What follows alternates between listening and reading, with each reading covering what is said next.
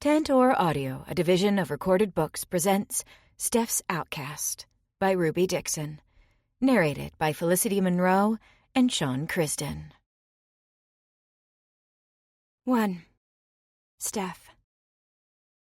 Most days I love my little therapy sessions with my tribe. I love being able to sit down with each person and get into their minds. I love hearing what they're thinking and helping them figure out problems. I love understanding what makes them tick. Most days, that is. Today is one of those days where the therapy is kinda not happening. I'm seated in Bridget and Tam's hut, ready for our usual session. We do these almost every other day, and some are more intense than others. Bridget has a hard time opening up to people, and Tam is somewhat clueless but means well and adores her. They bicker quite a bit, but I've also learned that they just like arguing for the sake of arguing. Like today. "He said my breakfast was terrible," Bridget says, a scowl on her face. "That he wouldn't feed it to the fishes, and that was a shitty thing to say to someone that had just spent plenty of time making you food. You could at least be grateful."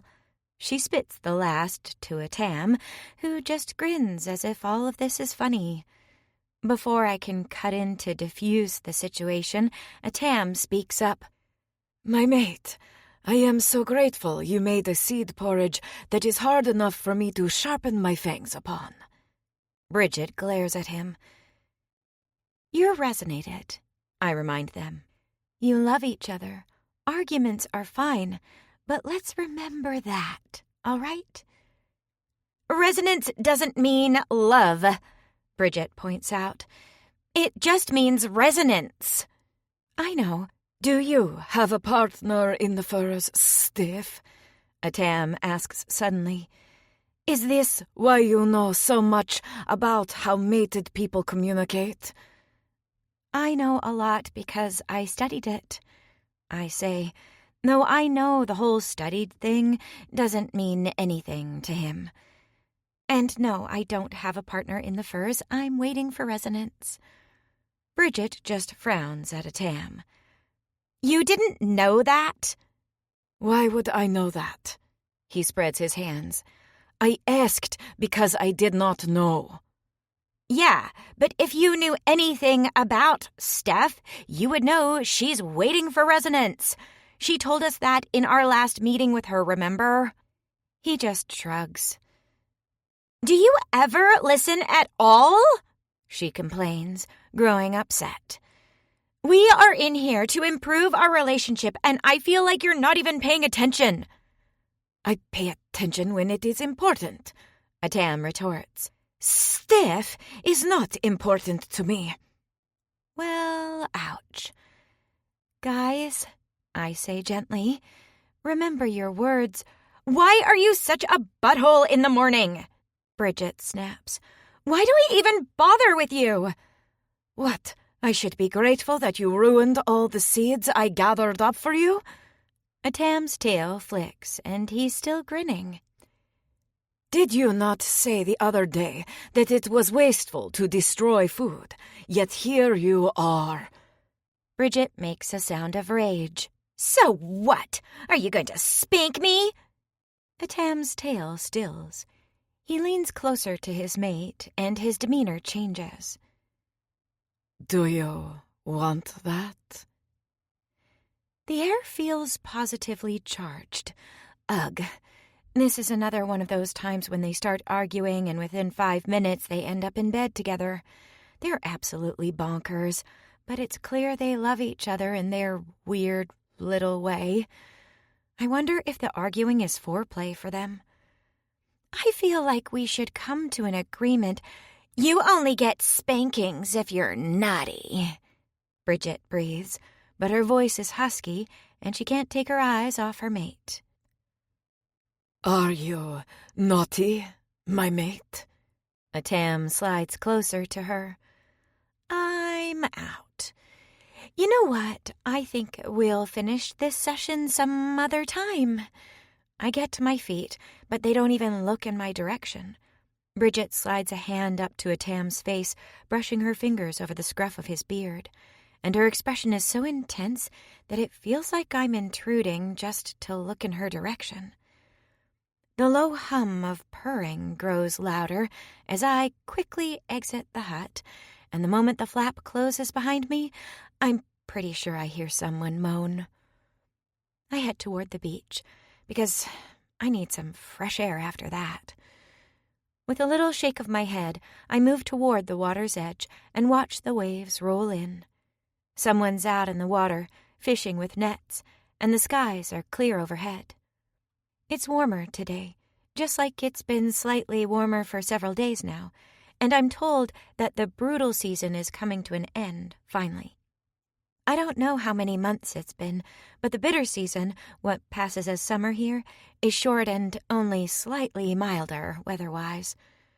I don't mind. There's a lot of beauty here, especially by the water. I love the ocean, the smell of the salt and the endless rolling of the waves. Sure, there's sand in everything, and on everything, but you get used to that after a while. I turn my face toward the water, breathing deeply of the fresh air. Bridget cries out somewhere behind me, and it's very clearly not a cry of pain. Wrinkling my nose with mild distaste at overhearing that, I decide to walk down the beach a bit more. It's not that I have a problem with sex. I'm just not a big fan of overhearing a personal moment like that. I know Bridget well enough that she would be anxious if someone brought it up to her, so I immediately push it out of my mind. I'm trying to be a good friend to all here, since that's what I can bring to the table. I'm not the greatest hunter, and I don't have healing powers like Veronica. I am, however, pretty well versed in psychology, and was hoping to get my master's so I could start a therapy practice before I got kidnapped from Earth. I figure people here need someone to talk to as much as they do back on Earth, so I do what I can to help. It makes me feel useful. It gives me purpose. It's been almost a year since we were dumped here, and some of us still struggle to find that purpose. I think of Fleur, who hides her emotion behind teasing and silliness, Daisy, who obsesses over her appearance, and Sam, who shares nothing about herself at all. Bridget's easier to deal with than Sam because at least Bridget will tell you if she's upset. Sam just retreats. I'm determined to figure everyone out, though. The fisherman in the water turns, and I see it's Sasa. He waves at me, and I wave back, then continue down the beach. The ever-present scent of campfire smoke is accompanied by the smell of fatty fish being fried up, and my mouth waters. I glance over at the communal fire, which is where everyone is gathered for breakfast, instead of the longhouse. It's a sunny day, well, sunny-ish, given the ice planet's tiny twin suns that look more like a spider bite in the sky than the actual sun back on Earth. And everyone's outside instead of crowding in for the morning meal at the longhouse. I watch as Gren runs past with Zaren on his back, mock chasing Liz's girls, and I smile to myself. I'll join them, soon. For now, I let myself be drawn to the far end of the beach. I continue walking along the shore, toward the boulder that I've marked with paints. It has a faint yellow circle and a few red hearts drawn on it, along with a couple of tiny handprints, courtesy of Rukar, who wanted to help me. Even from 100 feet away, I can tell the basket I set down yesterday is still there. Frustrated, I keep walking toward the rock, just in case I've read it wrong. That maybe Pack and Juth stopped by and took the stuff I placed there and left the basket. That maybe today's the day they'll have left something in return, some sort of sign that they like the presents. Or maybe one of them will emerge from the rocky cliffs and come say hello. Today's not that day, though. When I get to the rock, I can see the bag of jerky still in place. I peek in the basket, and the furs we left along with Rukar's outgrown clothing are still there. Fuck. I glance up at the cliffs and scan the beach, looking for Pack and Juth. It's been almost 6 months since the Outcasts first appeared, and they still won't join us.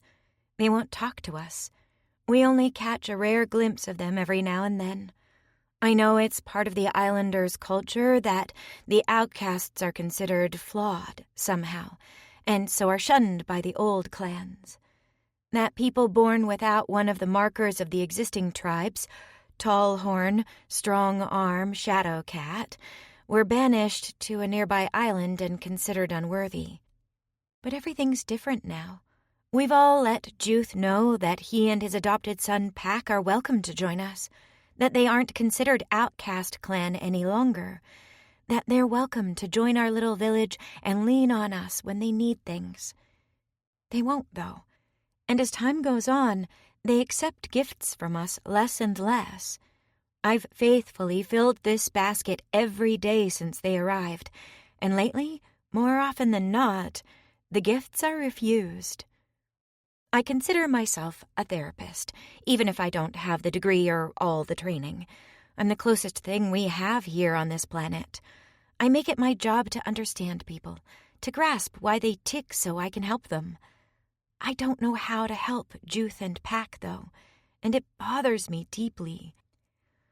I pull out the little clothes from the basket and refold them, then set the bag of spicy fish jerky atop it.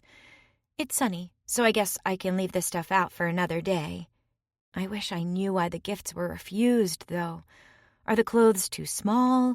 Do they not like dried jerky? If I understood, I could fix it. It's an obsession of mine, trying to fix people. Sometimes I tell myself if I'd had enough time, maybe I could have fixed my mother. If I'd understood her more, I could have helped. I didn't get to, though. So I channel all of that into my tribe, and into Pack and Juth. It doesn't matter if it takes 10 more months or 10 more years. I'm going to get the 2 outcasts to join us. 2. Juth. Something is different with the sands on this day. I crouch on the shore, running my hand through the pebbled grit. The texture is the same, but the color is off slightly. The greenish cast of the sands has a brighter hue to it, and I could swear that it feels warmer to the touch. Which is foolishness. There is nothing warm about this land at all. The island of my home was a lush tropical paradise with thick green trees and flowers and fruit-bearing bushes. The sands crawled with life of all kinds, from feathered creatures to long lizards to enormous bugs. It was never a problem to find something to eat. If the jungle did not provide it, the warm waters would. But that place is gone. The only world we have left is this cold, bleak land full of rocks and ice. The outcast clan is gone too, and all that is left is myself and tiny curious Pack, who needs so much. I have had to step in and be elder and father to him both, and some days I do not feel prepared at all. But I will continue on, because that is what an outcast does. We survive, despite it all. "Papa!" Pack comes running up to me, his pale mane sticking up and his tufted short tail wiggling with excitement. He holds something out for me to see. "Look at this!" I expect it to be something useful, but it is only a pretty shell with brightly colored insides.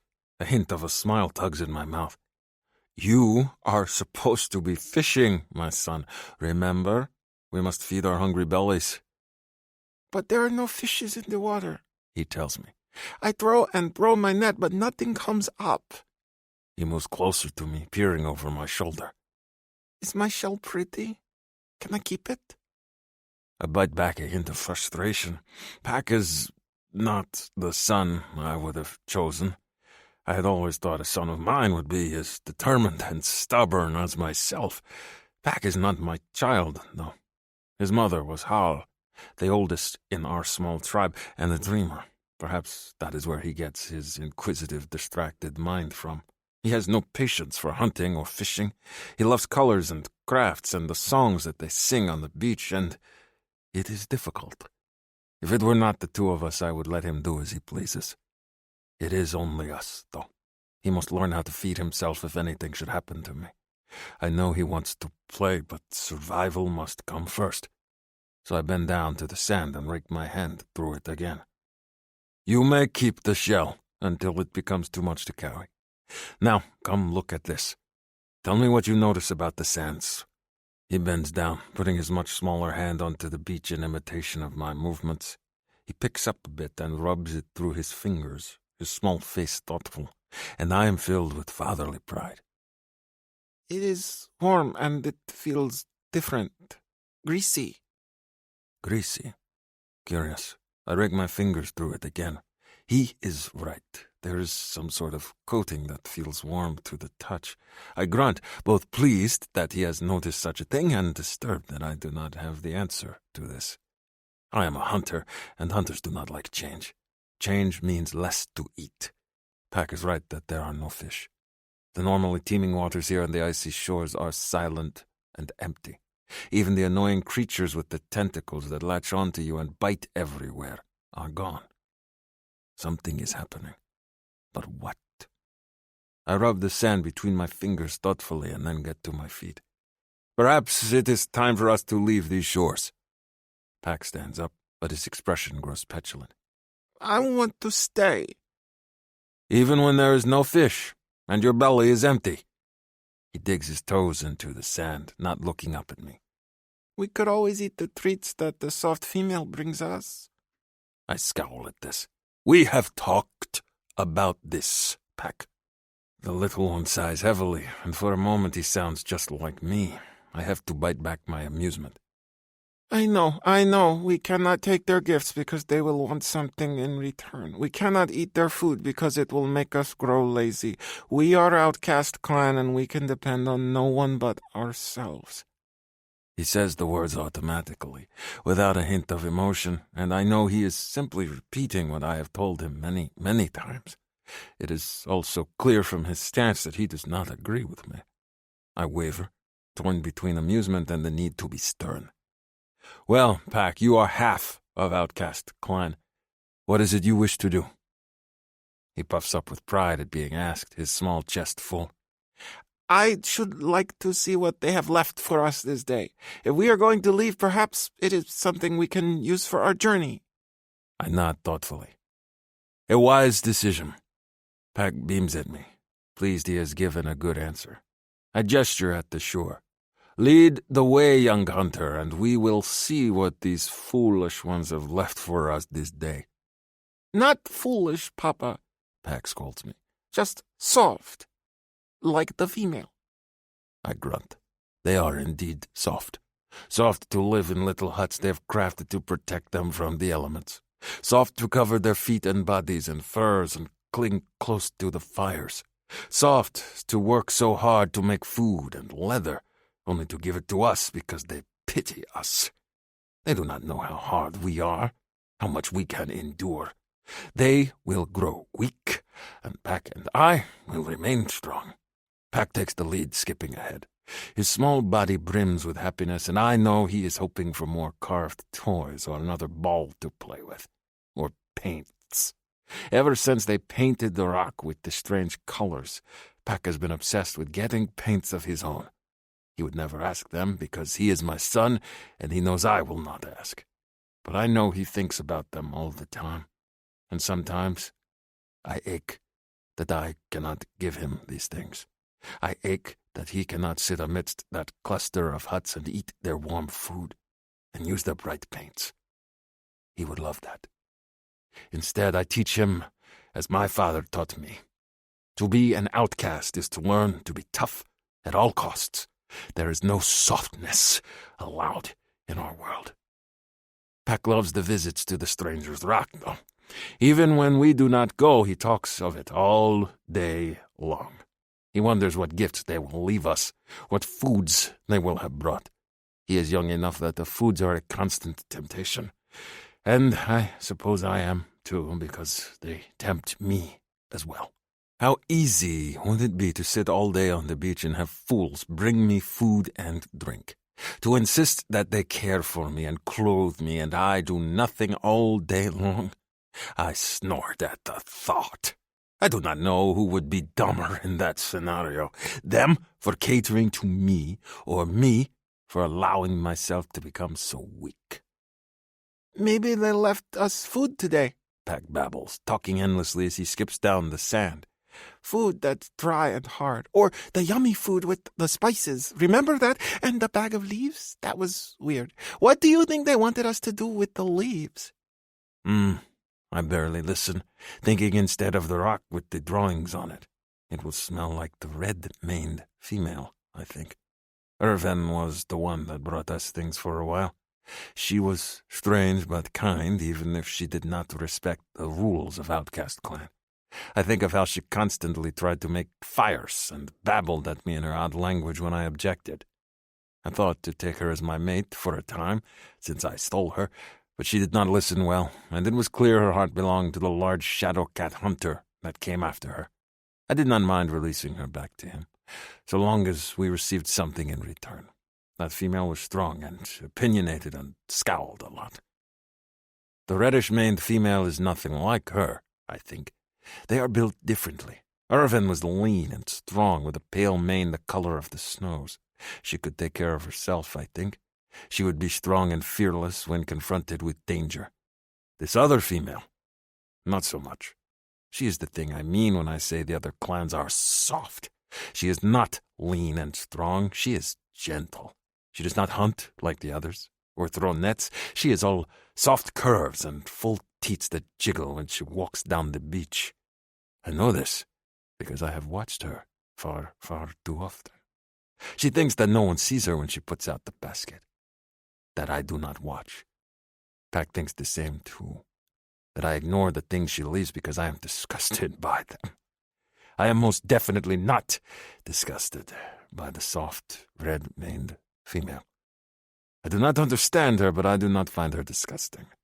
I watch her like any good hunter, trying to understand his prey. I know that she speaks in a soft, even voice. I know that she hums sounds under her breath when she puts the basket down and stays for a while, scanning the cliffs as if she hopes to catch a glimpse of us. Her eyes are always full of hope, and I wonder if she leaves, disappointed, when I never come out from the rocks to greet her. I think about what she must smell like, too.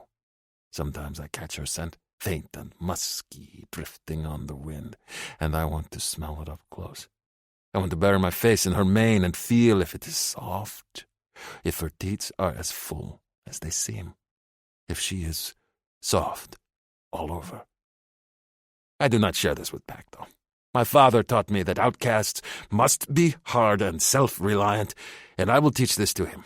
I cannot think about females and their teeth and soft skin. I must think about our next meal, our next shelter. There's no room in our lives for weakness. When we get to the basket, the scents are old. I am not surprised that it is hers, but I am a little disappointed that it is not more prevalent. I just want to fill my nose with her. One good whiff of her scent, and then I will be satisfied. It is the wandering that makes me obsess, I tell myself. Nothing more. Pack races ahead, full of excitement. He climbs the rock, putting his small hands over the yellow-painted handprints as if saying a greeting to the others, and then he shoves his face into the basket. More food, Papa? I grunt acknowledgement. Food is good. There was food yesterday, and we left it. But if we are going to abandon this beach for a new place, perhaps this time we will take it with us. Let me see it. Pack slides out of the basket. He holds the bag out, and he has a long strip of the food in his mouth as he holds it up to me. I want to give him a stern look, but I smile instead. He is hungry. We have caught no food this day. Of course he is going to eat. Save some for our journey, I warn him. It will do us no good if we eat it before we leave. No leaves this time? Pack informs me. Why do you think they give us leaves? It is for hot drinks, I remind him. Remember when the elders would make tea over the fire? No, he tells me. I do not remember the elders at all.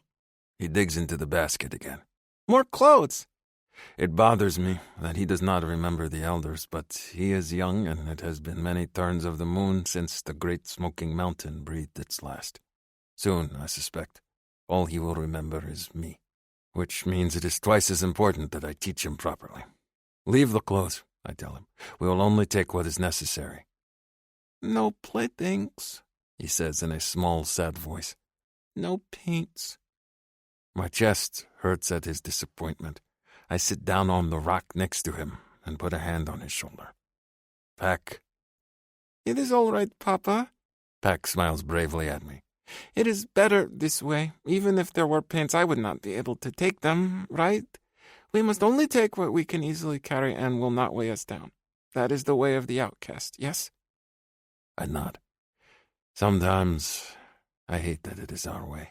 Sometimes I wish we were something different, soft like the other clans, so he could spend all day playing with paints and not have an empty belly.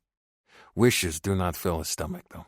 My father was quick to tell me that when I complained as a small boy. It is something I should tell back to make him tougher, stronger. Instead, I just hug his shoulder. When we get to the new home, perhaps we will make you paints of your own and you can decorate our cave.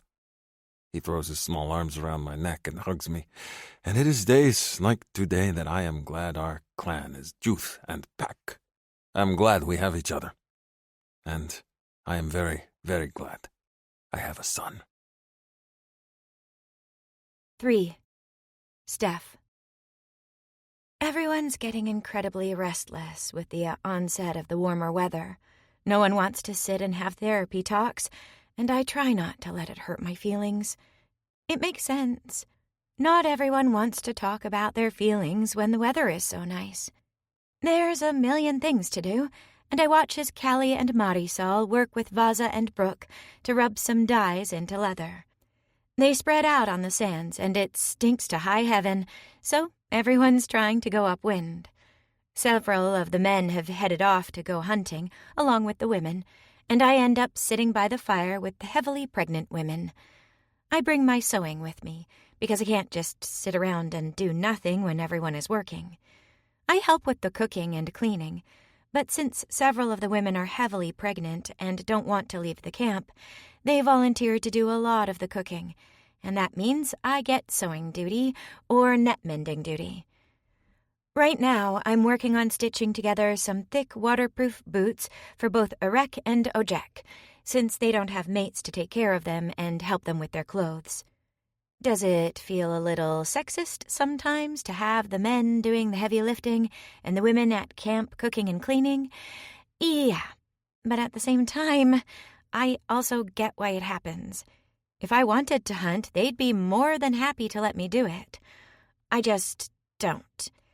But since everyone pulls their share, I either fish or sew or cook. I settle in next to Ellie, who looks as if she's about to give birth at any minute. Her belly is enormous, and she looks distinctly uncomfortable as she sits by the fire. She has pillows tucked in under her hips, and Beck hovers over her as if she's glass, holding a bowl of soup so she can eat. She smiles sweetly at him and pushes the soup away. "I'm fine." Her voice is so low I barely hear it, and I desperately lean away so she doesn't feel as if I'm intruding on a private conversation. "Should I get the healer?" Beck says, frowning down at his mate. "Is it time?" She shakes her head. "It's all right."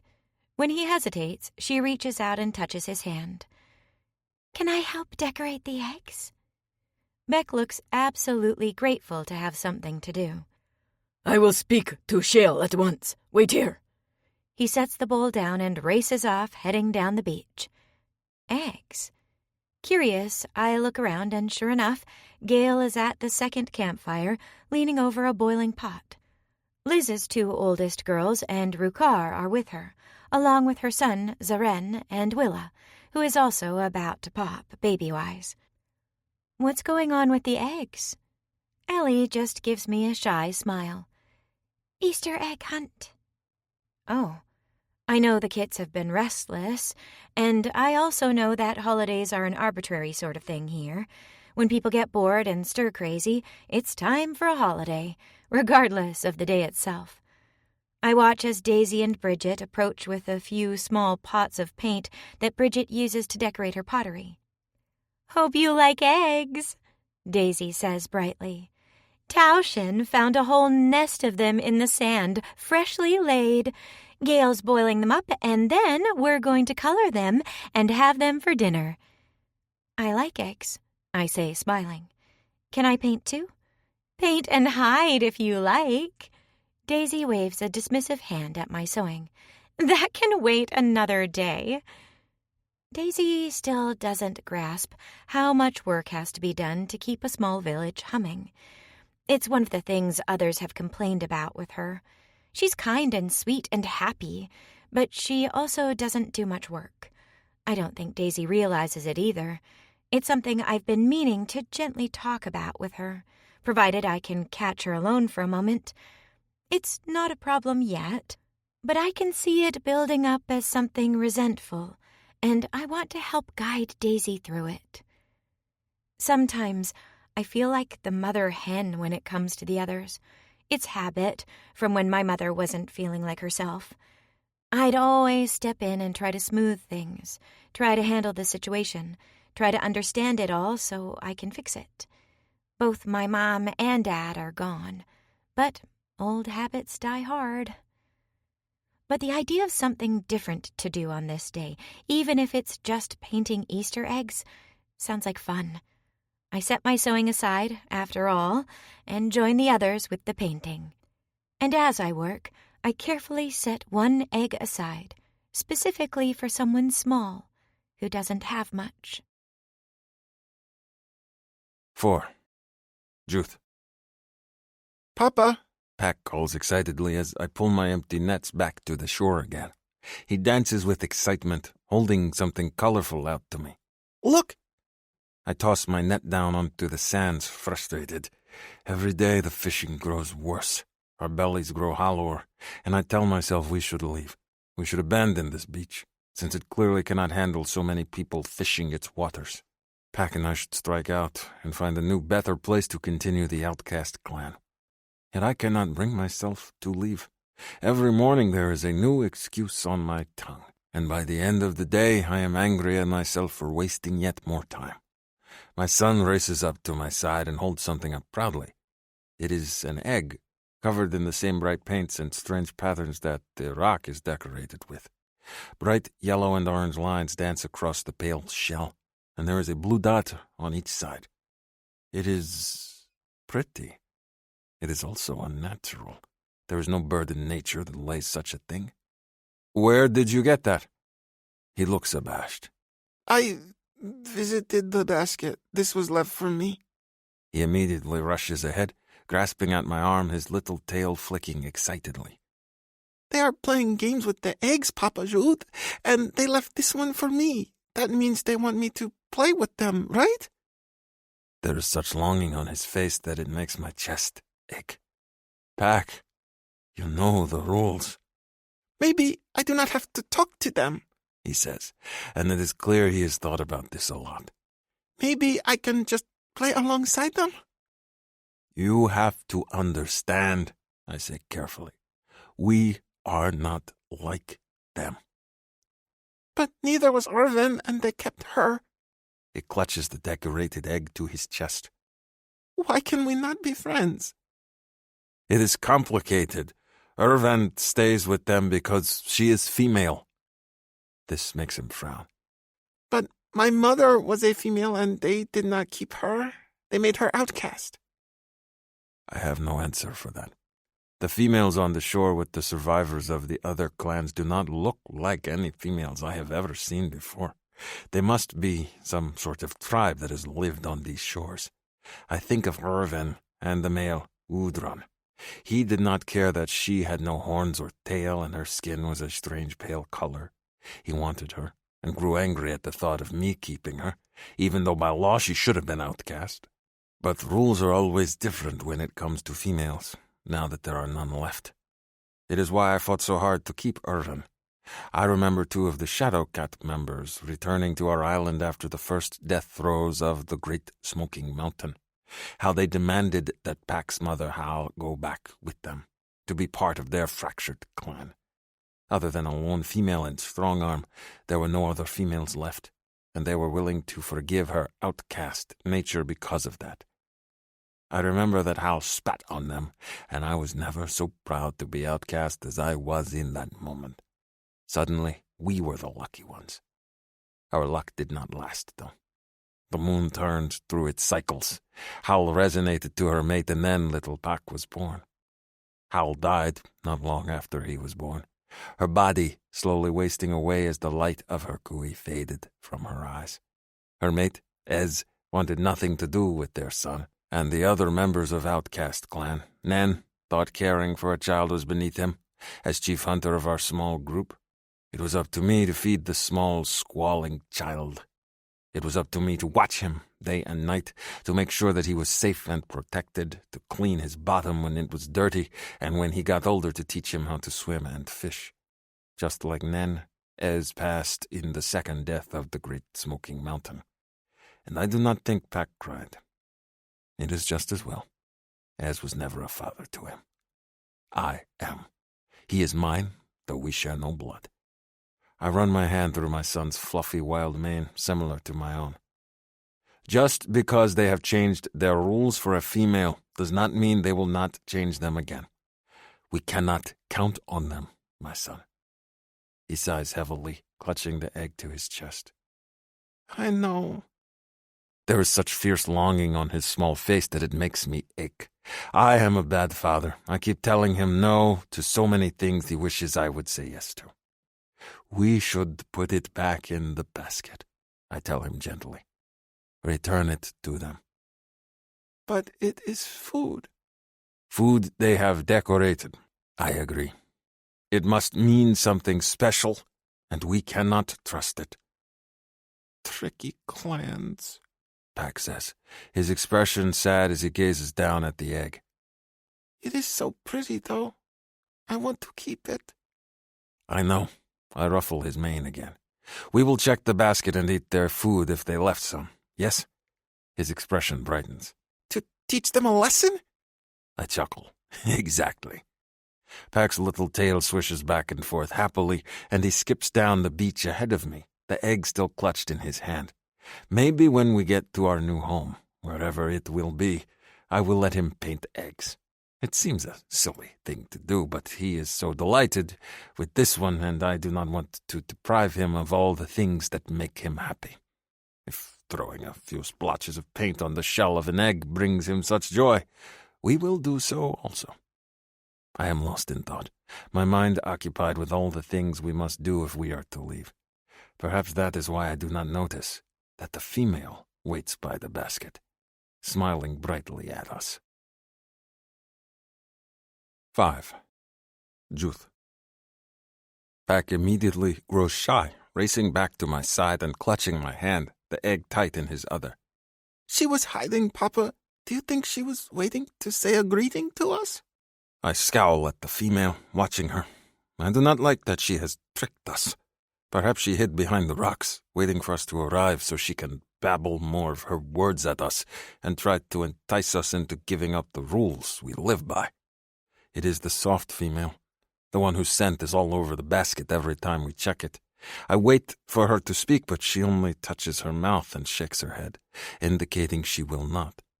She knows we are not to speak to her, then. At least she understands the rules if the others do not. I watch her, wary, and keep my hand tight on Pac. She thinks for a moment, licking her lips, and I notice that her tongue is bright pink as it darts out to swipe at her mouth. I do not know why that fascinates me so, or that her lips look soft and inviting. Her mane blows in the wind and she pushes it behind her ears, then gestures at the basket, tapping at it. Then she points at us and smiles, a look of excitement in her eyes. I push Pac behind me, but he is silent. He knows he is not to talk to her. The excitement in her eyes dies a little. She does not give up, though.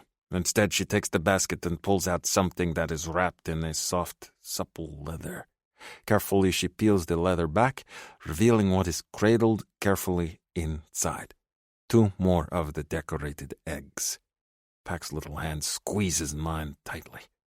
She looks at us, uncertain, and indicates that they are for us. When we do not move toward her, she gently sets the eggs down on the rock and makes an eating pantomime with her hands. They are food. Papa?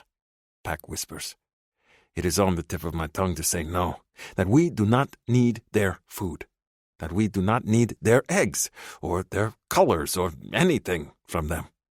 But my stomach growls, and I am reminded we have caught nothing this day, that our bellies are empty, and however hungry I am, Pack will be much, much hungrier. Perhaps I am weak, because I do not like the thought of my small son going to bed with an empty belly, not when there is food nearby. I turn my back to the female and crouch down in front of Pack, looking him in the eye. You may go eat one, I say softly. Just one for now. We will save the others for later. His face blossoms with delight, and he nods. Shyly, he peeks around my legs back at the female, who still waits by the rock. She smiles, all bright square teeth and pink mouth, and gestures at the food. Pack's tail flicks, and then he trots forward, setting his egg down by the others. He admires the colors as if trying to decide which one to eat. I fight back a smile. They will all taste like egg inside, anyhow. Finally, he selects one, then taps it carefully against the rock and raises it to his mouth to suck free of the shell. Wonder frames his face as he looks over at me in surprise. Papa, it's hard. Bull, the female blurts out. Pack skitters back to me, uncertain. She clasps a hand over her mouth, grimacing, and it is clear she did not mean to speak.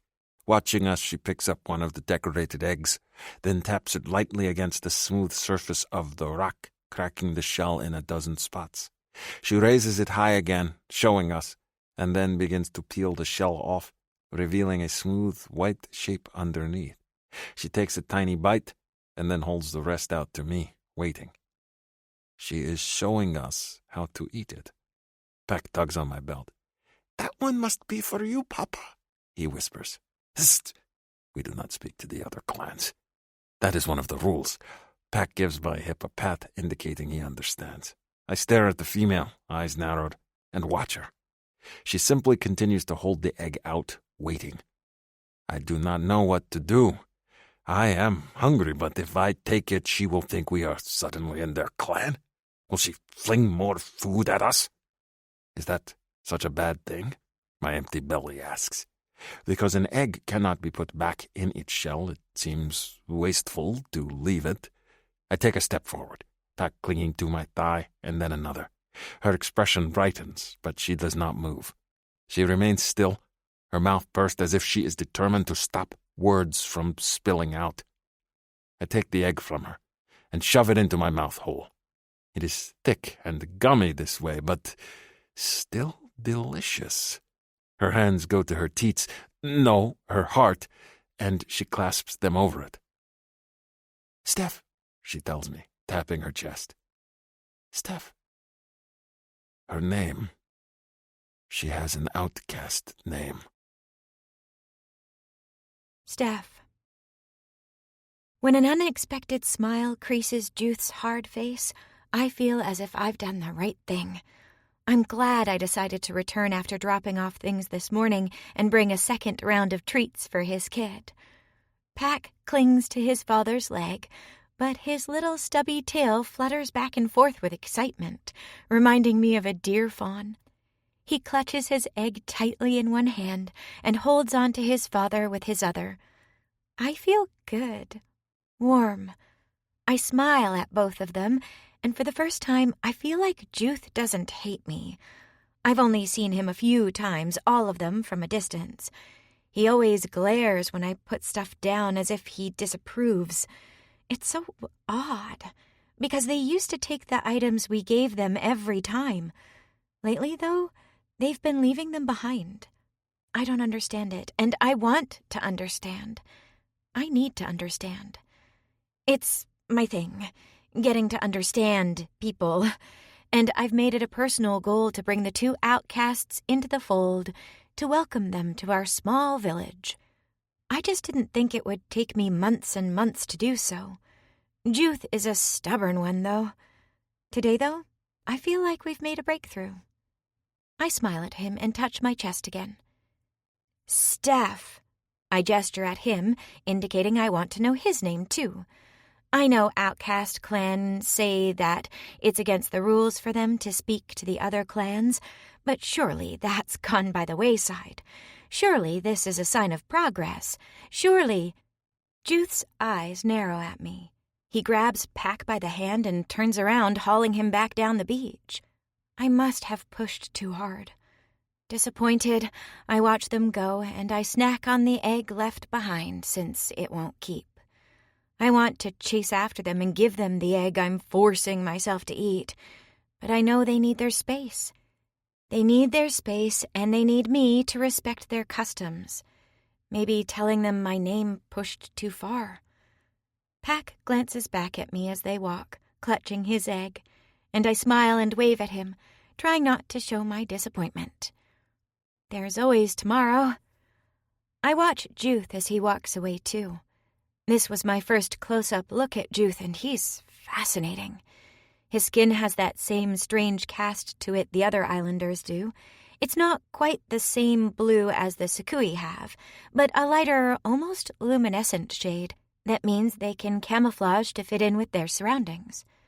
Unlike the others, though, Juth has no horns to speak of. His dark hair is thick and wild like the others, his brow heavily plaited, but no horns. Not much of a tail, either. Unlike Pack's fuzzy little stump, his is a nub just above his buttocks, devoid of fur. I do notice it flicks when he walks, as if conveying irritation, and I bite back a smile at that. I think his parents must have come from Shadow Cat, though. He's got the thick arm and leg fur like them, and the prominent fangs. And the scowl. Can't forget that. The attitude is very Shadow Cat clan. Because he was wearing nothing but a woven belt, I got a good look at everything. A bit of heat touches my cheeks because I tried really, really hard not to stare at Juth's genitals. My interest in him is purely that of a therapist, I remind myself. Another person I want to help. It's just that, well, his dick was so thick. It's not as big as some of the others I've seen. The islanders are very quick to undress for practically no reason at all.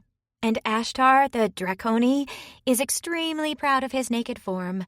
But it's probably the thickest, with an utterly insane number of ridges climbing along the top, an equally fat spur, and a heavy pair of balls. I'm pretty sure most therapists don't notice their patients' balls, but they were just right there. It was hard not to look. When he turned away, it presented me with a new problem, because Juth also has a very fine, tight ass, with a scar going across one butt cheek. I might stare at that scar for far too long, in an absolutely unprofessional capacity. I remain where I am and watch until they disappear down the rocky beach. I should be thinking about the best way to make them comfortable and how to approach them properly. Instead, I keep thinking about that butt scar, and his cock, and the ridges, and the spur. Flustered, I shake my head to clear it. This is not like me. I don't just lust after bodies. I lust after minds. Maybe it's because he's a puzzle, and I'm trying to figure him out. Maybe it's because I haven't had sex in over a year. Maybe it's that he's a project, and my stupid heart loves a rescue project. Whatever it is, I'm just as obsessed with Juth and his son as I was when they first appeared. And for the first time in a long time, I feel like I've made progress. He smiled at me. Before he practically dragged Pack away, Juth smiled at me. I don't know if he's ever smiled at anyone. It just fuels my determination. I'll be back tomorrow, I decide, with new things for the basket and a new plan of attack. Even if it takes all day for them to stop by, or several days, I'm prepared to wait it out. I'll bring my sewing and I'll just wait. Pleased at the thought, I'm practically floating as I make my way back to camp.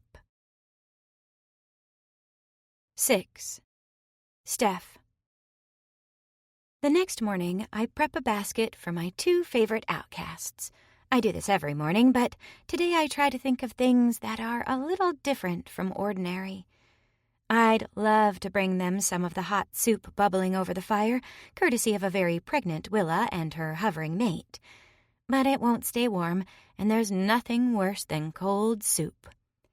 I do tuck in a few of the coffee-like shellfish we use in our tea, and a few tea leaves in a packet, just in case they make tea when no one is around.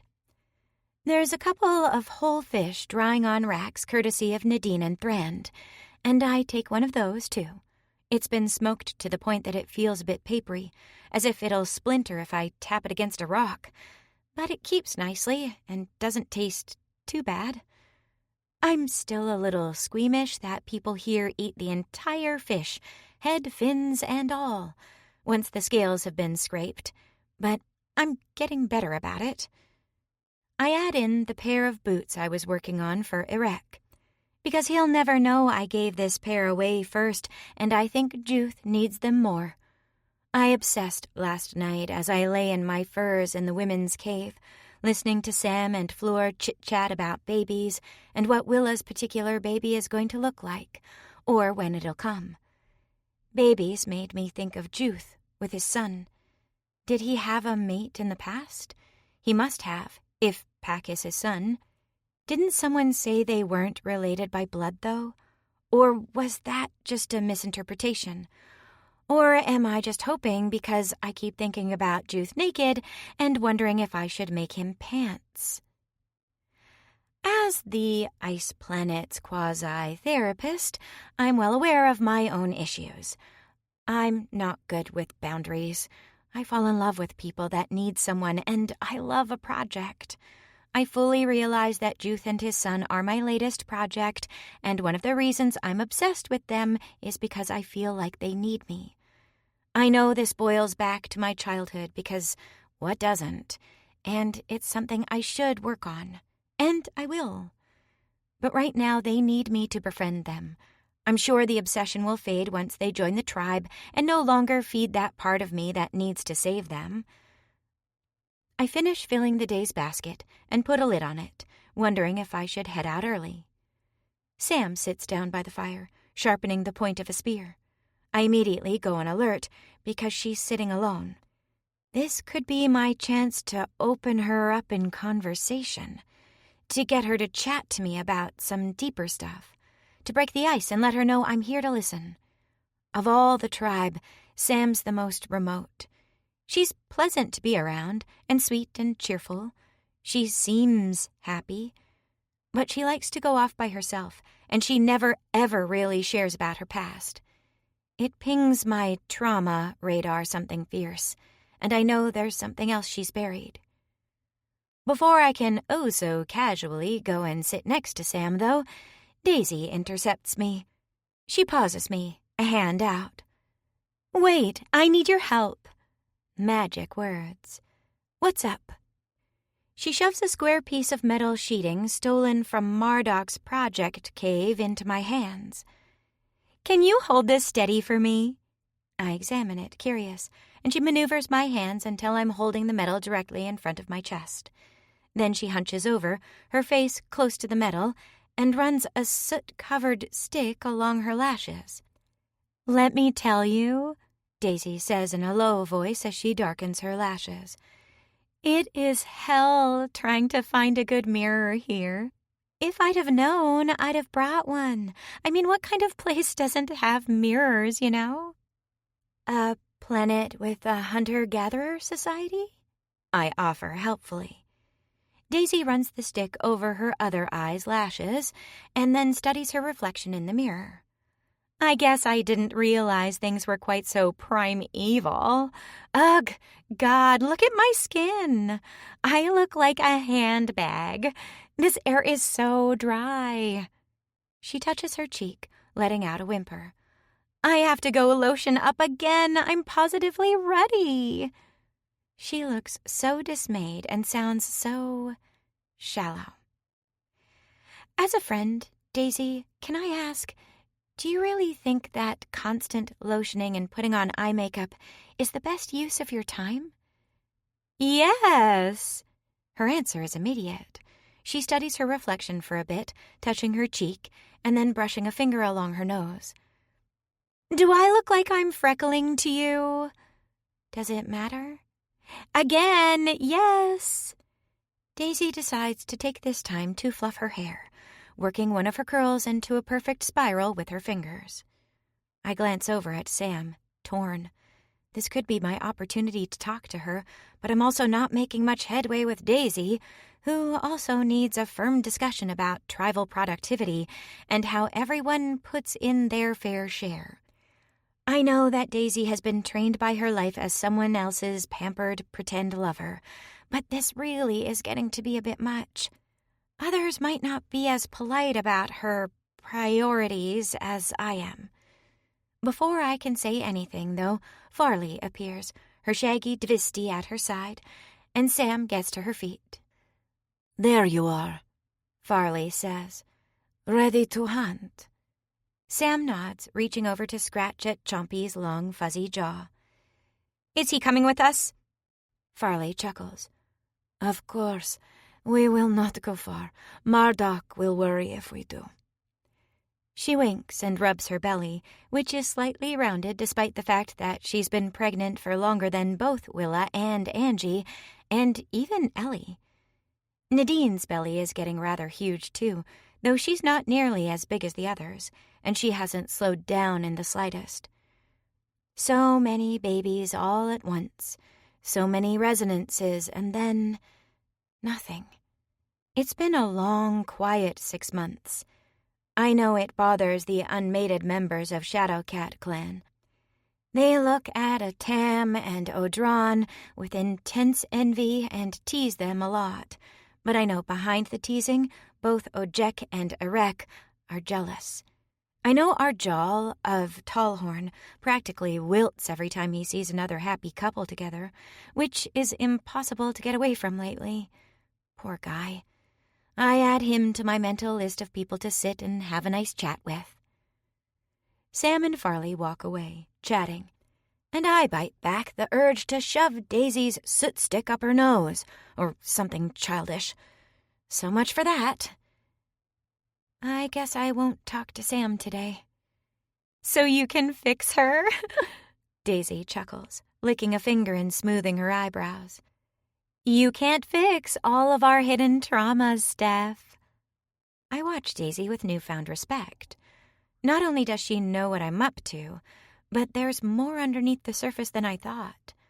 I'd forgotten that under that pretty exterior, Daisy's spent a decade at a near-royal court and knows a lot about watching people. You think there's hidden trauma? Daisy straightens, giving a toss of her lovely red-gold hair. Of course. Everyone has some sort of secret tragedy they're burying deep. Some are bigger than others, but we've all got something in our past that leaves a nasty scar. Interesting. Maybe this is the breakthrough with Daisy I need. What's yours? I ask boldly, since she seems to be in a chatty mood today. She winks, all smiles. I'm not sure if I'm ready to share that just yet. What's yours? Does it have to do with the whole waiting for resonance thing? So she heard about that, too. I guess everyone knows. Doesn't matter. Perhaps she'll share if I confess something of mine. Well, promise not to say. Of course not. Her expression is genuine. I might not be the brightest girl on this beach, but I can keep a secret. Interesting that she would denigrate her intelligence while praising another quality. I just make a soft noise in my throat. Neither agreement nor disagreement, just acknowledgement of her words, and hold the mirror back out to her. She takes it, and we head away from the fire so we can talk privately. I pick up my basket, and we head for the water's edge. When we're closer to the shore, I glance over at her. I guess my most recent trauma is that when I first got here, I had a crush on someone. It was unrequited. "Steph!" she exclaims. "You never said." "What am I going to say?" I laugh. "We're a small community. There's no sense in making everyone uncomfortable." I shrug, the basket resting on my hip. Besides, it faded pretty fast once I realized it would never be requited. You can't love in a vacuum. Daisy's expression grows stark. There's a flash of pain on her face, and then she smiles, all brightness again. "No, you certainly cannot." She nudges me with her shoulder. "So, who was it? A male that resonated to someone else?" This is the part where it gets a little tricky to navigate. Is she going to be offended if I tell her the truth? But I also don't want to lie. I opt for the truth, deciding to lay it all open. "A woman, actually." Her brow furrows, and then a look of sympathy crosses her face. "I didn't realize anyone here was gay." And now time for even more explaining. "I'm not exactly gay. I'm bisexual. I just like people." I shrug. The gender doesn't particularly matter to me. I've dated both men and women in the past. She nods enthusiastically. "My old master was gay, and it was very frowned upon in his culture. It made him sad to have to hide who he was." Her expression grows soft, and she impulsively flings her arms around me. "Oh, Steph, I'm so sorry." Her hug nearly makes me drop the basket. I quickly regroup, juggling it against my hip. "About me being bi?" Daisy pulls back, laughing. "No, silly. About having your love be unrequited. Can I ask who it was? Did they resonate? Is this why you're so adamant about waiting for resonance? Shall I guess who it is?" I wince a little, because this is the part where it gets uncomfortable for me. Let's just leave it that it was unrequited, all right? She has no idea.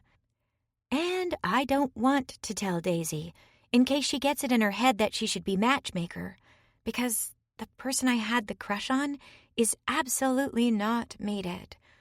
Flor has no idea that I went to bed every night hoping to spend time with her the next day. She has no idea I mooned over her and sought out reasons to be near her in those early days. She was pretty and vivacious and smart, and I love those things in a partner. And in the fact that Flor was clearly desperate to be needed and struggled to find happiness in this place, and, well, those were all things I love in a partner. But after a round of spin the bottle, Flor also made it really clear she didn't like women. I remember when the bottle turned on Penny and my heart hammered, wondering if she was going to reach over and kiss her and confirm that maybe I wasn't the only one on the beach that also liked girls.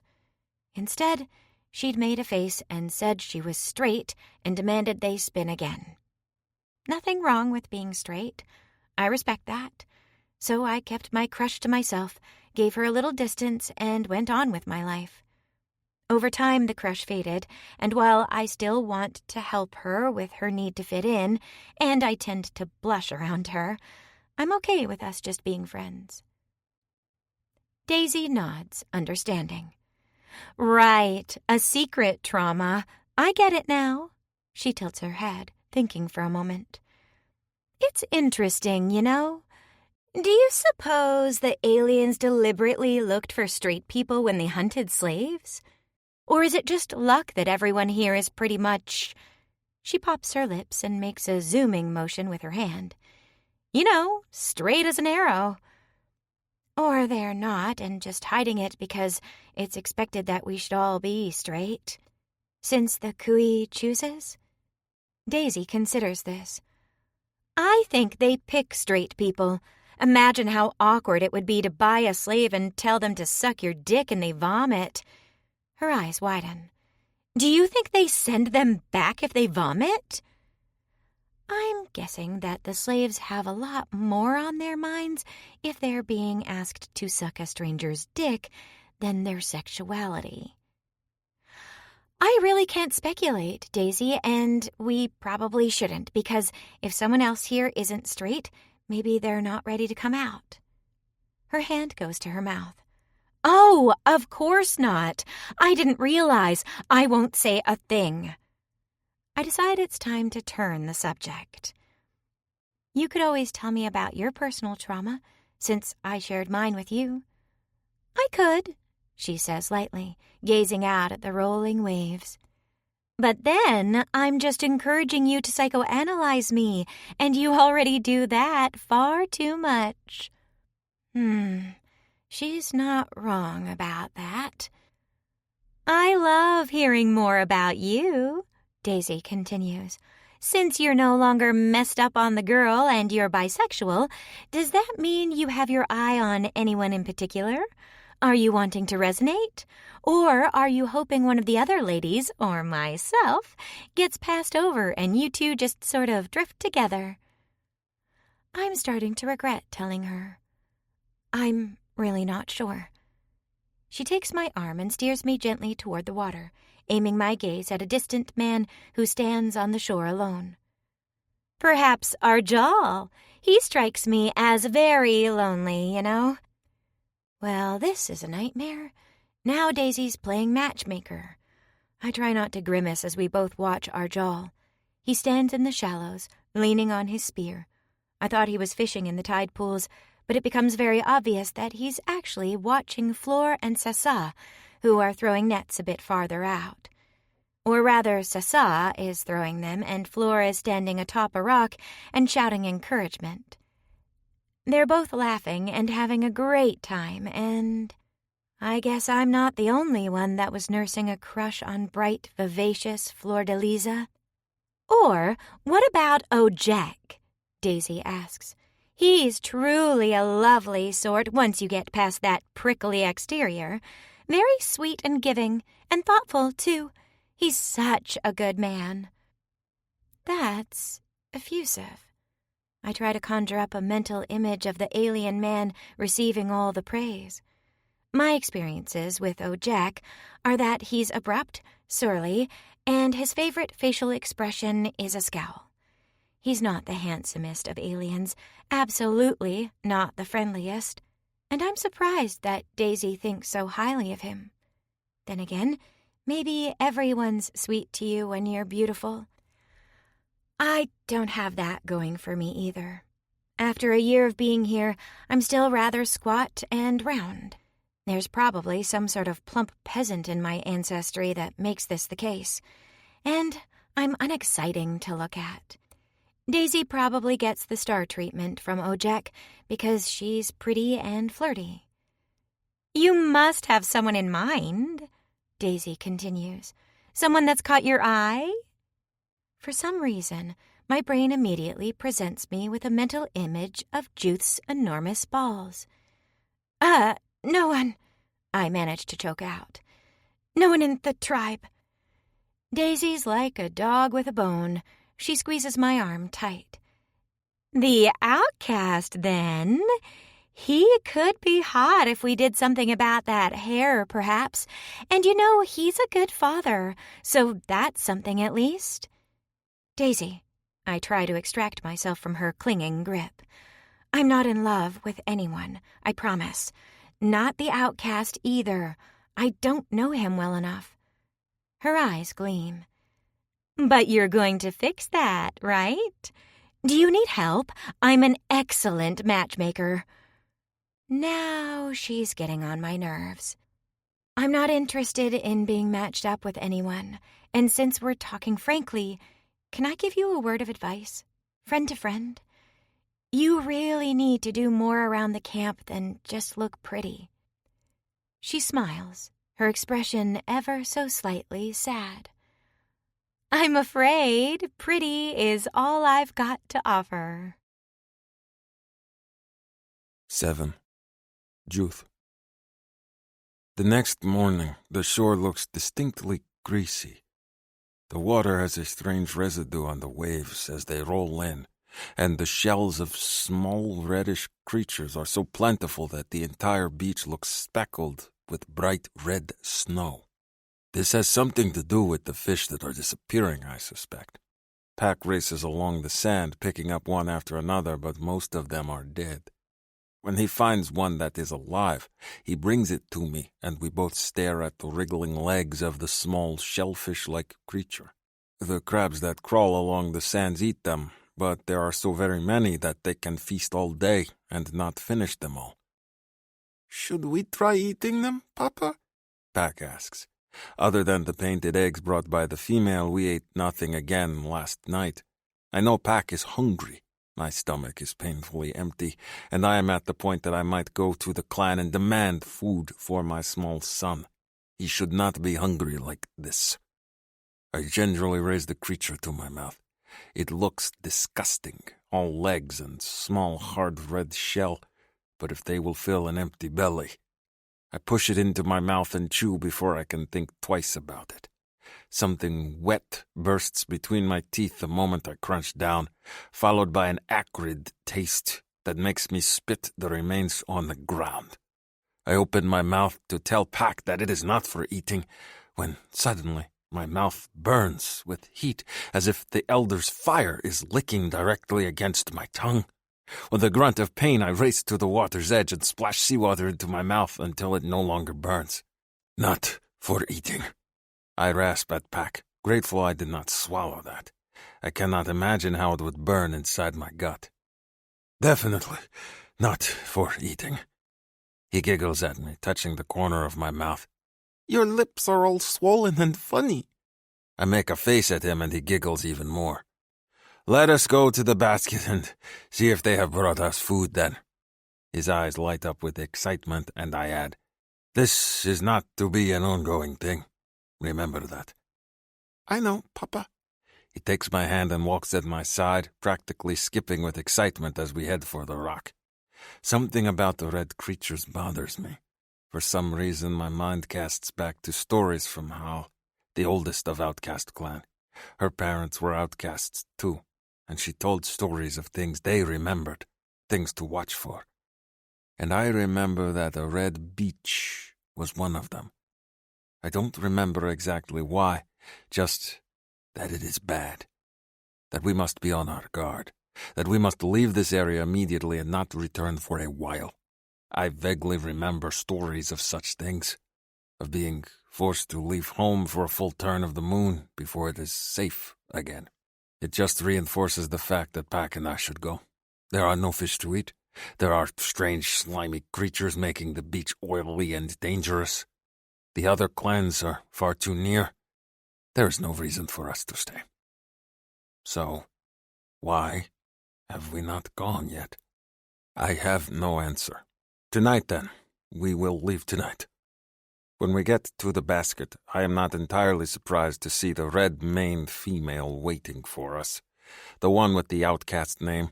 She gets to her feet, smiling at us when we approach, and for some reason, her pleasure at our arrival warms me. No one is ever glad to see Outcast clan. Does this female not understand who we are?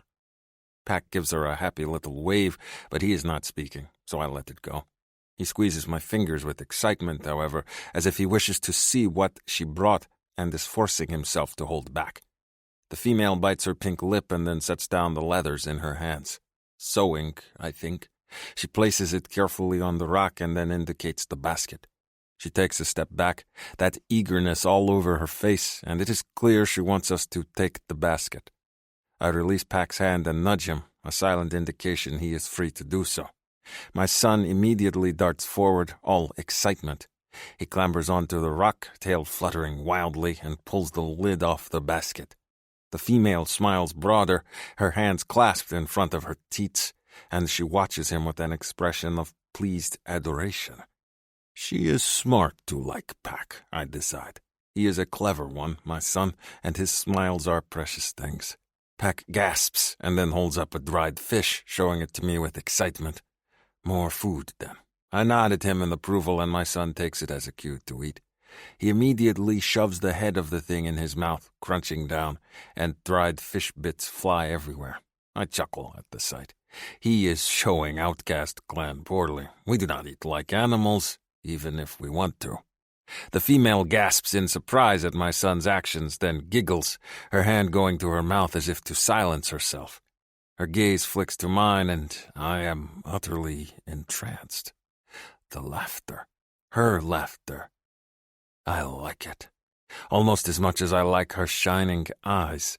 I watch her for a moment and wonder if it would be so bad to try to talk to her. She has an outcast name after all. Steph. Maybe not words then, maybe gestures. Pack continues to shove great bites of the fish into his mouth, smacking his lips greedily as he digs through the basket. The female looks at me again, and I give her a small nod. It is both thanks and approval. I am glad she has fed my son this day, since I cannot. Her smile widens, and her gaze darts between the basket and me, as if she is trying to consider something else to say. After a moment she gestures at the fish in Pack's hand, and then at me, raising one of her brows in my direction. I hold my hand up and give a small shake of my head. I would much rather my son eat. I will find something to scrounge for myself.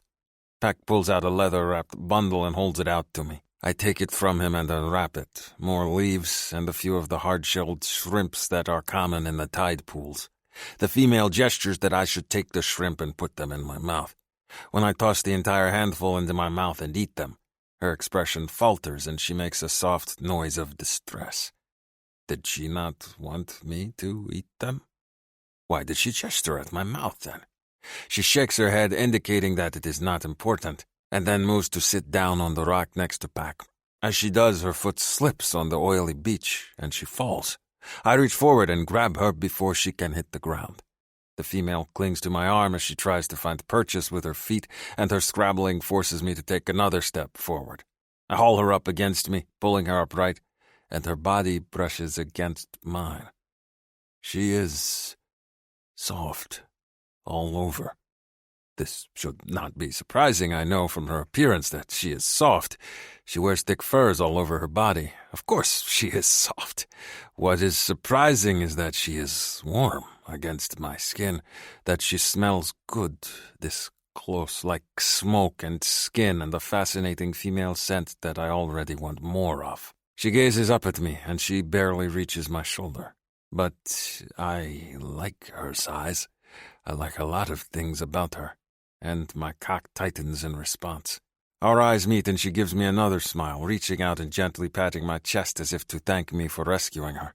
I want to keep holding her, but when she takes a step back, I suspect I must be the only one. My face grows hot with embarrassment at that. Of course she does not want to be touched by me. I am an outcast. I am not a good male, and the beaches are full of males who still yearn for a mate. She is an attractive female with an incredible scent. She could have any male she wishes. Of course she does not want my touch. As she draws away, she makes a soft noise in her throat and gestures at the basket. As I watch, she sits down next to Pack and pulls something out. A boot, then another. She holds them out to me, and I see they are not sized for Pack, but for someone like me. Almost all of the clothing gifts so far have been for Pack. It feels important that she brought these for me, that she made them for me. I do not know that I have ever had something just for me. Even the belt I wear, the stone knife I use, all of those once belonged to Nen. They have given us cloaks and tunics in the past, but those always smelled of others who had used them before us. These boots are new. My feet will be the only feet in them. The female, Steph, holds them up to me with a hopeful expression on her face. I take them with a grunt, since it seems rude to discard them like we have so many other gifts. I do not need them. My feet are strong and calloused and grip far more easily than if I wear leather over them, but it does not mean I do not want them. I clutch them to my chest, breathing in her scent. It is all over them. I suspect she made them, and that pleases me greatly. She smiles at me, happy that her gift is accepted, and reaches over to ruffle Pack's fuzzy mane. He grins up at her, his mouth full of dried fish. My stomach growls loud enough for both of us to hear, and her expression grows contrite. She looks at me, worried, and back at the fish. I hate my body for making me seem weak in front of her. With a growl, I gesture for Pack. It is time to go. Hunger can be ignored, and I do not want this female to feel as if we cannot take care of ourselves. The thought is shameful. Oh, she breathes, and rises to her feet as if to stop us. Her boots skid on the sand again. Once more I reach out and grasp her arm, helping her up. I did not realize how slick the beach was here, and it feels warm under my toes. I did not notice, because back home the beach sands were always warm.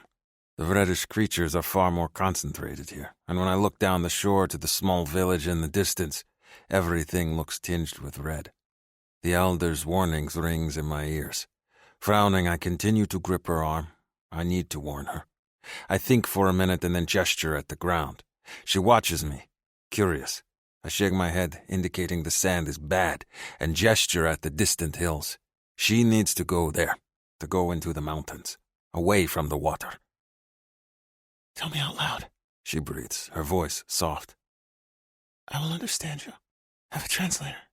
She taps her ear, then searches my face with her gaze. Please. I shake my head at her. I do not speak her words.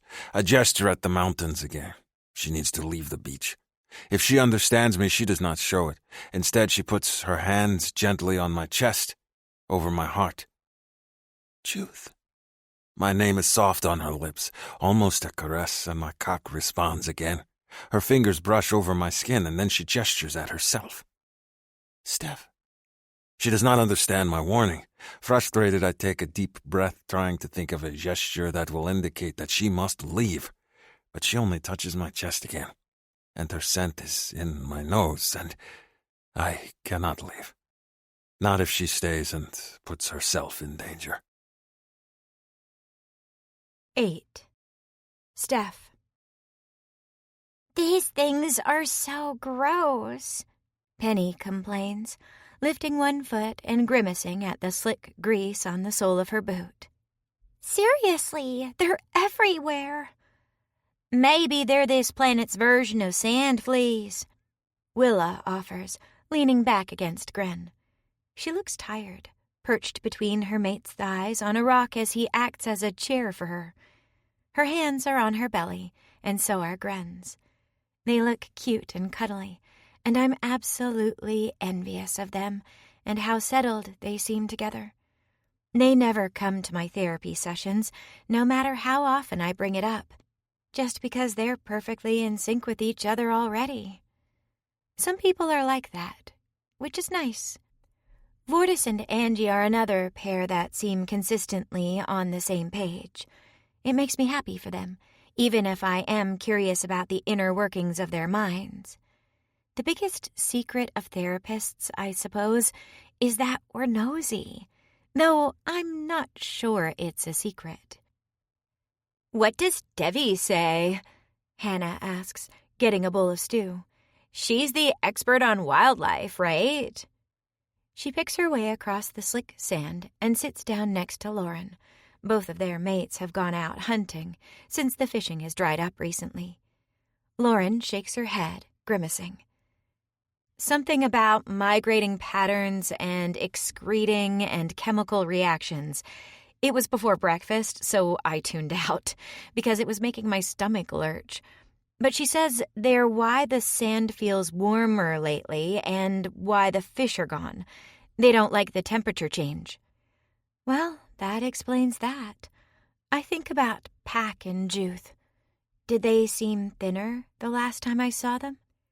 I remember how quickly Pack snatched up the dried fish and ate it, and Juth's stomach growling, and I start to fret. "How are we on food?" I ask, trying to be so casual about it. "Are we low?" Hannah snorts. "We are the opposite of low. Everyone got so bored of staying home over the brutal season that we're swimming in dried fish. I swear we have an entire hut that's nothing but fish. Smoked fish, dried fish, fish jerky, fish strips. Fish heads," Willa chimes in. "Fish eyes." "Please, guys." Lauren holds her stomach. "I'm trying to keep my breakfast down." I purse my lips and then decide to plunge ahead with my request. Do you think anyone would mind if I brought a big chunk of dried fish to Pack and Juth? I think they're hungry, but I don't want to take away from the tribe. Everyone's attention turns to me. Willa sits up straighter, a sad look of sympathy on her face. Of course you can. The food is for everyone in the tribe. Just because they don't sit with us doesn't mean they're not part of our family. Her gentle, understanding words make my eyes prick with tears of relief. Well, I'm in charge of supplies, and I say they are more than welcome to some of them. Hannah agrees, all bossiness. You want me to help you prepare a basket for them? We can fix them up right away, and no one needs to be hungry. Lauren studies me. I thought they were refusing your gifts. They were for a while, I agree. But lately they've been taking all the food and... I shrug. As much as I love gossiping as much as anyone, I also want to respect Pack and Juth's privacy. I think it would be appreciated by them, and Pack is small and can't be much help hunting-wise. I also don't think they go into the mountains to hunt like our tribe does. I've never seen Juth with shoes on. Shall I hunt with them? Gren asks, voice low and gravelly. I smile at him. He's absolutely terrifying to look at, but he's been opening up ever since he mated with Willa.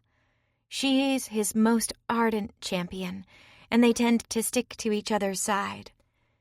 Something tells me he doesn't want to leave her, especially not with her so pregnant, but it's nice of him to offer. I think maybe if we just give them some of our supplies, it'll set them on their feet. Hannah sets aside her food bowl and gets to her feet. She wobbles slightly on the slick sand and then gives me a triumphant look when she manages to stay on balance. Come on, let's go talk to Rahash and see if he's fine with it. I bet he is. Ayla's about Pack's size, and I doubt he'd want her to go hungry. To my relief, Rahash and Liz absolutely agree we should share our food with the two outcasts. I want to hug them both with gratitude, but Rahash has their baby in his arms, so I settle for squeezing Liz twice instead. Rahash also has the practical suggestion that I bring only what can easily be carried, and I think that's an excellent idea, since I've looked and Pack and Juth don't seem to have a permanent home of any kind. If they do, it's well hidden. Me showing up with an absolute truckload of dried fish would look super obvious, and I don't want to infringe on Juth's feelings. But I do want to feed them. I'll figure out how to balance it somehow. I pack a basket with a cast-off child-sized blanket that Liz offers, and then I stuff it full of dried fish and root vegetables. I figure I can bring a large portion to get them started, and then from there, just supplement them until the fish start showing up regularly again. Once my basket is sufficiently heavy with supplies, I see Devi on the beach with Nadek, and head over to them. Devi has one of the tiny shrimp-like things held up on a stick, and she peers at it. The thing is inches away from her eyes, and Nadek's head is bent close with hers, as if they're lab partners studying a particularly interesting specimen. Look at the legs on this one, Nadek says. She makes an excited sound. You're right. Good eye. It's not a juvenile either. I bet they're all adults. I don't think they're breeding. It's so odd. Hi there, I say brightly. You guys know what's causing this shrimp plague? How long it'll stick around? Devi's eyes light up with enthusiasm, and then she launches into a really long-winded narrative that involves a lot of scientific words that go right over my head. And I'm close to my college degree. When I blink at her, she gives a self-conscious little laugh. It's a migration, she tells me. Once they finished here, they'll move on. That's all I needed to know. How long do you think that will be? Depends on what they're getting from this situation, she says, and I can tell she's trying to keep it simple for my sake. What are they eating? Why are they beaching themselves and excreting an exothermic chemical before they die? Exothermic? I ask, trying to keep my tone polite and interested. You mean the heat? Yep. There's some sort of chemical that's reacting either with the shore or the water, or they're producing it. It's the slime, basically. I don't know if it's a byproduct of what they're eating or if it's from the decay of their bodies. I wish I had a microscope so I could do more studying. It's so exciting. Her expression grows wistful. Ugh, I really hope all this slick stuff on the beach isn't a byproduct of rotting shrimp that are coming here to die. So, we don't know how long this will last. It's making the fish leave. Right, which is another fascinating thing. Back on Earth, when there were locust plagues, everything in the local wildlife food chain ate the locusts, other insects, birds, small vermin. But because these are giving off the hot juice, so to speak, no one's eating them. There has to be an evolutionary reason behind both their migration and the chemical. I just don't know what. Her expression grows distant, the wheels in her mind turning. She turns and clasps her mate's bicep, causing him to drop the stick and shrimp he was holding. This is so exciting! I chuckle, because at least someone is excited about this mess. I just hope the beach stops being slippery and the fish come back. Which reminds me, I need to take my food to the regular meeting spot. My heart thumps at the thought, because I'm making such progress with Pack and Juth. Juth especially. He tried to talk to me yesterday. He kept motioning about the beach, and I suspected he was telling me to be careful. When I slipped, he caught me. Twice. Just hauled me up against his big naked body like I was nothing at all. I've always been a stout, heavy-set girl. To be lifted up against someone like I weigh nothing, I'm a fan. A really big fan. I could tell he was fascinated by me, too. He kept staring, his nostrils flaring as if there was something in my scent he'd picked up. And when he let me go, I noticed his cock was starting to get hard. Not a full-on erection, but it had definitely grown. I've been thinking about that a lot since yesterday. It's probably because he's big and strong, and I haven't been laid in over a year. It's also probably because he needs me, and I fucking love to feel needed. He's a mystery, a big, loinclothless mystery that I'm dying to figure out. That's why I'm attracted. I imagine once he doesn't need me anymore, the feelings will fade. I'll go back to my usual cheerfully asexual state, waiting for another crush to hit me. Or resonance. Oh, wow. I didn't even think about resonance. I blanch at the thought. I wonder if I haven't resonated because I've been more attracted to the women here than the men up until I met Juth. It's just, I'm sure they're all very nice men. Arjal doesn't attract me. Sassa's too young. Irek is far too abrasive for someone like me. And Ojek avoids me. And actually, most of the tribe. I think he's just a solitary private sort, which doesn't do well with my need to be in everyone's business. I get along with all the women, and I guess if we don't resonate, maybe someone will decide to take a pleasure mate. Which is kind of funny, actually. Both the Sukui and the Islanders were fine with pleasure mates once upon a time. Now, though, if a woman so much as looks in their direction, they assume it's their mate and she's their property. It happened with Bridget and Atam, and it was such a mess that it scared the rest of us into enforced celibacy. I wouldn't mind getting to know someone. I wouldn't mind a lover and a relationship.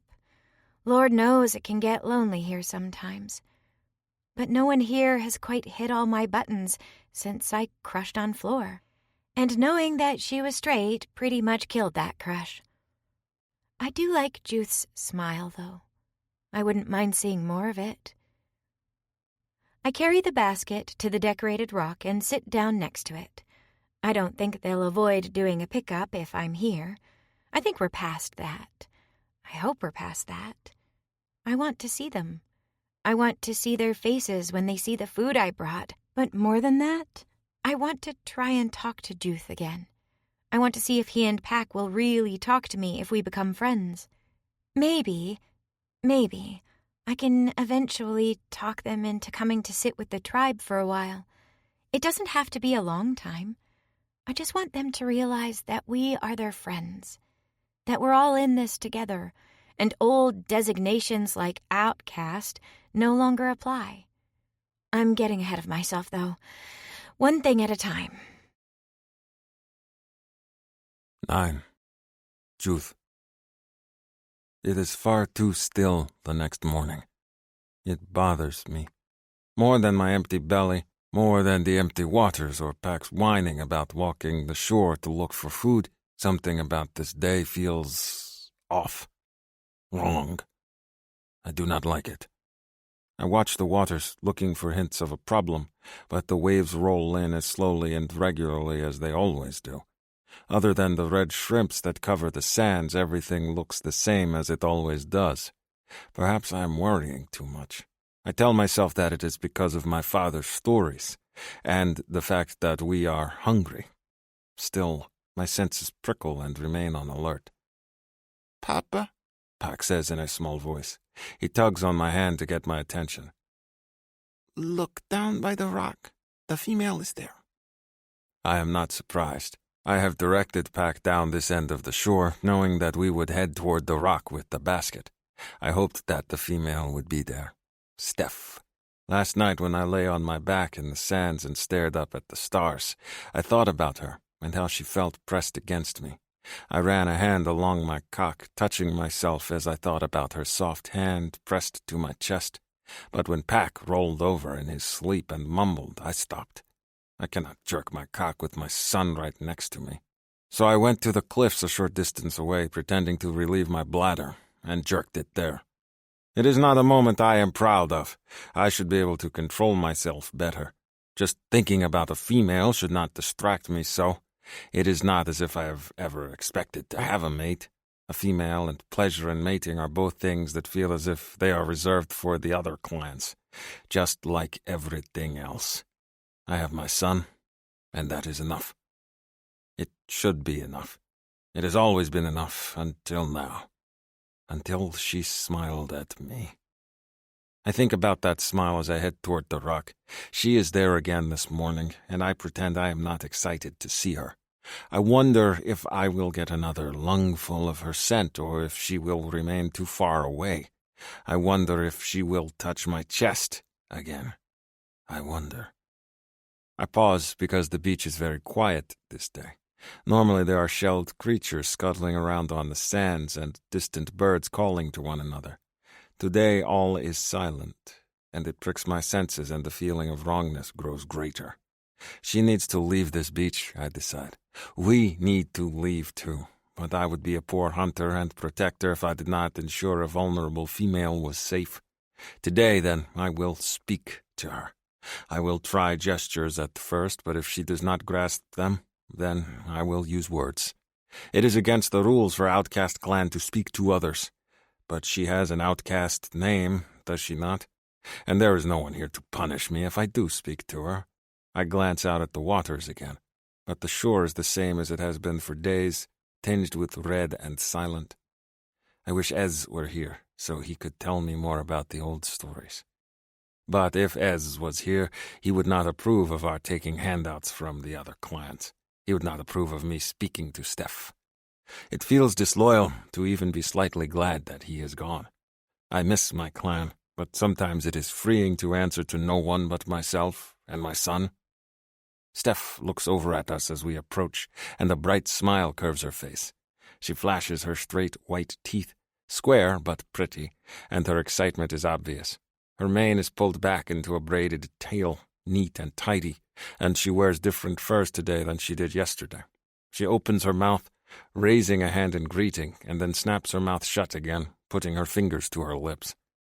For some reason, I like that she wants to speak to me. I like the sight of her bright, happy eyes. I like her smile. It makes me want to smile back. Pack happily skips up to the basket, releasing my hand as he does. He does not speak, but pushes Steph's hands aside with the confidence of a child who has not yet learned not to push. He opens the lid, peering inside, and Steph looks up at me, amusement on her face, and for a moment it feels as if we are Pack's parents, sharing a moment over his antics. My son makes a noise of excitement in his throat and then pulls out a dried fish. And then another. Another. Over and over he pulls out more dried fish of all sizes. Food. She has brought us a great deal of food this day, enough to fill both my belly and Pack's. My pride flares, and for a moment I am angry that we must resort to others giving us food instead of taking care of ourselves. I do not want a handout. I know, Steph murmurs, and there is apology on her face when I meet her eye. Her voice is soft. I know what it looks like. She gestures at the water. No fish. I do not know her language, but her last words are easy enough to understand. She feeds us because the waters are empty. Instead of making me feel better, it reinforces that there is danger, hidden danger, and we should not be here. Put it back in the basket, Pack, I tell my son, speaking aloud in front of Steph. It does not count if I do not speak to her, I tell myself. That is different. We cannot stay here. We will take it with us. Yes, Papa, Pack says, and immediately gets to work putting them back inside. Alarm flares in Steph's eyes. She moves toward me, crossing the distance on the beach, her feet slipping as she does. Wait, no, she breathes, shaking her head. You can't go. Female, I say, and the word tastes forbidden on my lips. I hesitate, then gesture at the water. This is bad. We leave. I indicate her. You leave. Her small brows furrow as she watches me. Don't understand. She reaches out and touches my chest, putting her hand over my heart. Truth. All the words I am not supposed to say stick to my tongue. I stare down at her, foolish because she has moved close to me and put her hand on my skin. She freely touches me as if I am important, as if I am not a filthy outcast. It makes me feel strange. I gaze down at her hand on my chest, warm and sweet, and it distracts me. Would it be bad if I put my hand over hers? If I touched her the way she touches me? She is covered in fur, so I would not be able to feel her skin, and yet I would like to feel her heart beating under my fingers. There is a low rumble along the shore. My senses flare with alarm. I immediately grab Pack into my arms, holding him against my chest. He clings to me as I turn, and I notice out of the corner of my eye that Steph grabs the food basket. I want to tell her that we need it, but then there's an enormous sucking sound that rolls down the beach, and I forget everything else. I watch in frozen horror as the water rolls back, as if tugged backward. I keep expecting the waves to move forward again, to curl over and surge toward the sand once more, but instead it just keeps going back and back and back until I feel as if I have never seen the water recede so very much. A great swath of the beach is exposed, the sand redder here than ever. As I stare, the water surges forward again, and I see it. Legs. That is the first thing I see. Like one of the creatures that scuttles along on the beach with many legs, the thing rising from the ocean has handfuls and handfuls of legs, all of them soft and yellowish and dripping with red. The legs wriggle and slide through the water, touching the sand, and then pull the massive body of the creature forward. I cannot look away. Even when the water surges and brushes at my feet again, I cannot stop staring. I have seen nothing this big. The other clans have built huts for themselves upon the shore, but they pale in comparison to the creature that pulls its heavy body from the water, the sucking sound following it as it beaches itself. It is as big as a pool. No, a lake. An enormous lake, and the creature's body would take up all of it. Even now I hear faint screams as the thing pushes itself onto the sand. The body is dripping with seaweed and algae, the top of it rounded like the shelled clams that Pack and I used to find in the tide pools. The clusters of legs wriggle along the beach, hauling it forward, and I see two stalks with large rounded blue eyes swiveling around, searching for something. A narrow head, shaped like a blade, pushes into the shore, and I watch as it lowers, nudging at the huts clustered at the far end of the beach. With one move of its head, it pushes one aside. The entire thing tumbles over like a stack of pebbles, and I can distantly make out someone running out of the hut. Steph makes a sound of alarm in her throat, moving forward. I can tell she wants to help. But as one of the creature's flailing tentacle legs pushes into the ground and shoves sand aside, I realize it is dangerous for her to go back to them. The creature stands between us and her clan. She makes a helpless sound in her throat, looking at me. Have to help him. Then she goes still. Her eyes widen and she stares at something behind me. The sucking sound grows loud once more, just like it did when the water receded and the creature came out. It is not alone. I do not turn to look. I grab Steph by the arm, and clutching my son, we run for the cliffs. 10. Steph. In an instant, the safe bubble of the ice planet is shattered. Logically, I know this place is dangerous. I know this is a rough environment, and it could kill us for any number of reasons. I just never thought one of those reasons would be a Godzilla-sized mollusk rising up out of the water and showing up on the beach. I stare at it in sheer horror because it looks like something out of a nightmare. There's a hard turtle-like body, but instead of turtle legs or fins underneath, there's dozens of wriggling snake-like arms that it uses to propel itself up the beach. The head is a thin blade that reminds me of a pterodactyl from back in Earth's prehistoric past, and the entire thing is the size of a city block. It's staggeringly large. I always thought the cove we call home was spacious, but this creature takes up almost all of the room on the sand. With one slither forward, it crushes the longhouse under a tentacle and continues its way forward, knocking aside huts as it does. Someone's going to get hurt. Someone's going to get killed. I bite back a terrified whimper as the thing surges forward again. Every instinct in my animal brain screams for me to run away, to flee to the hills. But I can't abandon my tribe. I have to do something. I clutch the basket of food in my arms and look over at Juth, helpless. Pack has his arms around his father's neck and he looks terrified. I know just how he feels. We have to help them. Then there's that weird sound of the water receding again, like it's being drained out of the ocean. It's a wet, horrid, sucking sound. And as I look over Juth's shoulder, I see another large, red-covered body rising from the waves behind us. Oh, fuck. There's more than one. A whimper dies in my throat. When Juth grabs my arm and hauls me to his side, I don't protest. He races away, heading for the hills. Run, run. Worry about the tribe later. Survival is all that's important. His hand is bruisingly tight on my arm, as if he's going to drag me along behind him if I slow down. Run, I tell myself, run, run. Get away, hide before you get eaten. Behind us, one of the creatures bellows, and it's a sound like a foghorn, thick and low and incredibly loud. It echoes through my skin, and it feels so fucking close that I stumble on the slippery sands and land flat on my ass. The air thuds out of my lungs with a whoosh, and my butt lights up with pain.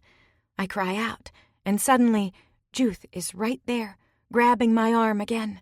He hauls me to my feet, that frantic look in his eyes, as the creature slides up the shore, gravel and sand crunching so loud underneath its hard-shelled body that the sound is deafening. "Steph," he says, voice harsh, and tugs on my arm. I know, we have to go. Terrified, I glance back at the creature, and that strange pyramid-shaped head is so close that I can practically feel the thing's breath bearing down on us. I take a step forward and collapse again as hot agony shoots up my ankle. I let out a cry of distress, dropping the basket I've held on to for so long. My ankle feels like it's on fire, and it hurts so badly I don't want to touch it. I can't sit there and let the creature squash me, though. I have to get up, have to keep going, have to... Steph! Juth growls, and then he's at my side, trying to help me up. Can't walk, I pant, sweating through the pain. Oh, God, he can't understand me. Panic flashes through me. Juth, I can't walk. Juth isn't listening anyhow. Before I can say anything else, he grabs me around the waist and hauls me against his side, carrying me like a sack of potatoes as he races towards the cliffs. It's not comfortable. It's horribly uncomfortable, actually. His arm cuts into my fleshy middle so hard that it feels as if he's choking me. My legs dangle and flail, and every time my one foot strikes the other, it sends new, fresh pain all through my body. But I'm alive. I'm alive, and Juth is somehow carrying me and his son at the same time as he races for the cliffs. There's a bellow behind us. Sand and grit flies through the air, peppering my skin, and Juth doesn't stop. Not once. He just keeps going, tireless. He doesn't stop until we get to the edge of the cliffs, and he collapses there, dropping both me and Pack onto the sand. He falls to his knees, panting, and looks over at me. "Thank you," I manage to croak out before turning over and puking. I think we're safe. I think. The cliff's shadow is falling over us, making the world distinctly colder, and the creatures sound farther away. Even so, I can't turn around to look because my body is rejecting everything I put in it earlier. Juth groans, and I feel him shuffle in the sands. "Steph," he murmurs, brushing my hair back from my face with his hands. A moment later, I feel another pair of hands in my hair, and I realize Pack is patting the side of my head, trying to help his father. It's so unexpected, I choke on the awful retching feelings my body is sending up, and I cough and wheeze before the next round of pukes. Then the sensation dissipates. I wipe my mouth and cover my mess in the sand. Then I roll onto my throbbing butt and look back at the beach behind us. The water is alive. A sea full of island-sized monsters is rising up, heading towards the sands. Every single one of them is covered with the red stuff that's been flooding the beach, and as I watch, one monster moves forward, flopping down onto the sand. It burrows its beaky nose into the ground, digging out a hole. As I gaze down the beach, another creature is doing the same. 2 more are rising out of the water. It's an invasion. I stare in shock. We've been here a year and never seen anything like this. What are those? I look over at Juth and Pack. Have you ever seen those before? Juth just gets to his feet, frowning. He crosses his arms over his chest, watching as one of the creatures makes the bullhorn-sounding noise and digs with its nose. Pack moves to his other side, clutching at his leg, and his normally wagging tail is utterly still. There's a terrified look on Pack's round face, and I ache for the little boy. "Papa," he says in a small voice, tugging at his father's belt. "We dropped the food." Juth's expression turns grim. He looks back at me, studying my face. "I'm sorry," I say. "I tried to hold on to it." He drops to a crouch beside me, and whoo, that is a blatant sort of thing. I force myself not to look down, because that's rude. Rude, I remind myself. Rude, don't look at his balls. Rude, rude, rude. I watch him, curious to see what he's going to do, but he only runs his fingers along my jaw, as if checking me over to make sure I'm all right. The touch is surprisingly sweet. Startling, but nice. "I'm okay," I whisper when he studies my face. I nod, managing a smile. Should we retreat more? He doesn't answer me, and I remind myself that he doesn't understand what I'm saying. I know what he says because I have a translator implant that makes me automatically understand his language, but he has no such thing. Me talking to him is me babbling into the wind. Juth brushes his thumb over my cheek and then gets to his feet, his dick practically in my face. I make an alarmed noise and avert my gaze. Back, Juth says in a low voice. Watch the female. Before I can wonder what he's talking about, he races back down toward the creatures. Gasping, I clutch at Pack. Oh, God. This is a really, really bad idea. I want to call for him, but I also don't want to make him stop, in case one of those enormous heads notices him and decides to casually lean over and eat him. My ankle throbs painfully, but I don't look over at it.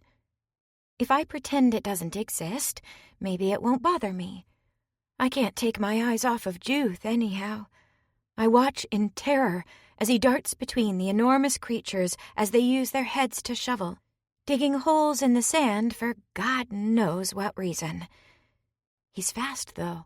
I'll give him that. Juth is practically at the shore before I know it, and I hold Pack tightly to my side as I watch him scoop up the basket full of food that I brought and then races back toward us. Another creature is coming up on the shore, and it snaps at him, furious. He simply rolls away, ducking, and continues racing away.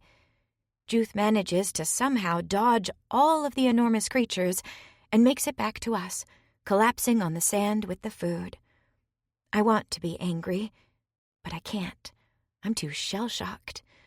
I stare, numb at the creatures that have taken over the beach.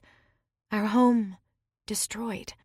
I can only pray no one has been injured. Juth turns and watches the creatures as they tear up the beach. He shakes his head as if to clear it, and then tightens his grip on the basket under his arm. They do not attack. It takes a moment for his words to sink in, but he's right. As I watch, the monsters seem far more interested in digging in the sand than coming after snacks, i.e. us. That's a relief. Let's get somewhere safer, Juth tells Pack, holding out his hand. Come. When he looks over at me, I nod. Right.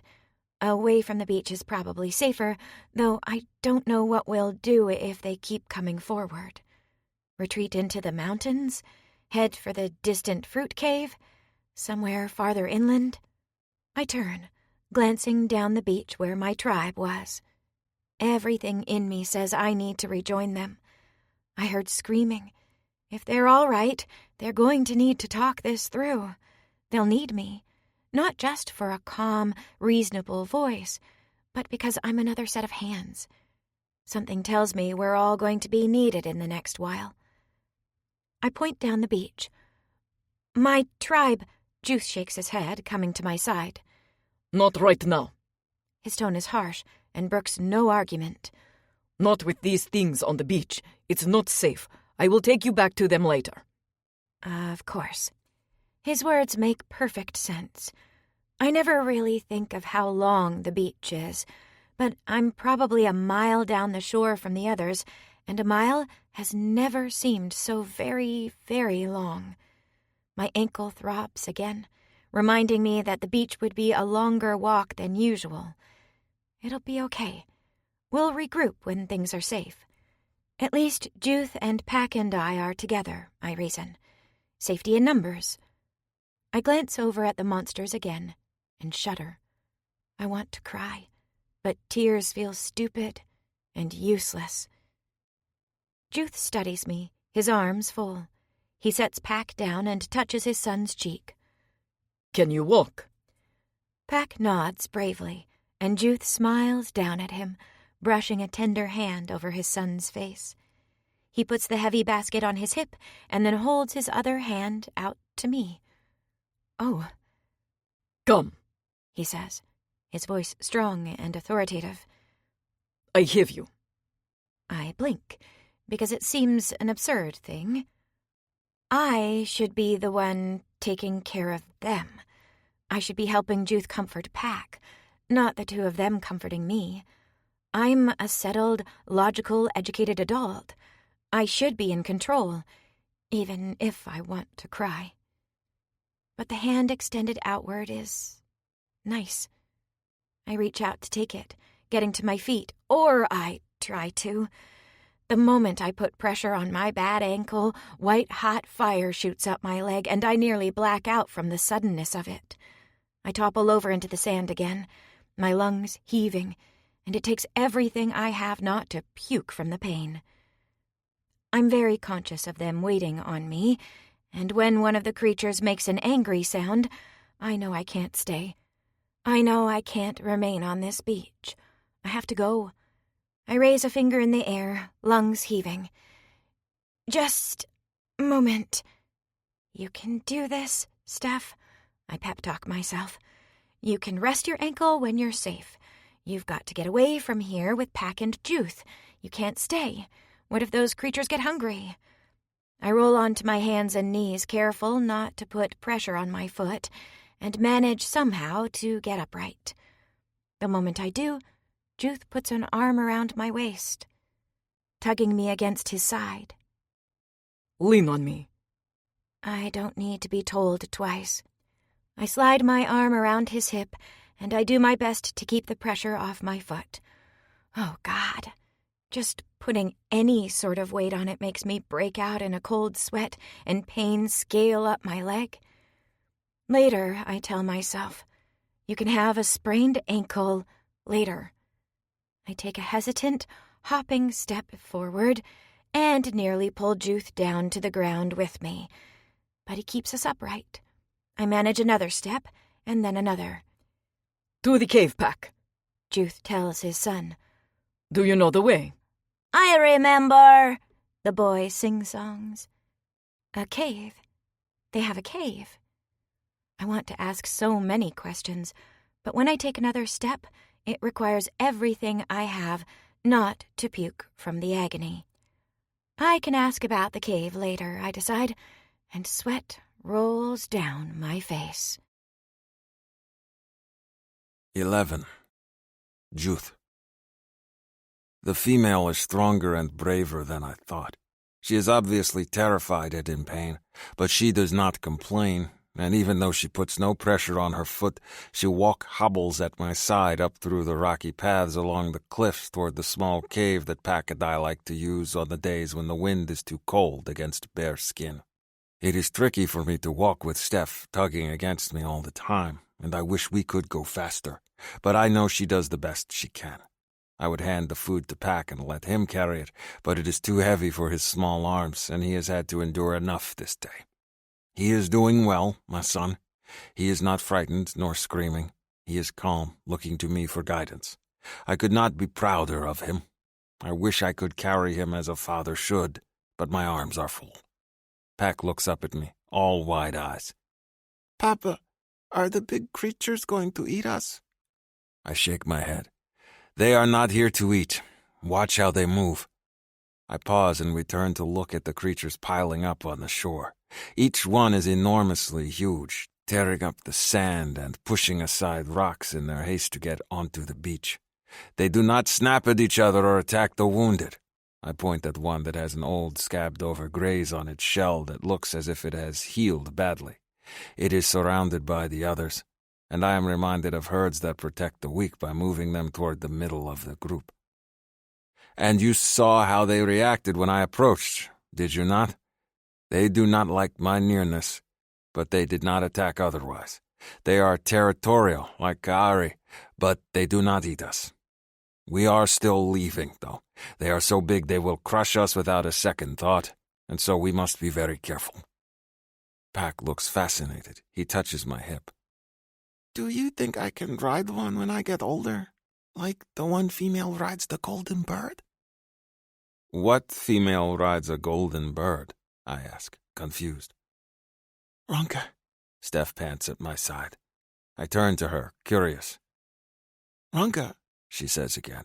Her face is a strange, unhealthy shade of pale, and her lips are even paler. I am not sure they are supposed to be that color, and it concerns me as much as the haze in her eyes. Ronka rides the dragon. Pack moves closer to me. She looks like she is going to vomit again, Papa.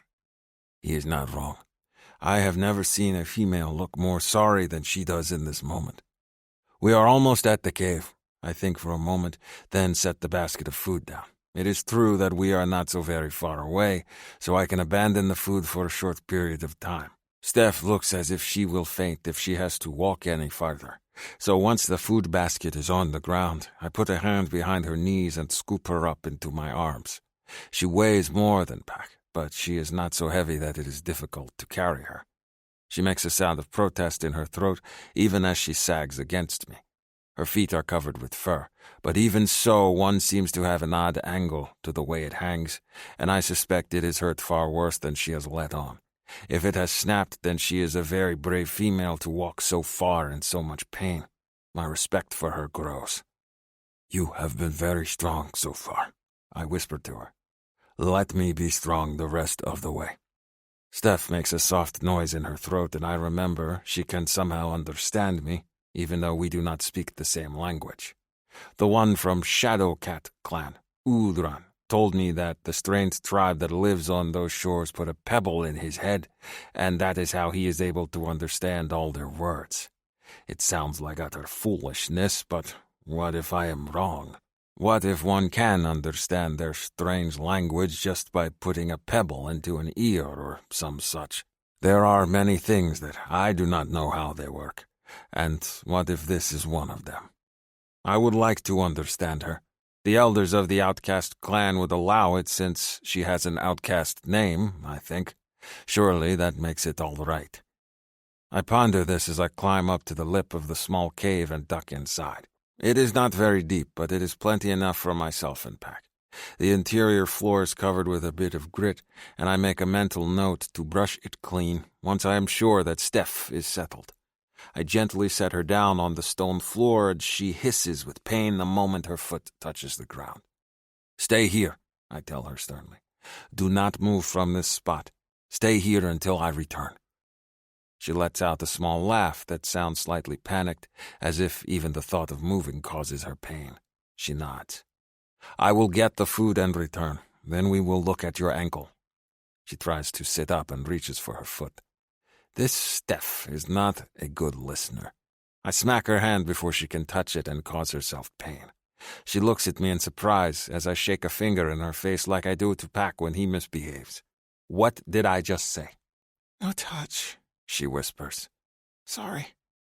Leave it alone, I command. I will take care of it when I get back. I give her a warning look. I will not be happy if you disobey. Her jaw drops, and then a startled laugh erupts from her. She rolls over on her side, curling around herself, and I notice that she carefully keeps her one foot with the odd angle off the floor. Good, I say. Stay like that. I will be right back. I will watch her, Papa, Pack says eagerly. Yes, I say. Good. Anything to keep my son away from the beach. I do not think the animals beaching themselves are predators, but Pack is small and curious and could easily be flattened. I cannot lose him. If I lose him, I have lost everything.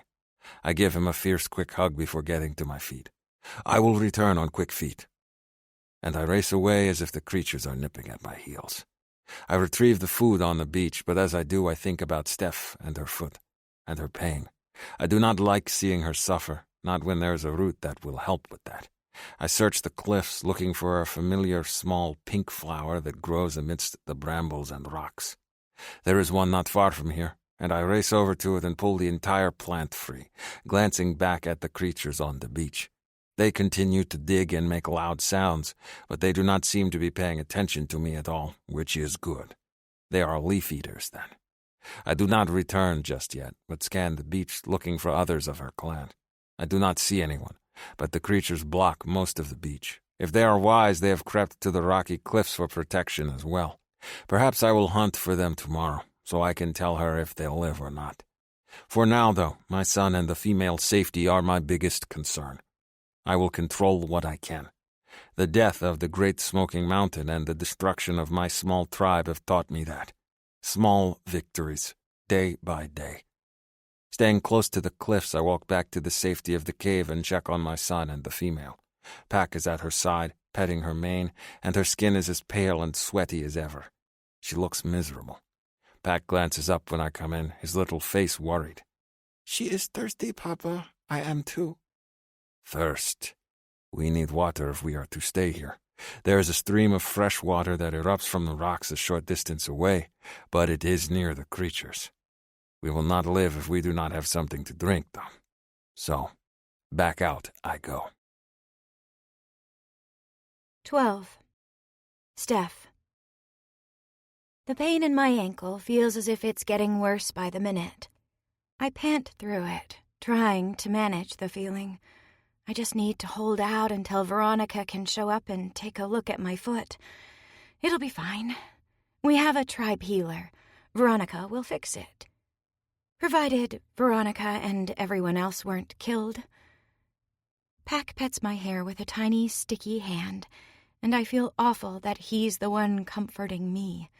We've just been through a traumatic experience. I should be the one comforting a small child and reassuring him. Instead, I can barely see straight through the haze of pain. Everything's fine, Pack, I manage. Everything's good. It's just another crazy thing about this planet. Doesn't mean it's bad, just different. We'll figure it out. It's okay, Steph, he tells me in that strange language of theirs. Papa will fix your foot. As if it's been called, another fresh wave of pain shoots up my leg. I pant harder, and then there's a new hand touching my face. The skin's surprisingly cool, the fingers calloused. I open my eyes to see Juth standing over me, a look of concern on his face. He's got sand in his hair, so much that it drips onto my face as he leans toward me. I sputter as it gets into my mouth, and he gives me an utterly sheepish look, touching his head and shaking the excess free. I have water for you, he says. Can you sit up? Can I? That is an excellent question. I look over at Pack, who is gulping thirstily from the water bladder, and my mouth feels as dry as the sand in Juth's hair. I should drink something. I try to sit up, and it sends fresh pain throbbing up my leg. My breath hisses, and I want to collapse again, but the knowledge that a child is watching me with worried eyes makes me try to smile through the worst of it. I'm okay, I promise. I'm okay. Let me help, Juth says, and then he moves behind me. His strong hands grip me under the arm, and he practically carries me over to the wall so I can lean against it. It helps, and once I'm upright, I rest my head against the craggy rock, my eyes closing again. I hate that I'm being so weak. Normally I'm strong and capable, the one ready to lend a hand. Now, Juth is having to take care of me, and it's embarrassing. He tugs at my fur layers. You are sweating. Take some of these off.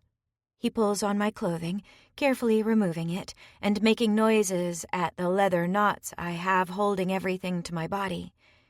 His hands graze over my breasts, and I stiffen. But when I look at his face, his expression is blank. Accidental. Obviously accidental, I tell myself. He might not even like boobs, since I'm a rather busty sort, and Farley, the only Sakui woman I've seen, is as lean as they come. So I let him strip all of my layers off, until he gets to the leather band I have over my breasts. It's tied with a knot in the front, and provides a pathetic amount of support, so I keep a second band crisscrossed over it to minimize jiggling. Juth gives it an absolutely baffled look. Are you already wounded? You are bandaged here. I shake my head, putting a hand to my boobs. I can't explain a bra and breast support with our language barrier, so I'm not even going to try.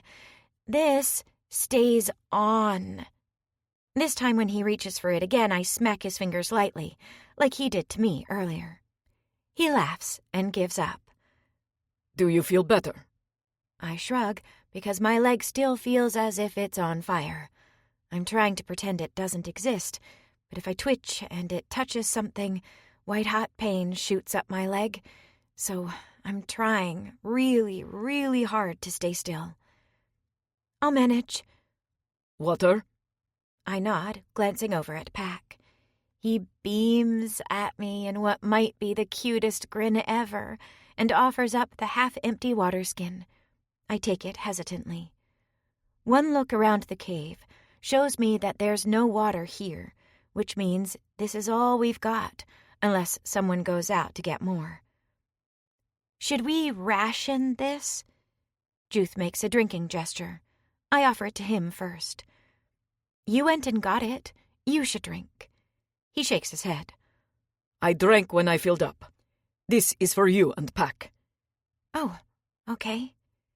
I take a small sip, and the water is cold and wonderful, and the best thing I've ever tasted.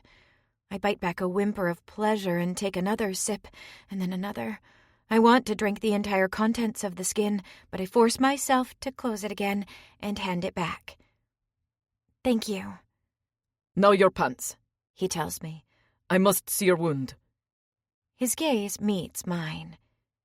If it is very bad, we must set the bones before they knit improperly. Oh, God, that sounds awful. I shake my head. Yes, he says. We must. We cannot let it heal poorly. He tugs at the belt he wears, the only stitch of clothing, and pulls out a small stone knife made from what looks like a chip of rock. We will cut your furs off and see how bad the leg is. I'm a little panicked at the thought. No, it's fine. There's a healer back at the other camp. Good, Juth says, clearly not understanding me. We are agreed. He puts his knife to my waist and begins to cut through the layers of leather. Leather that takes endless hours to make from skins. Leather that takes even more hours to stitch into clothing. It feels incredibly wasteful, and I want to complain, but my leg is starting to feel like hot lava. Juth cuts my belt loose, and my pants sag just a little, the leather material shifting, and it brushes against my foot. I cry out, unable to keep the sound back. Juth freezes, looking up at me. Sorry, I whimper. It's fine. It's just a sprain.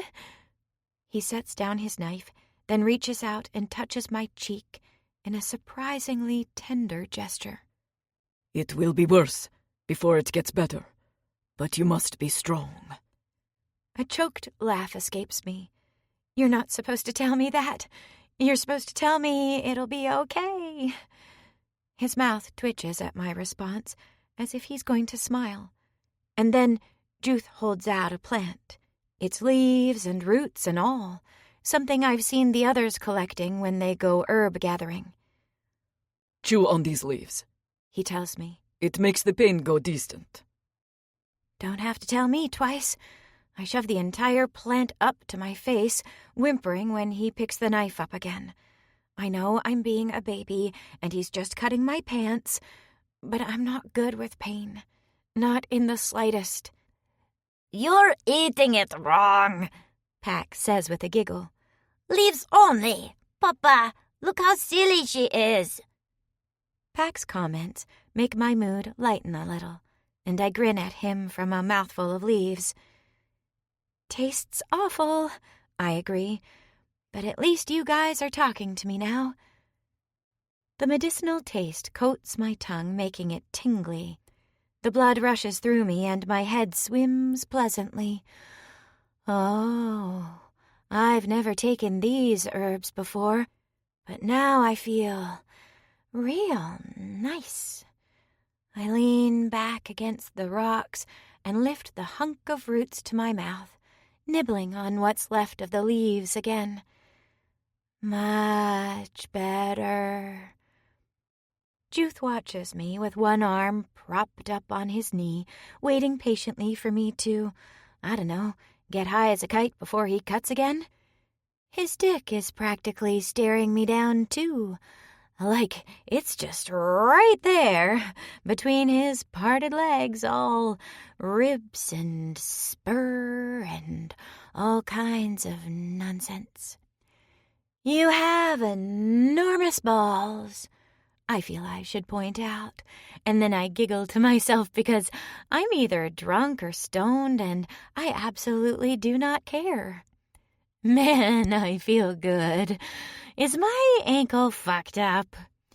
I lift the plant to my mouth again, and Juth extracts it from my grip. Perhaps that is enough for you. You are small, so perhaps a small dose, yes? God bless your heart, I tell him, reaching out to pinch his cheek. Calling me small. You're wrong, but I still appreciate it. He reaches for my pants, watching me carefully before cutting again. I feel I have to further emphasize the point. It's my brain, leaf-drunk and probably more than a little skewed from pain and the day's terror. But it's very important that I stress to him just how much woman I am. I have tits larger than your kid, I say, like Triple D cups back on Earth. I think they've shrunk a little here, but really not much. I was kinda hoping I'd turn all leggy, like Lauren or Raven, but it's still me. I sigh, watching the knife hack through my pants. Big boobs and all, so don't take that away from me. You're very talkative, Juth points out as he cuts. Here I thought you were quiet. You also thought I was small. It annoys me that he can't understand me. Look at these grandiose breasts, I say, cupping them through the leather crossover I wear. I mean, I'm not gorgeous like Sam or Floor, and I'm not sexy, but I've got great boobs. Great ones. I look down at them sadly. Great boobs that no one will see because I'm not resonating and no other girl is even a smidge gay. He watches my hands as I grope my chest, pausing over my knees as he cuts. Do your teeth hurt? Teats? Oh, God, that's so unsexy. Why does it turn me on? Why is your dick still staring at me? I swear the head of it looks like a great big judgy eye. Is the pain in just your leg? He asks, touching my chin to get my attention. When I nod, he grunts and goes back to cutting. This is the part that is going to hurt. Be mindful.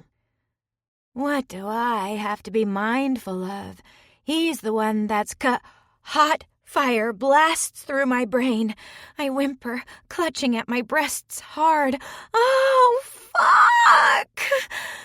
I know, he says, his voice sympathetic. It will be over soon.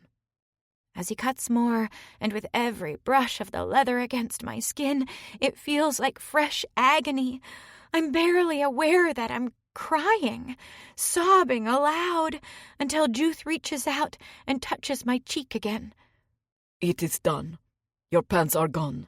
But you should not look, Steph. I keep my eyes closed, because what he says makes perfect sense. Spad? Back, hold her hand, he tells his son. Steph, the bone is in the wrong place in your ankle. I can tell just from looking at it that it will not heal properly until we set it. Are you ready? I shake my head, even as Pack's small hand grips mine. No, not ready. Something crunches in my leg. It's a horrific feeling, and I suck in so hard I choke on my own saliva. Colors sheet behind my eyes, and I wonder if I'm going to pass out. I never pass out. Never, never. The pain seems unending, and I'm whimpering and crying and hurting so bad I just want to scream with all of it. I'm like those creatures outside, bellowing and rolling in the sand with pain. She's still clutching her teeth, Papa, Pack says in warning. It's because they're great teeth, I bellow. Jesus! Juth chuckles. Steph is just lost in the medicine, my son. Remember old Ez? He would shout when he ate the pain leaves, too. All right. Pack doesn't sound convinced, though. Did you fix her foot? That makes me open my eyes. Immediately, I regret it, because his cock and balls are definitely staring at me. I force myself not to make eye contact with them. Yeah, did you? It is set for now. We will let the kui do the rest once it is wrapped. And he holds up a long strip of my chopped-up pants. His gaze meets mine, and his expression is apologetic. This will hurt, Steph. Oh, fuck. 13. Juth. When the twin suns go down, the cave becomes cold. After I wrapped her ankle, Steph cried herself to sleep like a kid, and even now is on her back in the cave. Pack is curled up on the floor at her side, sharing warmth, and they both sleep heavily. For me, there is no sleep. Not when, if I look out onto the beach, I see it alive with the shells of the strange creatures. Not when their bellows fill the night. Not when everything is unsafe and uncertain. I head out to get more water, because I know both Pack and the female will be thirsty when they wake up, and the sands feel as warm as they did back home. They are almost as red as blood, and my every step crunches with the shells of the strange red sea insects. These sands are not warm. They are always cold. It is such a strange mystery. I wonder what Ez would think. I wonder what advice he would have to give. I wish he were here. I could use guidance. I try to be a good father to Pack, but I break the rules. I take food from the clans. I speak to the female even though I should not. It seems as if everything I do is wrong. These thoughts churn in my head, filling me with frustration. When I return to the cave, I check over Steph and Pack. My son is curled up, sucking on his thumb as he sleeps, his tail flicking. His back is pressed to Steph's back, and the female shivers, her body trembling and her skin covered in small bumps. Oh no. Is this a bad reaction to the leaves? Have they made her ill? I think about how she advised never to give too many leaves, that if someone ate too much they would drift off to sleep and never wake up again. My gut churns and I move next to Steph, tapping her cheek. Female, Steph, wake. She snorts and rouses, looking at me with bleary eyes. A bit of drool has formed in one corner of her mouth, and she swipes at it with her hand. I stroke my fingers down her arm, which is covered in bumps. What is this? Her teeth clack, and she immediately tries to pull me down against her. God, you're warm. I sink down against her, letting her pull me to the floor, and when she burrows against me, I realize she is seeking my warmth. Her fingers are like ice as she presses them against my chest, nuzzling against me. I think of the elders. Ez would not approve. She is not Outcast clan. I should not touch her, even if she has an Outcast name. She is not one of us. She rubs her nose against my chest, and I like it. I slide my arms around her, careful to avoid her broken foot, and she snuggles against my chest as if she has always belonged there. She feels good in my arms, too. My cock pricks to attention, noticing her softness. She has so much bare skin pressing against mine.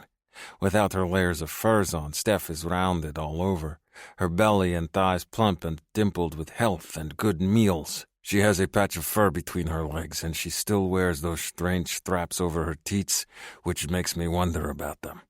I touch the edge of one strap, unable to help my curiosity. Do your teats still ache? She mumbles something against my chest and then plants my hand against one of her large, soft teats. I know she is still drunk with pain leaves.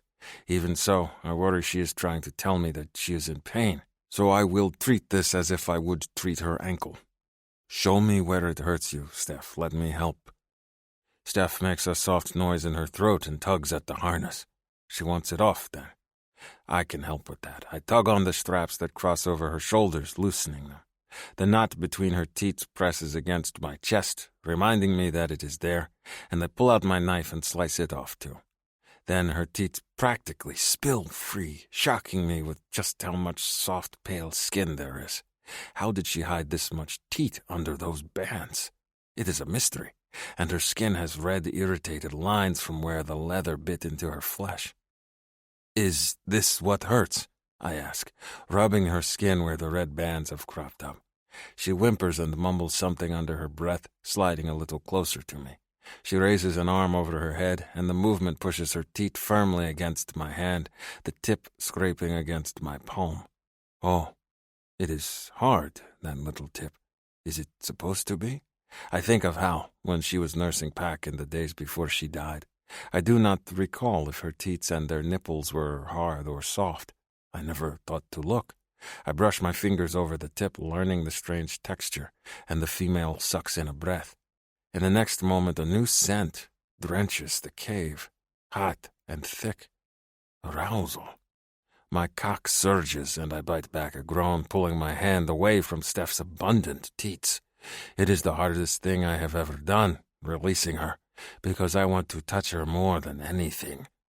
I want to chase down that arousal scent. I want to put my mouth on her skin and see if I can make that scent thicker, richer.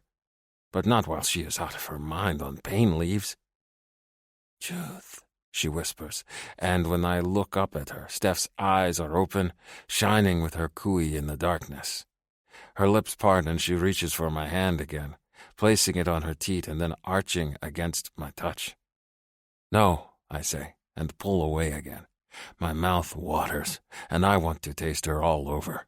I want to drink in that scent she gives off. I want so many things, all of them wrong. I sit up, determined to put some distance between us, but she shivers and makes a soft sound of distress in her throat, reaching for me again. I lie back down, and she immediately plasters herself to my front, pushing those large teats against my chest and rubbing herself against my skin. She sighs and clutches against me, and as I stare at the ceiling of the cave, I wonder if any male has ever been as tortured as I am, or enjoyed it so much. When the skies outside begin to lighten, Pack rolls over, mumbling, and Steph opens her eyes, blinking up at me. It makes me feel strangely vulnerable. She gazes at me, studying my face, and I am seen in a way I do not think I have ever been seen before.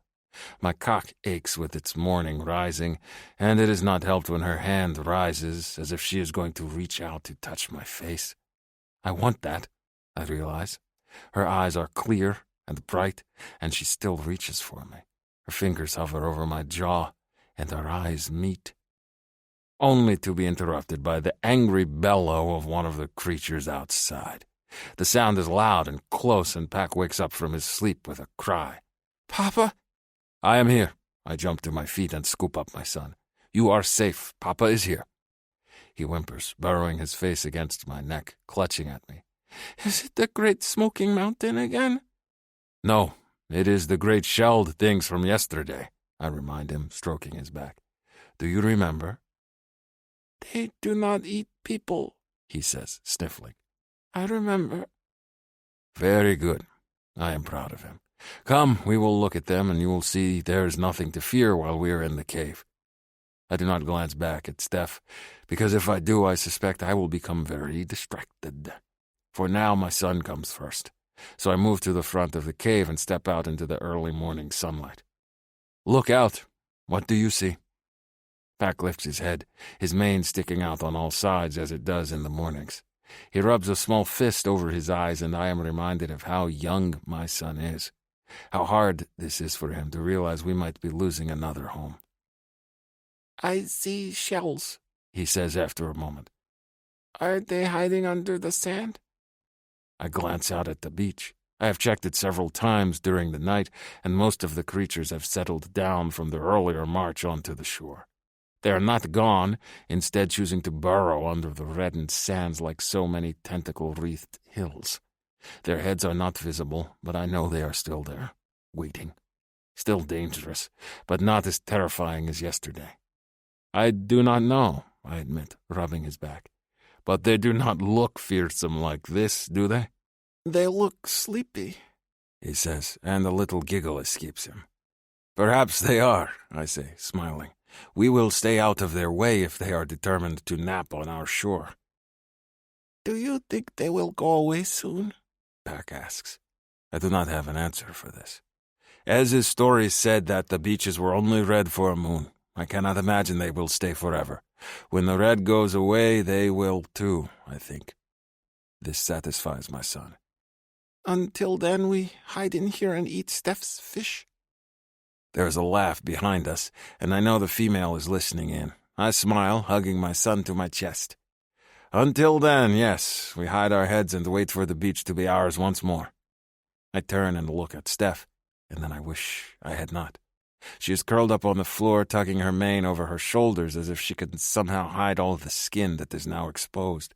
She looks soft and inviting like this, naked and bare except for the foot tightly wrapped and stretched out in front of her. The piles of furs I pulled off of her are currently propping up her bad foot so it does not touch the ground, and she looks uncomfortable to be without them hiding her.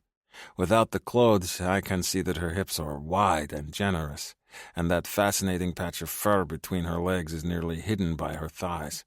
Her teats are fascinating to me. Without the layers of fur, they do not look like a thick slope. Instead, they are soft and full and sag ever so slightly under their heavy weight. The valley between them is deep, and the tips are a pale pinkish brown. I remember how that tip felt under my hand, how it felt both hard and soft, and I want to touch her again. Why does she hide such big, fascinating teats under a harness and layer upon layer of fur? She should be proud of their size. All the strange females have these teats, but I remember Irvin was small on top. Steph is not small on top. They must think her glorious. Perhaps that is why she hides them. She does not wish to make the other females feel like they are less. This makes sense to me. Steph strikes me as the type that would downplay her most appealing features in order to make the other females comfortable. She is kind and thoughtful, but since she is here, naked, I can feast on the sight of her bare, enticing teats as much as I like. Well, perhaps not too much, I realize as my sack begins to tighten and throb with arousal. Perhaps I should stare at other things instead. I try to, but she makes it difficult. Fire? I frown in her direction, deliberately keeping my gaze on her face. Eh? She rubs her hands together and her loose teats bob and jiggle in a very distracting way. Then she holds her hands out as if warming them. Fire? Oh, she wants a fire. I shake my head. It is forbidden. Only elders make fire. She shivers again, crossing her arms over her chest and rubbing them to indicate she is cold. My lips tighten with frustration. I know if I go share my warmth with her, I am going to become painfully erect. Even thinking about it right now is making things rise. I set my son down. Go and share heat with her, Pack. I will get water. I snatch the water skin and head out of the cave before my cock can get fully erect. I skirt the beach once more, sticking close to the cliffs as I wait for the ache in my cock to subside. By the time I drink my share and refill the skin for them, the throbbing in my blood has calmed. I wanted to stroke my aching length, but that would just make me think about her even more, so I forced myself to stare at the creatures on the beach until my need shriveled. Eyeing enormous, tentacle-driven, shelled creatures half buried in the sand that have chased away all the fish, it does a lot to end my need. I return to the cave to see Pack cuddled against Steph's teats, and she looks uncomfortable. My son immediately perks up at the sight of me. Papa, you're back. I am keeping Steph warm. He pats Steph on one teat. Her teats are so big, though. Do you think she has kits? Steph makes a choked sound in her throat, and I go still. I have been thinking mating thoughts about Steph, and it never occurred to me that she might already have a mate and kids. I stare at her teats, at the darker tips, and think about how she rubbed them against me and adjust my cock. So much for leaving to gain control of myself again. If she has a mate, he will come after her. No mate, Steph says, shaking her head. no mate. Her hands creep to her teats, and she cups them as if hiding them from my gaze. Can I have my clothes? I think she says she does not have a mate, I tell Pack, and I am strangely glad. Not that I should care. Outcasts take no mate unless resonance happens. If we did resonate, her clan would be furious. I hate that I like the thought of that very much. I glance over at Steph, but her face is averted and her cheeks oddly pink. She looks embarrassed, though, because she has no mate. I squat next to her, focusing on her ankle. It is bound tight and a bit of bruised skin peeks out from under the makeshift bandages. I want to touch it to see how it is healing, but I do not like the thought of causing her pain. "How is this?" I ask, gesturing. "Does it hurt?" She nods, biting her lip. I gently touch her knee. "Do not put pressure on it. We will stay here for a few more days. There is no need to rush. The creatures outside go nowhere." Steph gives me a worried look. My tribe, they're gonna be worried. "You can sit here as long as you need," I reassure her, touching her knee again. Why am I so fascinated with touching her? Is it because she is soft? Because she seems soft all over and I am drawn to that? Because I think about the arousal scent she had last night when she was lost in the pain leaves and I want more of that? Reluctantly, I pull my hand away. Even without a mate, she is not mine to touch. I am Outcast. Her stomach growls. It is a good distraction. I jump to my feet and open the basket, pulling out one of the dried fish that she brought. Pack is immediately at my side, his little tail fluttering. Is it time to eat, Papa? "Can you split this fish with Steph?" I ask, holding one out to him. Yes. What about you? What will you eat? If these shelled ones will be here for a while, it is best that I ration the food. I will eat tomorrow. Pack scrambles to sit next to Steph, who just watches me out of the corner of her eye. I know she is not happy with my decision, but she does not understand. As long as Pack is fed, I will be fine. My own empty stomach does not bother me, but Pack's hunger feels like physical pain. I am grateful we have this food so my son is fed. Satisfied, I watch as Pack tears the dried fish apart down the middle and hands half to Steph. Or tries to. The head, the bony part with the tasty bits, remains stuck to one side. Steph pats Pack's hand when he hesitates and gestures at the head. You eat. He gives her a look of delight and shoves the head into his mouth, crunching happily on it as she takes the smaller portion. As I watch, she carefully tears the flesh of the fish in half again and then holds it out to me. "No," I say, my hand going up. "You eat it." Steph shakes her head and holds it out to me again. We share. She gestures at it toward me again, indicating I should eat it. Perhaps this is wise. As long as Pack is not hungry, the two of us can share a reduced amount. With a grateful smile to her, I pop the dried fish into my mouth and roll it against my tongue, savoring the taste. She is slower to eat hers, picking at it delicately. When she finishes her meal, I offer her the water skin and she takes a sip, holding it back out to me, and our fingers brush. It feels as if those fingers are moving along my cock. I am so attuned to her. She says she has no mate, but I wonder... "Steph!" She jolts in surprise, then clutches at her leg, the movement bothering her. In here. I immediately go to the front of the cave, clutching my knife. Those voices must be from her clan. I hate that they have arrived so quickly, but I am not surprised. She is a valuable, desirable female. Of course they have chased after her. I head out into the rocks, signaling that Pack should stay back by Steph. It will be easier for me to guard them both this way. A male is moving along the rocky edges of the cliffs, hopping down from one large rock to another. He is a strange golden color, his mane puffy like Pack's, but of an entirely different color. One of his arms is bandaged and held tight to his chest by leather straps, but it looks as if it does not bother him much. He moves across the tumble of rocks, steering clear of the beach, and stops the moment he sees me.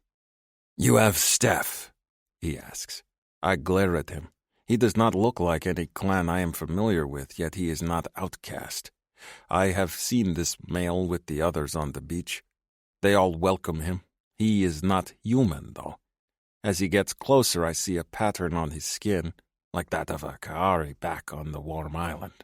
I do not trust this, or him. The Kaari male tries to look behind me when I do not answer. Steph! In here, Steph calls again, her voice plaintive. Broke my ankle. Is that you, Ishtar? It's me, he says, giving me a wary look as he takes another step forward. Don't think I'm welcome. Juth, Steph calls out. Juth, it's okay. He's a friend. She calls for me. Even if it means nothing, it still makes me proud. I stand a little straighter, giving the male another warning look. My hand remains on my knife as I duck inside the cave again and move to Pack and Steph's side. This is bad. If the other clans know where our cave is, we will have to move. Nothing that Outcast clan has is sacred. If they know we have food and they are out, they will take it from us. If they know Steph is here, they will steal her away. Outcast clan is allowed to keep nothing at all. We cannot stay here now. It is another complication I do not need. Steph grabs at my hands the moment I crouch next to her. Juth, she says, clasping them. Juth is a friend. She gestures at the cave entrance. Ashtar, friend. When the male appears, she gestures at him. Ashtar. Does he not understand us? The golden male asks. She shakes her head and taps her ear. No translator. He makes an annoyed sound that raises my hackles. Pain in the keffin ass. He lifts his chin. It's a good look for you, naked. Steph makes an outraged sound. Immediately I break free from her grasp and pull my knife. Does he insult her? I will kill him to protect her. No, Steph gasps. Juth, no, as a friend, Ashtar. The male taps his bare golden chest with his good arm. Ashtar. It is a name, not a clan name, but not an outcast name either. I do not trust it, or him, and I simply narrow my eyes, waiting. Steph tugs on me again, and because I wish to make her happy, I crouch next to her once more. They begin to talk, faster than I can follow, and I watch them gesticulate. She keeps her hand on my arm, rubbing it gently, and I like that. I like that she is being possessive with me in front of this male. Does it mean she wishes to stay with us, to become Outcast clan alongside us? My heart warms at the thought. Maybe if her clan is gone. The male gestures at his bad arm, talking rapidly, and then back at the direction he came from. Steph shakes her head, spitting more rapid words at him and indicating her ankle. Then they look at me and she gestures at her ear before they talk some more. I suspect they are talking about the pebble in the ear. Are they going to give me a pebble too? I wait, but no one brings one for me. The male gives her an unhappy look, gesturing again at the far end of the beach. It is clear he does not like leaving her with me. Steph shakes her head again and gestures at her leg, then rubs my arm once more. She is choosing me. She is staying with me. I give the male a triumphant look, but he ignores it. Instead, he takes his leather skirt off his hips and holds it out. A growl surges in my throat. Is he trying to steal my female out from under me? But he averts his eyes, and I notice that when he talks to Steph, he deliberately does not look at her, as if he should not. As if her teeth spilling out bother him. As if she is not beautiful with all her glory exposed. He is a fool, then. Steph gestures at the leather he holds out, and when I snatch it from the male's hand, she practically claws it out of mine and settles it over her lap. Ah, clothes. The male says some more things, then gestures at his ear once more, then the sky. Tomorrow morning, he says. You'll be okay until then. Steph makes a sound of reassurance and strokes my arm once more. The male leaves, and I am glad. She has chosen to be with me. She is one of us now. This fills me with a fierce, ugly joy. I know the rules say that no outcast may take a mate, but this is one rule I think I will break gladly. Because I have decided that Steph is mine. 14. Steph. I'm so relieved to see Ashtar that I don't even mind that I'm horrifically naked and nursing a broken ankle. Well, okay, I mind a little. But I'm glad Ashtar does his best to avert his gaze, so I'm not incredibly uncomfortable. I know he's not interested in what I look like. He's absolutely head over heels for his mate. It's my own personal shame at my appearance that makes me feel awkward. My thighs are thick, my boobs are heavy and unperky, and I know I'm not an attractive sort of naked. I have stomach rolls and cellulite dimples and stretch marks. I'm thrilled when Ashtar, who doesn't mind being naked, whips off his kilt and offers it to me to wear. Now, if I can just convince Juth that I need my doubled-up breastband back, I'll feel sufficiently clothed again. When Ashtar leaves, I let out a heavy sigh. God, I'm glad to see him. Juth watches the entrance of the cave, not leaving it, and I get the impression he's guarding us, that he'll shove Ashtar back out onto the sands if he tries to come back. I wonder if it's jealousy or just more outcast mannerisms I'm not grasping the full import of. Ashtar's a friend, I say to Juth, even though he can't understand me. He's a good guy. He just came to tell me that everyone's all right. They had a few injuries, and most of the huts are trashed, but everyone's okay. I'm just so relieved to hear that, too. I think about all the couples and all the babies and my friends, and the thought of losing even one of them feels like a punch in the gut. They really do feel like my family. After losing both my parents early on in life, I don't think I'm ready to lose anyone else. Maybe it's one reason why I fight so hard for Pack and Juth to join us. I need to keep everyone around me. Everyone. I shift my weight because my backside is bruised from my fall, and wince when it sends a shot of pain up my leg. My ankle is killing me, but I only need to put up with it a little longer. Veronica's overwhelmed at the beach with small injuries, according to Ashtar. The worst is Ellie, who got hit in the head with a falling beam in their hut. And then Beck nearly lost his mind when his mate was hurt and attacked anyone who tried to get between him and the healer. I told Ashtar I could wait until tomorrow or the day after, or even longer, really. I'm not a huntress. I can sit by the fire and mend clothes and weave nets as easily with a broken ankle. It's just kinda painful. He'll be back tomorrow, I say for Juth's benefit as much as mine, with Marduk and a translator, and they're going to help me back to the other camp. I hope you'll join us when we go. I smile brightly at him. I know things are weird right now, but we'd love to have you. Juth finally stalks away from the cave entrance, and he touches my leg gently, mindful of my ankle. Does this pain you greatly? I wiggle my hand in a so-so indication. It doesn't feel good. Even moving slightly makes me break out in a cold sweat of pain. But I only have to put up with it for another day or so. It's all right. The healer will get me. I'm just lucky it wasn't more than that.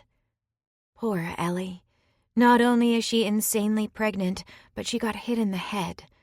Beck must be losing his mind. I wish I was there to help diffuse things. If ever the beach tribe needed a therapist, it's now. And here I am, talking to two outcasts that don't understand a word I say. And words are my specialty. I bite back a sigh. The day drifts by painfully slowly. There's nothing to do but sit in the cave. We can't really talk to each other. Or rather, they can talk to me, but I can't get Juth and Pack to understand my words.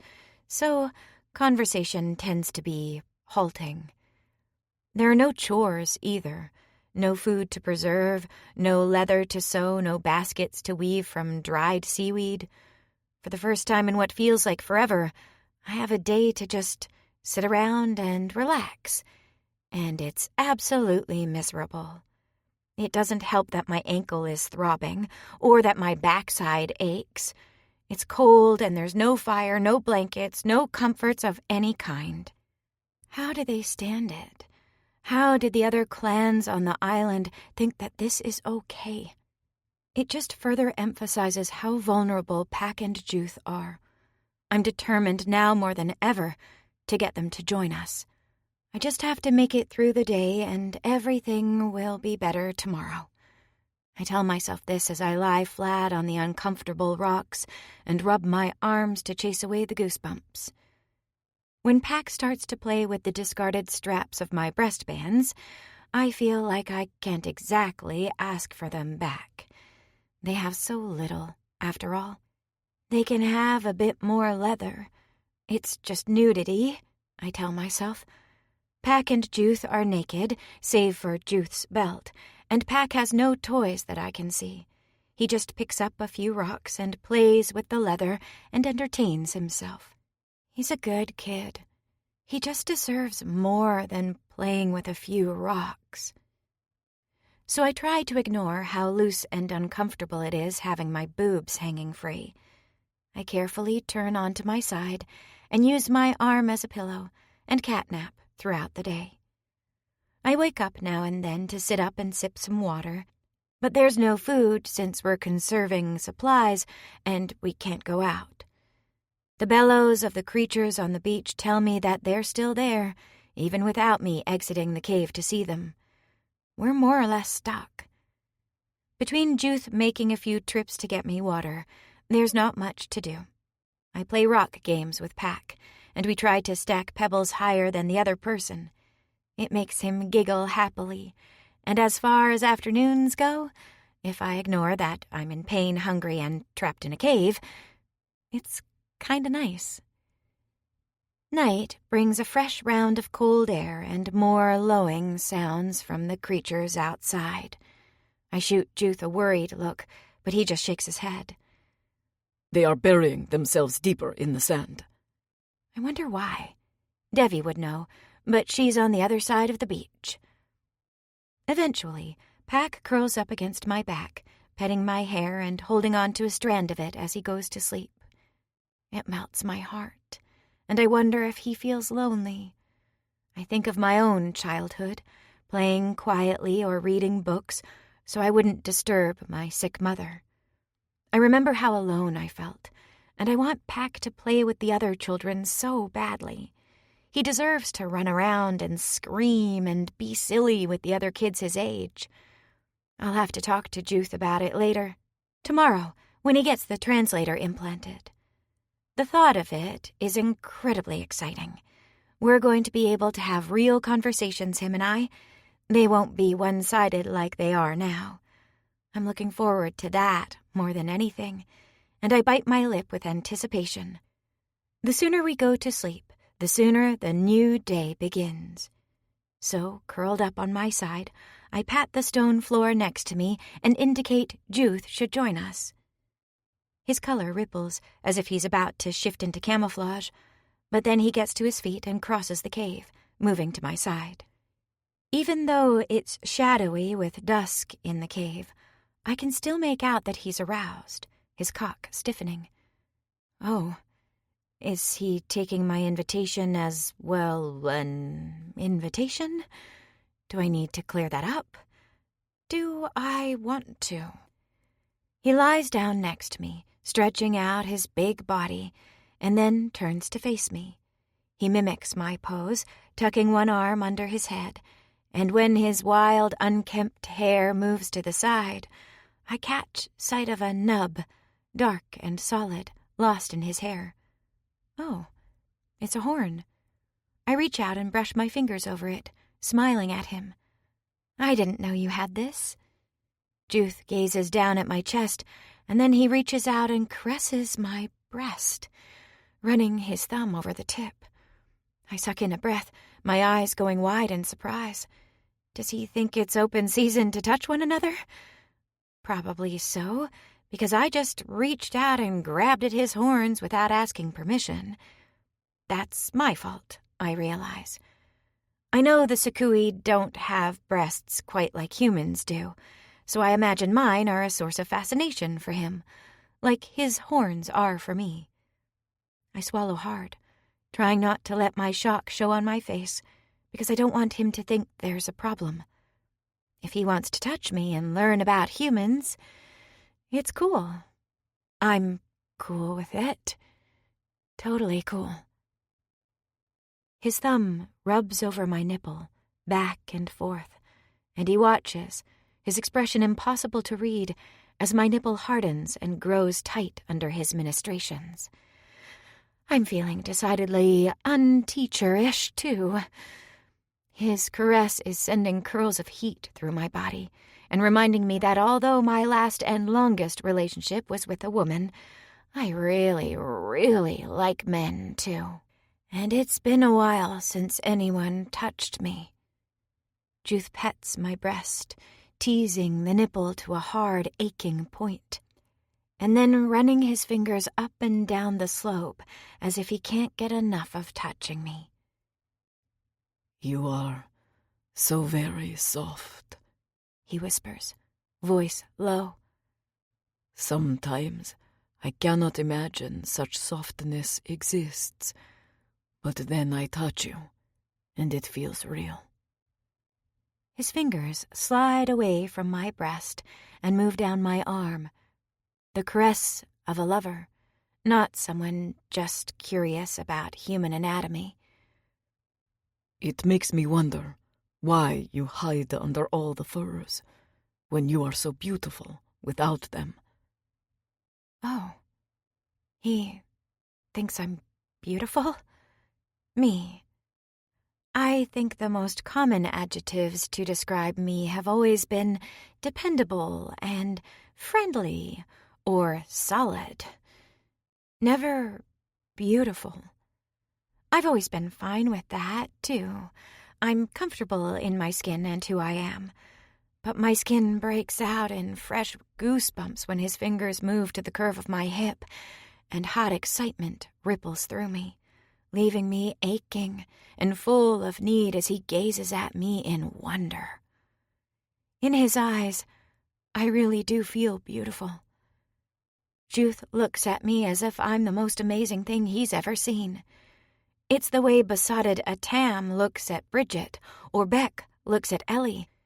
It's the way Ashtar grins down at Veronica, and how Odron watches Raven when she picks up her tambourine. It's utterly and completely addictive, too. When he traces a finger along the curve of my stomach and leans closer, I feel drunk on his attention. I could bask in this forever and never get enough. Juth leans in, and for a moment, I think he's going to kiss me. Yes, yes, yes.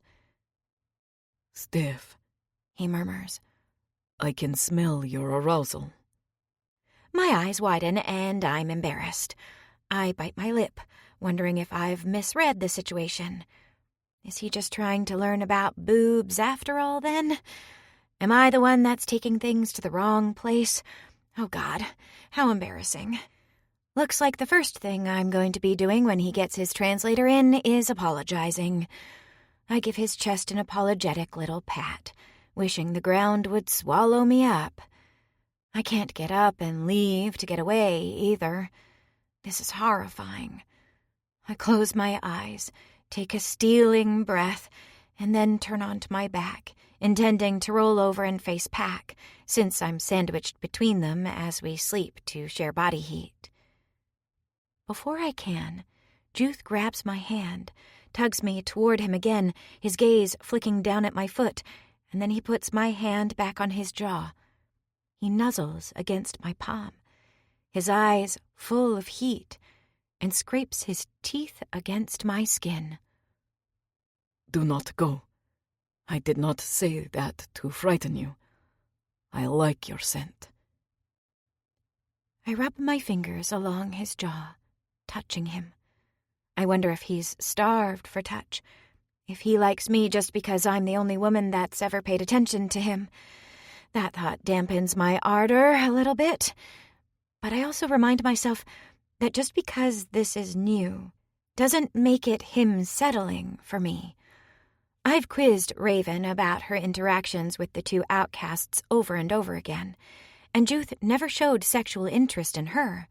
She told me she felt like leverage, nothing more. I definitely don't feel like leverage right now. I feel seen, special, sexy. He presses his face against my hand, and the soft, downy hair of his jaw rubs against my skin.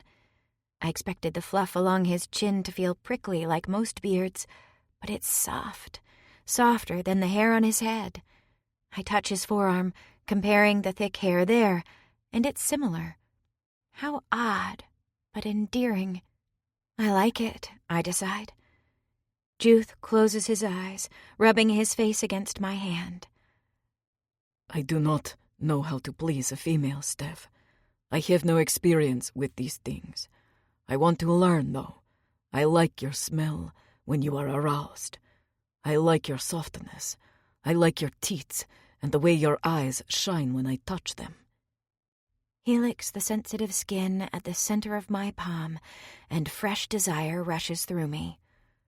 I, Outcast clan, is not allowed to take mates unless Resonance chooses for us. Ah, so even before when he had a clan, he was not allowed to touch or experience pleasure. The thought makes me sad. I want to touch him all over to make him feel good.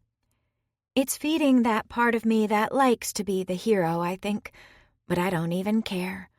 I brush my thumb over his lips, and when he parts them and nips at my fingertip, it sends a bolt of pure lust through my body that decides me. It's just sex. I'm an adult, unresonated, and without a partner. I'm allowed to have sex. I'm allowed to touch who I want, pleasure who I want. Right now, there's nothing more that I'd like than to pleasure Juth and give him affection. So I move a little closer, focused on his mouth, and whisper, I want to kiss you. His movements follow mine, his eyes soft, and he skims his fingers over my cheeks. I do not know your words. Right, of course. I lean forward and press my lips against his, figuring that demonstration works as well as anything else. Juth goes still against me, and I can practically sense the wheels turning in his mind. He's trying to figure out if he likes this or not. His mouth remains firm underneath mine, so I kiss and nibble at his lips, trying to get him to loosen up. I take his lower lip in mine and tug on it with my teeth, then lick the small bite away, and I feel him shudder against me. That he likes, at least. Juth's big, warm hand steals back to my breast, and he continues to tease it, toying with the nipple as I kiss him. I moan against his mouth, and he stiffens, lifting his head to look over at Pack. Shit, right.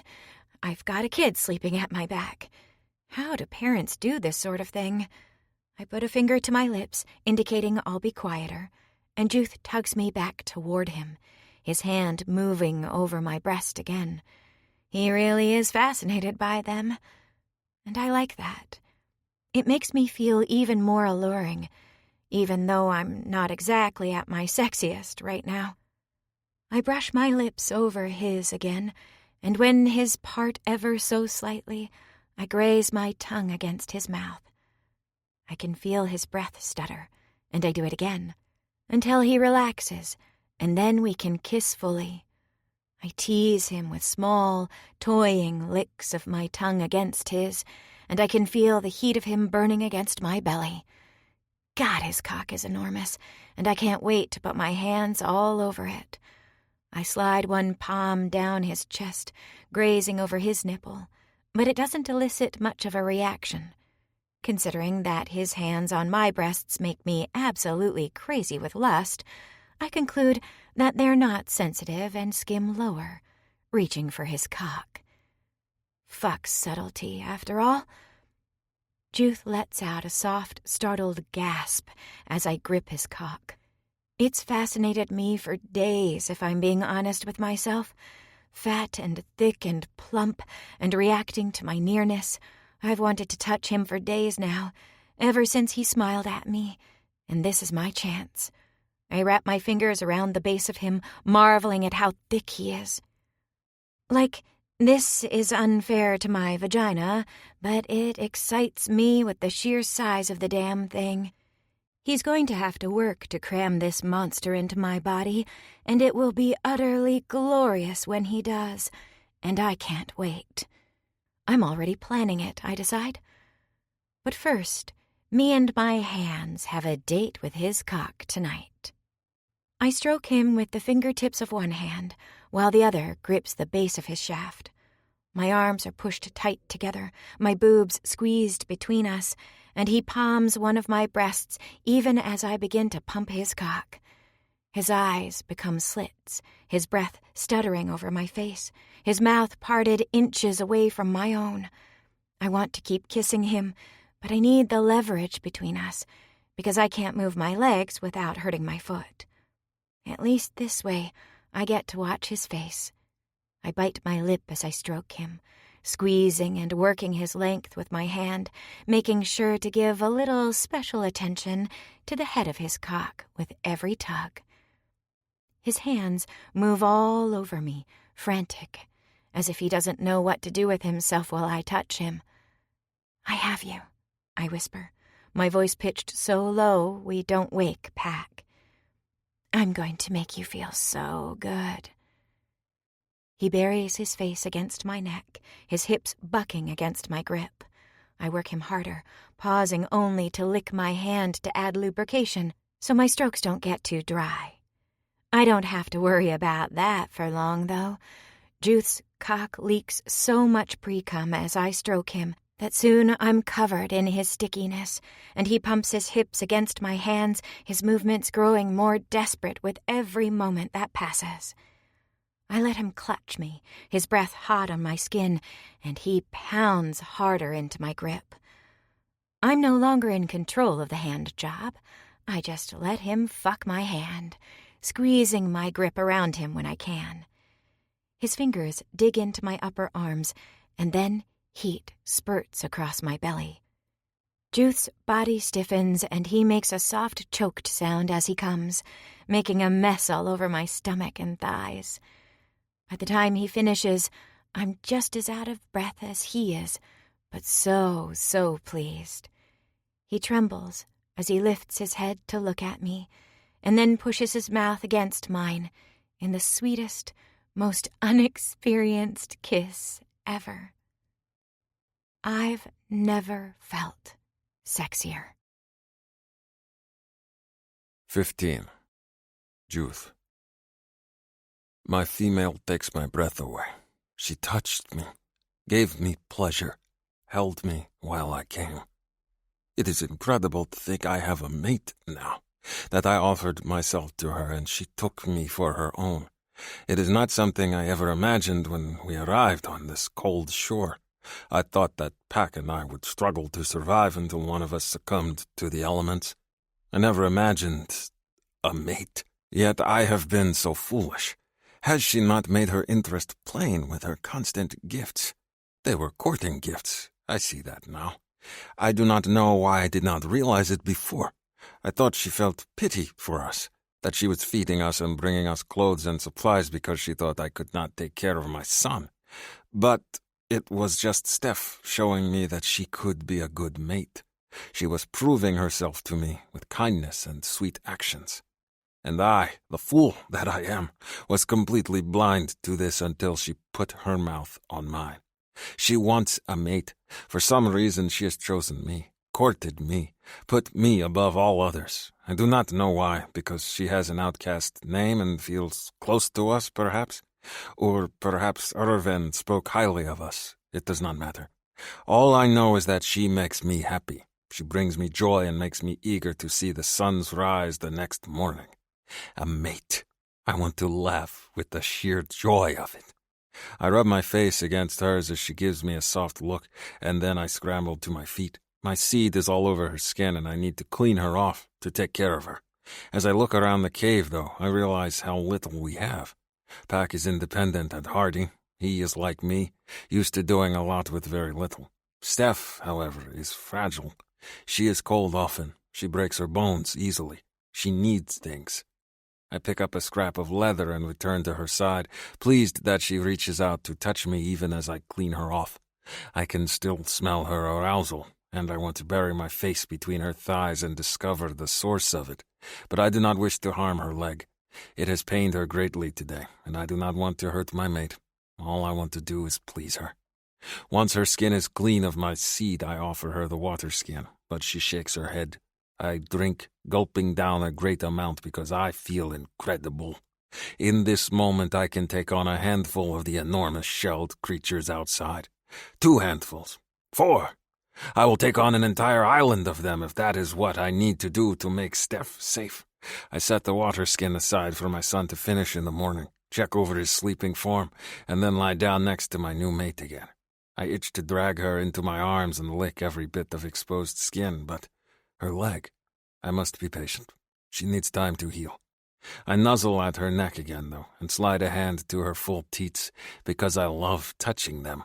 Her breath stutters, and her arousal scent grows thick once more, and it occurs to me that I did not give her the same pleasure that she gave me. "Can I touch you?" I ask, aching with the need to do just that. "Or will it hurt you if I pleasure you?" Steph makes a low sound in her throat and takes my hand off her teat, pushing it between her thighs instead. She is wet here, to my surprise, and when I touch her, the arousal scent floods the cave so thickly I worry Pack will wake up and smell it. Even so, I do not think I can stop. "I need to touch you," I whisper. "Show me how to make you feel good, like you did me." Steph nods, guiding my hand. She places it between her thighs, so deliciously plump that they cradle my fingers as I caress her. I explore her skin with light touches. She has soft, slick folds between her legs that trap heat, and I wonder where in here my cock is supposed to go. I know the basic functions of mating, but I have never had a chance to experience it for myself. The thought of doing so with Steph, my mate, makes my cock twitch again. I run my fingertips through those folds, seeking out an entrance. Pack stirs in his sleep, mumbling, and then turns over, pressing his cheek to Steph's side. Her eyes are wide. We share a look, and then I ease my fingers away from her wet, warm cunt. I cannot exactly pleasure my mate with my child clinging to her side. She nods at me in silent agreement, then reaches out and caresses my cheek as if in apology, as if she has anything to apologize for. Next time we touch, I decide, I will make her come first. Not just once, several times. I cannot wait to see it, to experience it, to taste it. Since I can no longer explore her safely without waking Pack, I raise my hand to my mouth and lick my fingers, and groan at the taste. It tastes exactly like she smells, musky and unique and incredible. She presses a finger to my lips, smiling. "Shh, tomorrow." I wish I understood her.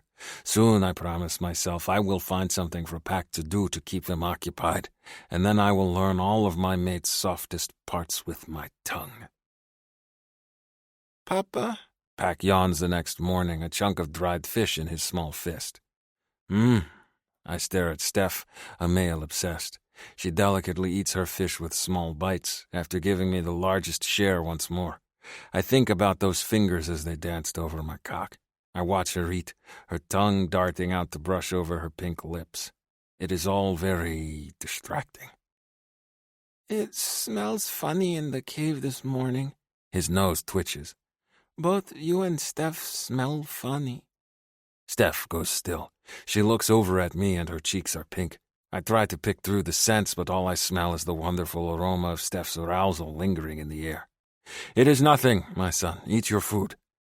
Pack shrugs and goes back to his fish, and Steph brushes my knee with her small finger, an intimate little touch that reminds me that we are together now. We are a pair. It makes me happy. I have been thinking about us all night, too.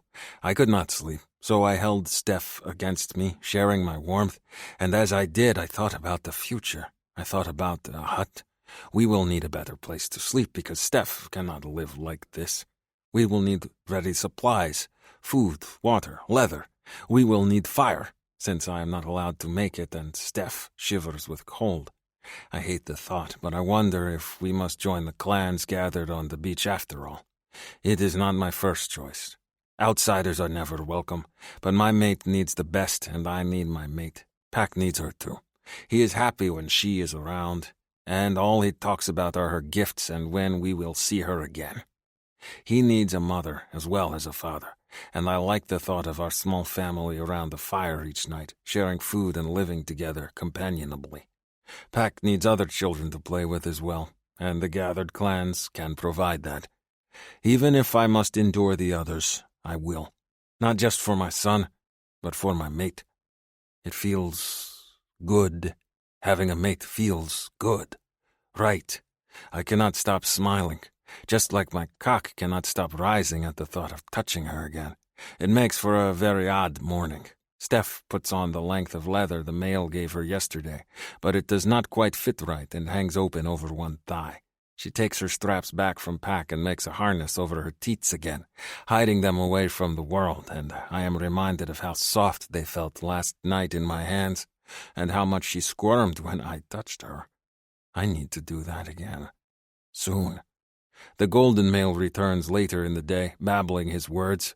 He brings with him a male that is a deep blue, his horns curiously shiny and his arms covered in black markings. I study him, trying to determine which clan he falls into, and then decide that he is no clan, just like me, just like Steph.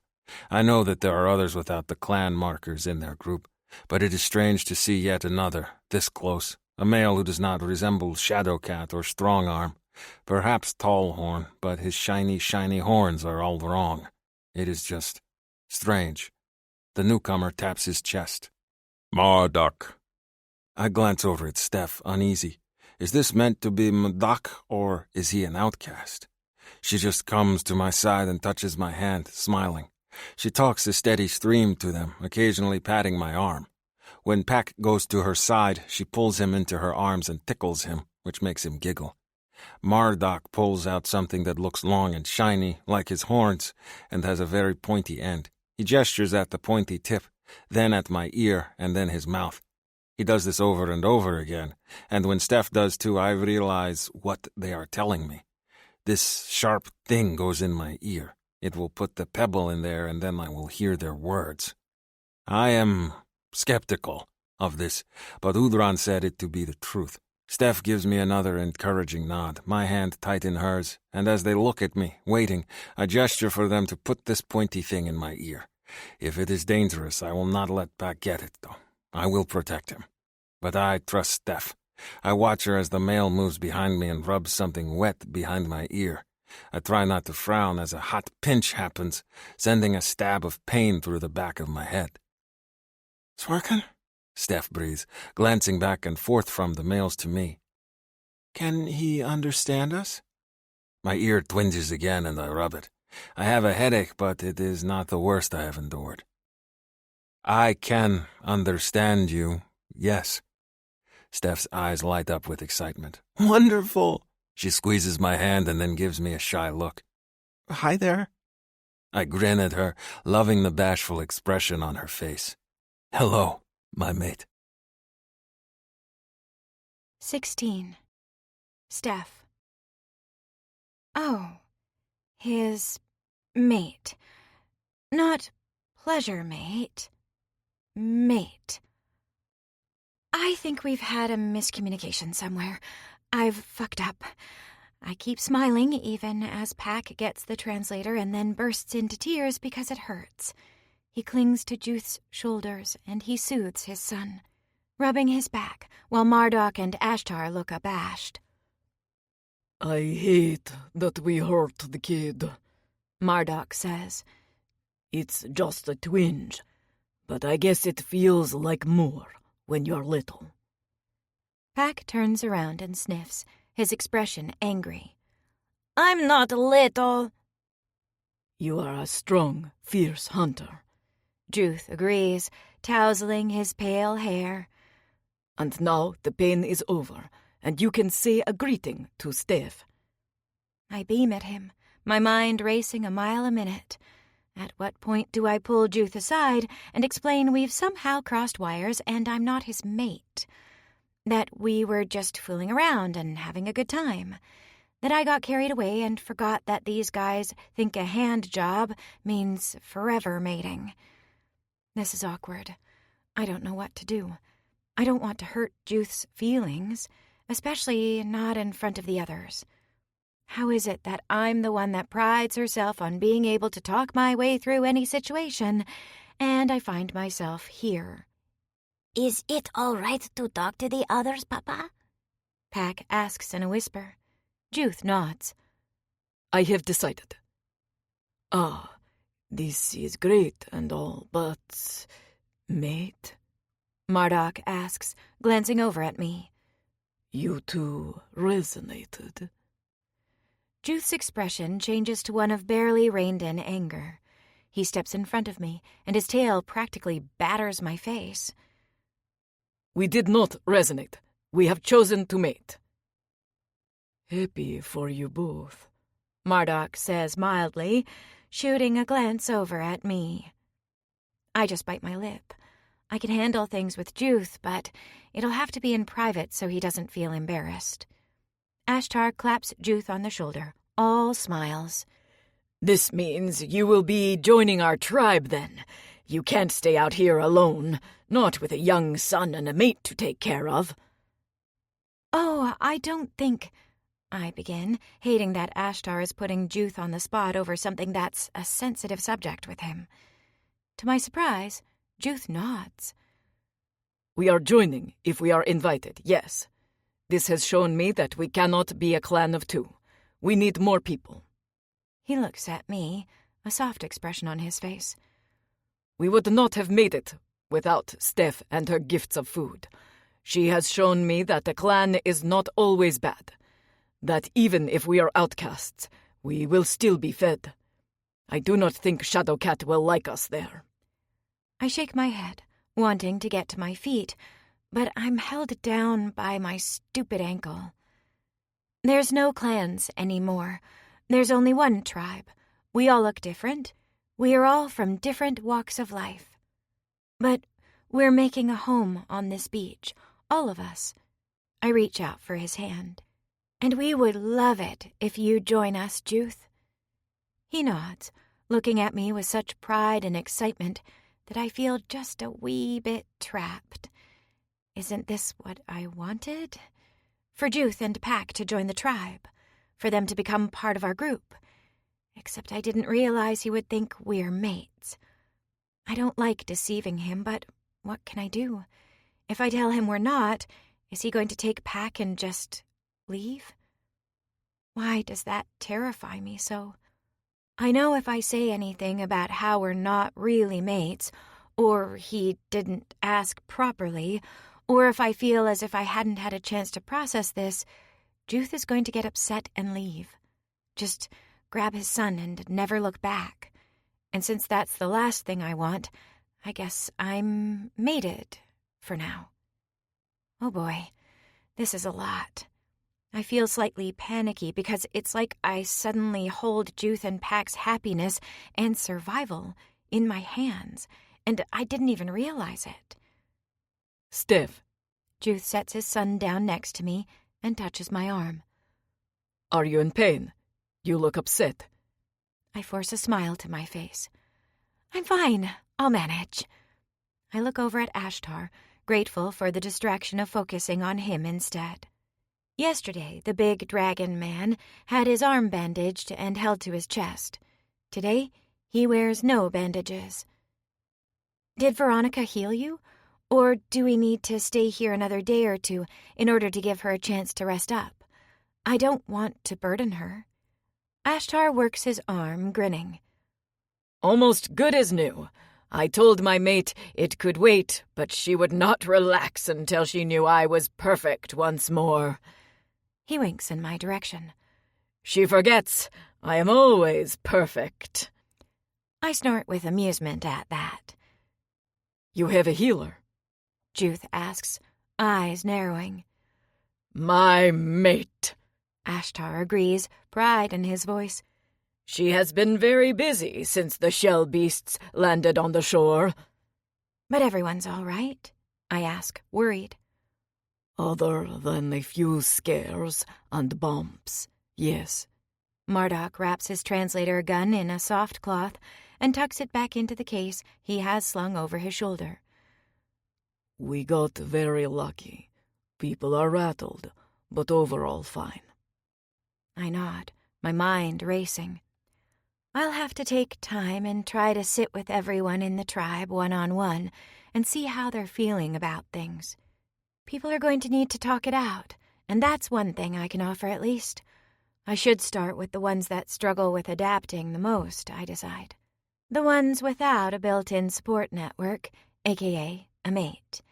That means Floor and Sam and Daisy, Irek and Ojek and Arjal.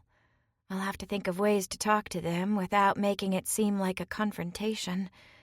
The unmated males will be thornier, I think. They won't want to discuss feelings. Will you rebuild? Juth asks. Or will you abandon this place? No one's really talked about that yet, Marduk admits. Or if they have, it hasn't been amongst the greater tribe. We want everyone back first, and the last day or so has been just getting people settled.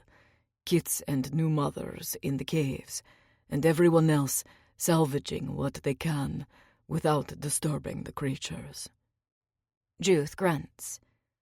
My old clansmates, the other outcasts, they had stories about these creatures. We were warned to leave the beaches for a turn of the moon when the sands turned red. Now we know why. Marduk nods. A migration, yes. Devi mentioned that. We'll talk about it more back at camp. He gestures at me. Do you think you can walk? So, walking seems like a very, very long ordeal when I can't even stand on my foot, but I don't want to be seen as a wimp. I want to hold my own and be strong, like Nadine and Penny and Lauren, who hunt with the rest of the men. Ashtar can fly, but considering he's here wearing pants and boots and walking with Marduk instead of flying, I'm guessing his wing isn't as great as he lets on. Riding back to camp is out. I'm sure I can manage. No, you will not manage, Juth interrupts. You are my mate. I will carry you. You will? My voice sounds shaky, high-pitched. I'm not a small woman. I'm not sure. Pack bounces with excitement. I can walk. Can I walk? I promise not to step too close to the creatures. Juth looks uncertain, his need to tend to his son warring with his need to hover over me. I can carry you both. Ashtar gets down on one knee. Or you can ride my shoulders, he says to Pack. It will help me practice for when my son gets older. His mane is the same color as yours. Did you know that? He reaches out and ruffles Pack's pale hair. But his name is much, much longer than yours, for all that he's a tiny thing. What's his name? Pack asks, eyes wide. He told me his name is Catamnius. He told you? Sure did. Draconi children come with their own names. He grabs Pack and swings him high into the air, settling him over his shoulders in one easy motion. But he is not nearly as big a boy as you are. You're practically a hunter already. I am, Pack declares. The two gallop out of the cave, Pack's laughter ringing out. Marduk turns to me, then glances at Juth. He nods at the entrance of the cave. I'll just wait outside and make sure Ashtar and Pack don't piss off the creatures while they're trying to sleep. Call me if you need me. Thank you. We do not need you, Juth says, voice unfriendly. He stands even closer to me, which makes things awkward, because he's still naked as could be, and I'm waist-height with a bull's-eye view. I give Marduk a bright smile of apology, because he's a really nice guy, for all that he looks a little rough and tumble with his tattoos and cybernetic parts. I'm not used to anyone being possessive over me, and it's strange and uncomfortable, even if a little tiny part of me deep inside is squealing with delight. Juth still has issues with trust, and it's going to take a while for those to fade. When he gets to know the others, he'll realize how lovely everyone in the tribe is. Well, except Erek, maybe. But there's always one in the bunch, and there's bound to be a reason behind Erek's general unpleasantness. I just haven't unpacked it yet. Truly, though, almost everyone is just wonderful and pitches in to help one another. I want Juth to realize that everyone is family, that we help one another, that even the most useless person on the beach gets fed and is loved for who they are. No one asks for people to do more than they can. Everyone does their fair share, or tries. Daisy is probably the laziest on the beach despite her initial bursts of enthusiasm, but she's not truly lazy. She just thinks her value is in sitting around and looking pretty, so she spends a lot of time focusing on that. I've never actually given much thought to looking pretty, and now here I am, mated to an outcast who's being possessive over me. It's a little mind-boggling and flattering. Juth reaches down and brushes his hand over my cheek. Are you ready? I will take you home. I can try to walk, I protest. I feel like I should at least attempt it. I'm not a skinny thing. Even a year of beach living has just made me into a more solid, muscled chunk of a woman instead of a svelte type. It's just who I am, and I'm fine with it, as long as someone's not offering to carry me. He snorts as if I'm saying ridiculous things. I carried you before, do you not remember? Well, but you were fueled by adrenaline. It's different. It is no different, Juth says, and bends over, putting a hand behind my knees and an arm on my back, and then he's lifting me into the air as if I weigh no more than pack. I inwardly flinch, expecting him to throw out his back, but he just shifts my weight in his arms and casts me a triumphant look. As if you are too heavy. I am for human men, I point out. Then it is a good thing I am not a human. I cling to his neck. Maybe so. Maybe I'm just overthinking everything. I have a mate now, and he's strong enough to carry me. What could go wrong? The little settlement of Icehome is utterly decimated. Just a few days ago, the beach was dotted with huts and tents. Some of them were for storage, but most were for dwellings. Our beach looked like a cozy village, dotted with hide roofs over wooden or stone walls, and the longhouse stood in the center of the beach as a meeting place, though all of us still liked to head over to the main fire and just chit-chat around bowls of food. It felt comfortable, though. Homey, for all that it's a crude settlement on a beach. Now when I gaze out on the beach as Juth carries me, I see nothing but tentacles and sand hills. I see broken fragments of precious wood where there was once a hut. I see scattered scraps, all that remains of painstakingly pieced together hide roofs. Worse than all of it, I don't see the friendly fire that always burns on the beach, where everyone gathers and laughs and shares shrimp tea. There's a hill right over that spot, and a tentacle waving in the air. The sight of it lodges a knot in my throat. The knot grows bigger as we approach, too. The sounds of laughter and people moving about their day normally covers the beach, and even from far away you can usually hear someone talking forcibly about their opinion on fishing with spears versus nets. Today, it's so quiet, the only thing I hear is the sound of the waves, and the occasional groan of one of the creatures. It makes me hold on that much tighter to Juth. He must sense my unease, because he leans toward me just a little and offers, "It will be all right. If no one is hurt, they will rebuild, and things will be as they were before." It's just hard. My voice is soft. This is the second home I've lost now. Immediately, I realize what I'm saying and feel ashamed. Juth has lost his home now, too, and he is handling this better than me. You've lost yours, too. Juth just shakes his head. "It was not my home. I had no attachment to it. It was just a place to hunt." This surprises me a little. Most people feel some sort of attachment to the place they consider home. Even back on the island? He glances down at me. "It was where we were forced to stay. We were not allowed on the good hunting grounds.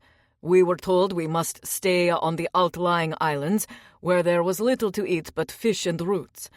And then, when the Great Smoking Mountain erupted, we expected them to come take our lands. Every time hunting was bad in the past, a clan would arrive to claim our lands as theirs." I'm appalled. That's horrible. "We are outcast. To the others, we are not true people. We are problems." His gaze goes to Pack, and I can see the fatherly affection on his expression as he watches Ashtar race up the sands with the small boy on his shoulders. "If they are not kind to my son, I warn you, we will leave.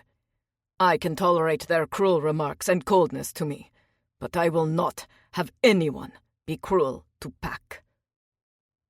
I don't think anyone will be awful to them, but I understand what he's saying. He's protecting his kid. Of course. I'd miss you if you left, though. He frowns. "I meant you, too. You are my mate. I would go nowhere without you." The knot in my throat grows bigger. Now is the perfect time for me to gently point out to Juth that I didn't kiss him with the intention of declaring myself as his mate, that I just kissed him because I liked it, and I like him, that I didn't realize he thought it was more, and I'm misleading him. "Juth," I say softly, "wait a moment. We need to talk." Just then, Pack lets out a screech of terror, and Juth's camouflage flares. He gets a panicked look on his face, and I suspect it takes everything he has not to fling me down onto the ground. He staggers, frantic. "Pack!" Papa! "Set me down," I say quickly. "It's okay." He does, plopping me onto the sand where we were walking, and I try not to wince at the reverberation it sends up my ankle, because I know he didn't mean it. I watch, worried, as Juth snatches Pack out of Ashtar's arms, the little boy crying and terrified. He grips his son tightly in his arms, and his color fluctuates, his tail whipping behind him in agitation. I half expect to see him run into the hills with Pack, just to abandon the whole idea of joining the tribe. Instead, though, he comes to my side and crouches next to me. Pack moves to sit next to me, and his small arms go around me. It melts my heart. I tuck him against my chest, snuggling him, as Juth looks on worriedly, touching his son's tufted blonde hair. "What is it, Pack?" Pack just makes a soft whining sound and burrows against my neck. I rub his back as Juth looks concerned. Everyone's staring at us, which can't help things. I suspect this is Pack's first time around a group of people, and even though I think of our tribe as small, it must seem overwhelming to the little one. So I pat his back, soothing. "Are you afraid everyone is going to want to hug you too much?" Pack sniffles against my neck. His tail thumps against my arm. I smile at Juth, who looks frantic. I poke Pack's belly. "Are you afraid they will hold you down and feed you delicious cakes? And you don't like delicious cakes?" Pack squirms. What's a cake? "What's a cake?" I mock cry. "It's a tasty little treat with meat and seeds and all kinds of yummy things in it. But I bet you won't like that, will you? Yucky, yucky seeds. Pack lifts his head. I like seeds. I shake my head, pretending to be sad. It's all right. I'll tell everyone that Pack doesn't like yummy cakes. We'll give you the icky ones so you don't feel bad. I tickle his belly again. No one wants you to feel bad. He giggles, squirming against my tickling fingers, and the tension about to explode out of Juth relaxes a little. Pack looks around again, and then hides his face against my neck, remembering to be afraid. I let him hide against me, because he needs to be comfortable on his own time. I know it's a lot of people, little buddy, but everyone is real nice, and there are lots of other kids.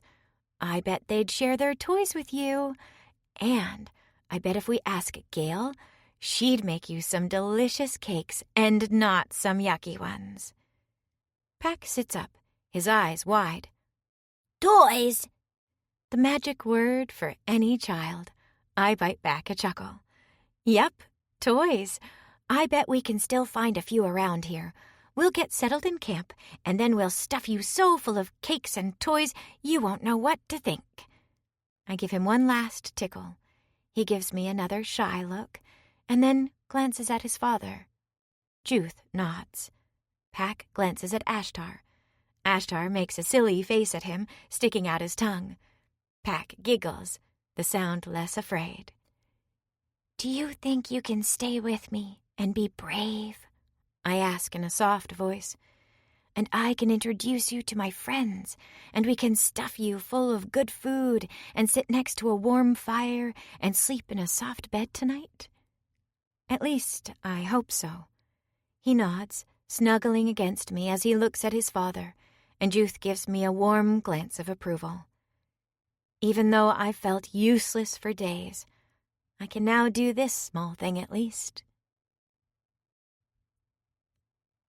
The beach looks like a completely different place than it was before. Between the mounded, reddish hills of sand with the tentacles sticking out and the destruction of the huts, it's downright apocalyptic. It hurts me to see the spot where we kept our big, friendly fire as a monstrous hill, or that O'Drawn's hut, the one he spent so much time on to impress Raven, is now nothing more than kindling. It can all be rebuilt, I remind myself, but it's hard to lose your home over and over again, especially one that had so much work and sweat poured into it. Pack walks at Juth's side, clinging to his leg, as Juth carries me through the camp. People stare, but that's to be expected. I think they're surprised that Juth and Pack are here more than anything, and I keep smiling to make people comfortable, that it is all fine and dandy. Where is the healer? Juth demands. I can practically see Ashtar bristle at that, but he keeps a neutral expression on his face. She's resting in the women's cave. Come on, we'll see if she has the strength to help with Steph's ankle. I can wait, I protest, but Juth follows Ashtar. Before, the women's cave was a fairly large cave in one of the cliffs near the fire. All of the women who were unmated slept in there together, like a big slumber party, until one by one people peeled off and got mated. Lately, it's just been me, Flora, and Sam, since Daisy sleeps in Ojek's hut for some reason, and Ojek sleeps elsewhere. It's been nice to have the room to stretch out in the cave with just the three of us, and my furs and belongings are against one of the back walls, with Flora and Sam closer to the front. Today, though, the scene is very different. The cave is crowded full of people. Liz and Harlow are inside with their children, supervising as the kids play quietly together. Most of the pregnant women are inside, too, and their worried mates close by. Gren is wrapped around Willa, Angie and Vordis are cuddled together with their little Glory nursing, and Beck holds a cup of soup for Ellie, who looks a little battered, yellowing bruises on her forehead. Ashtar moves into the cave and finds Veronica, curled up sleeping on one of the blankets. He brushes his fingers over her cheek gently, and when she wakes up, he smiles. It's an achingly tender moment that I love to see. Even if their son Catamnius isn't with Veronica, someone must be watching him. Veronica sits up, and she looks tired and drawn, but she smiles at me and pats the furs next to her. Come, sit, and I'll take a look at your ankle. I shake my head. It's fine. I don't want to add to your workload. I can wait a few more days. Juth ignores that and settles me on the ground next to the healer, and Pack is immediately at my side, though his gaze is on Liz's girls, playing a short distance away.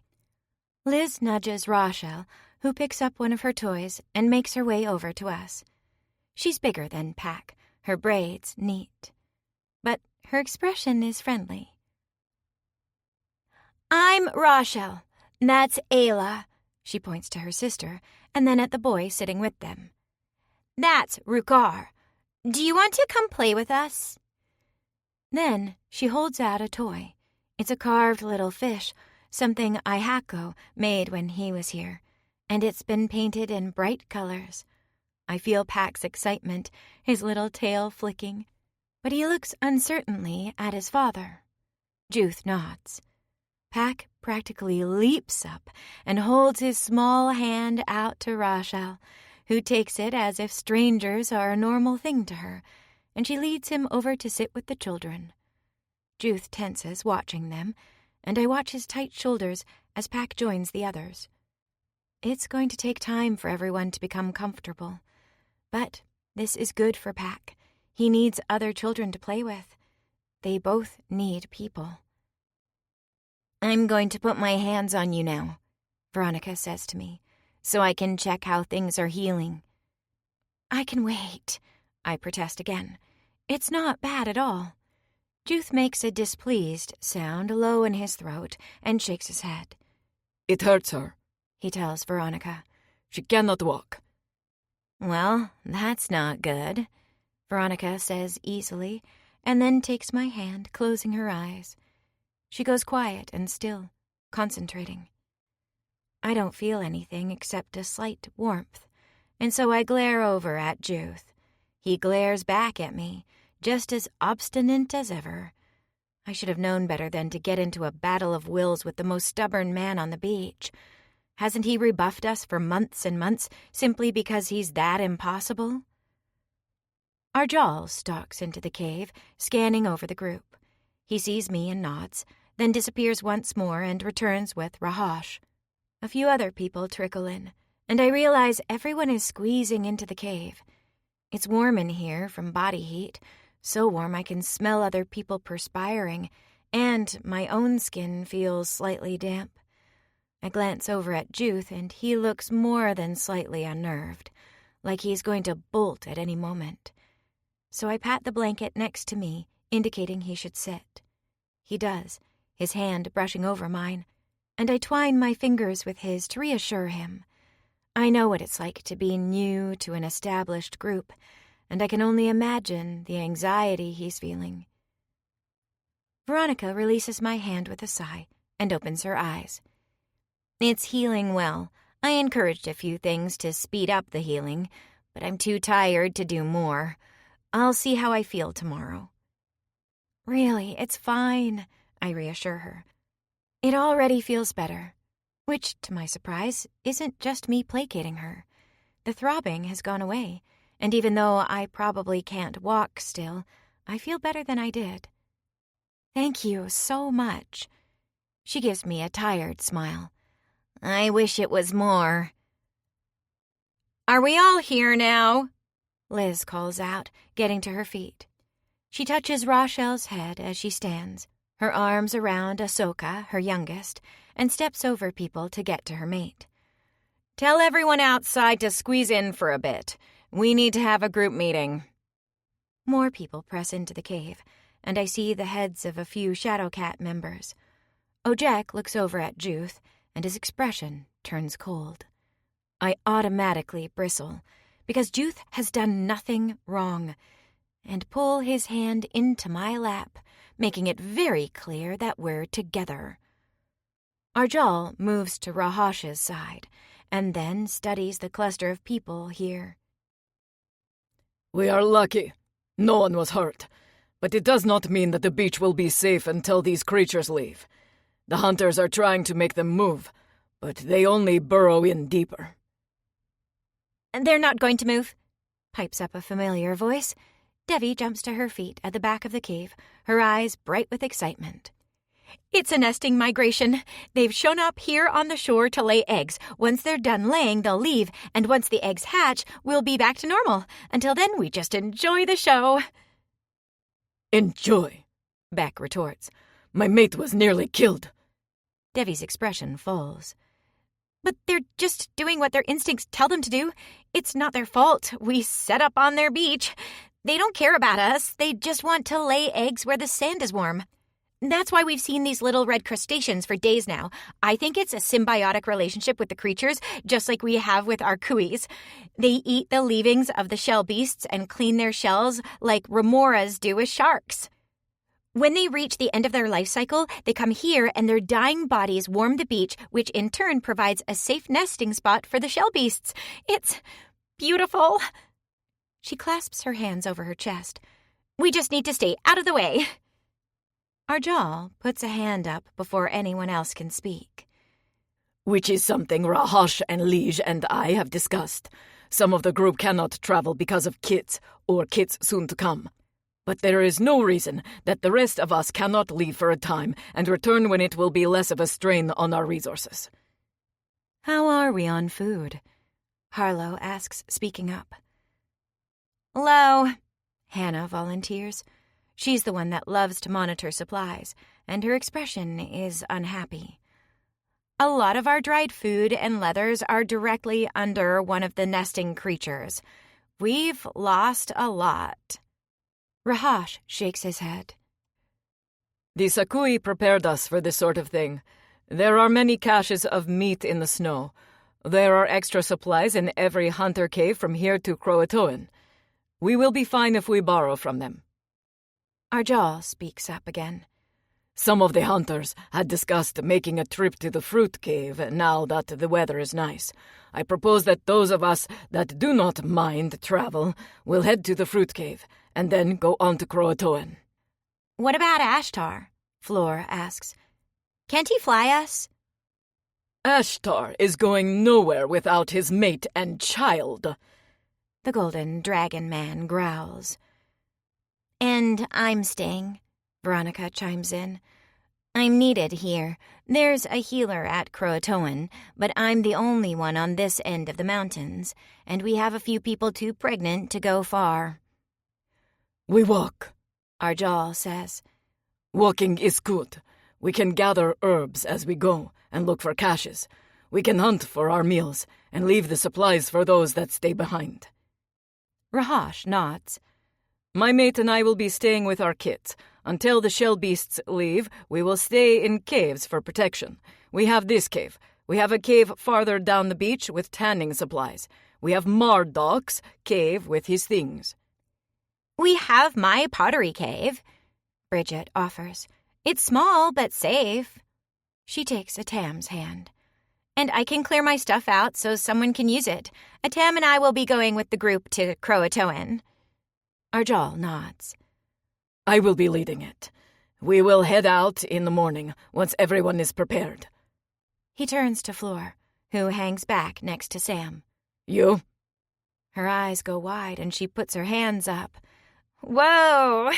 Why do I have to decide first? Go to someone else. Sam? Arjal asks. Sting, Sam says promptly. Floor turns to her in surprise. You are?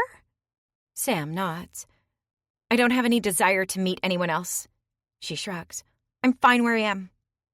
Arjal goes around the room, asking each person if they are staying or going. Brooke and Taushin want to return, even though Brooke is heavy with child. I'm not due for 2 more months or so, she insists. I can do some walking.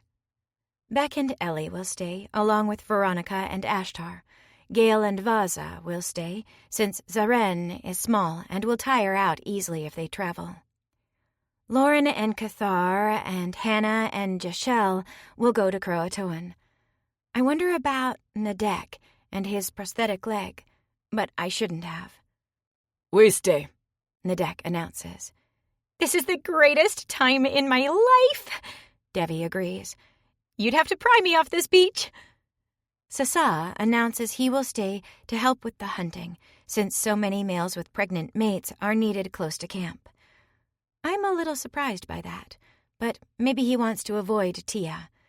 Pregnant Willa and her mate Gren stay, Angie and Vortis stay, along with baby Glory, while Nadine and Thrand elect to travel to Croatoan. It seems like all of the Tallhorn is going. Penny and Sabren, Callie and Matok, and Mari and Tachai all agree to head out with the Croatoan group.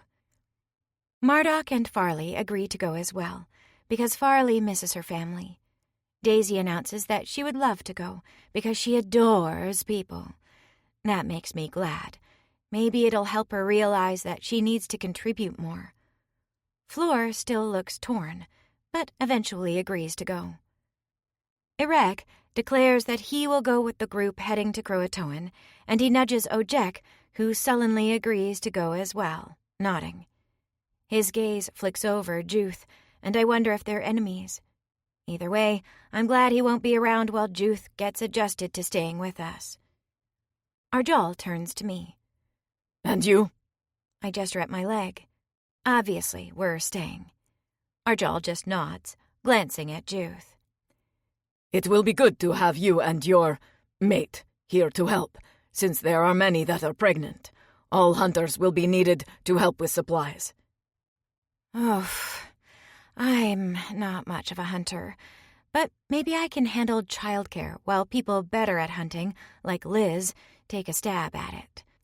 I also don't point out to Arjal that we're not really officially mates because how can I? The last thing I want is to have everyone turn on Juth when he's already feeling vulnerable and isolated.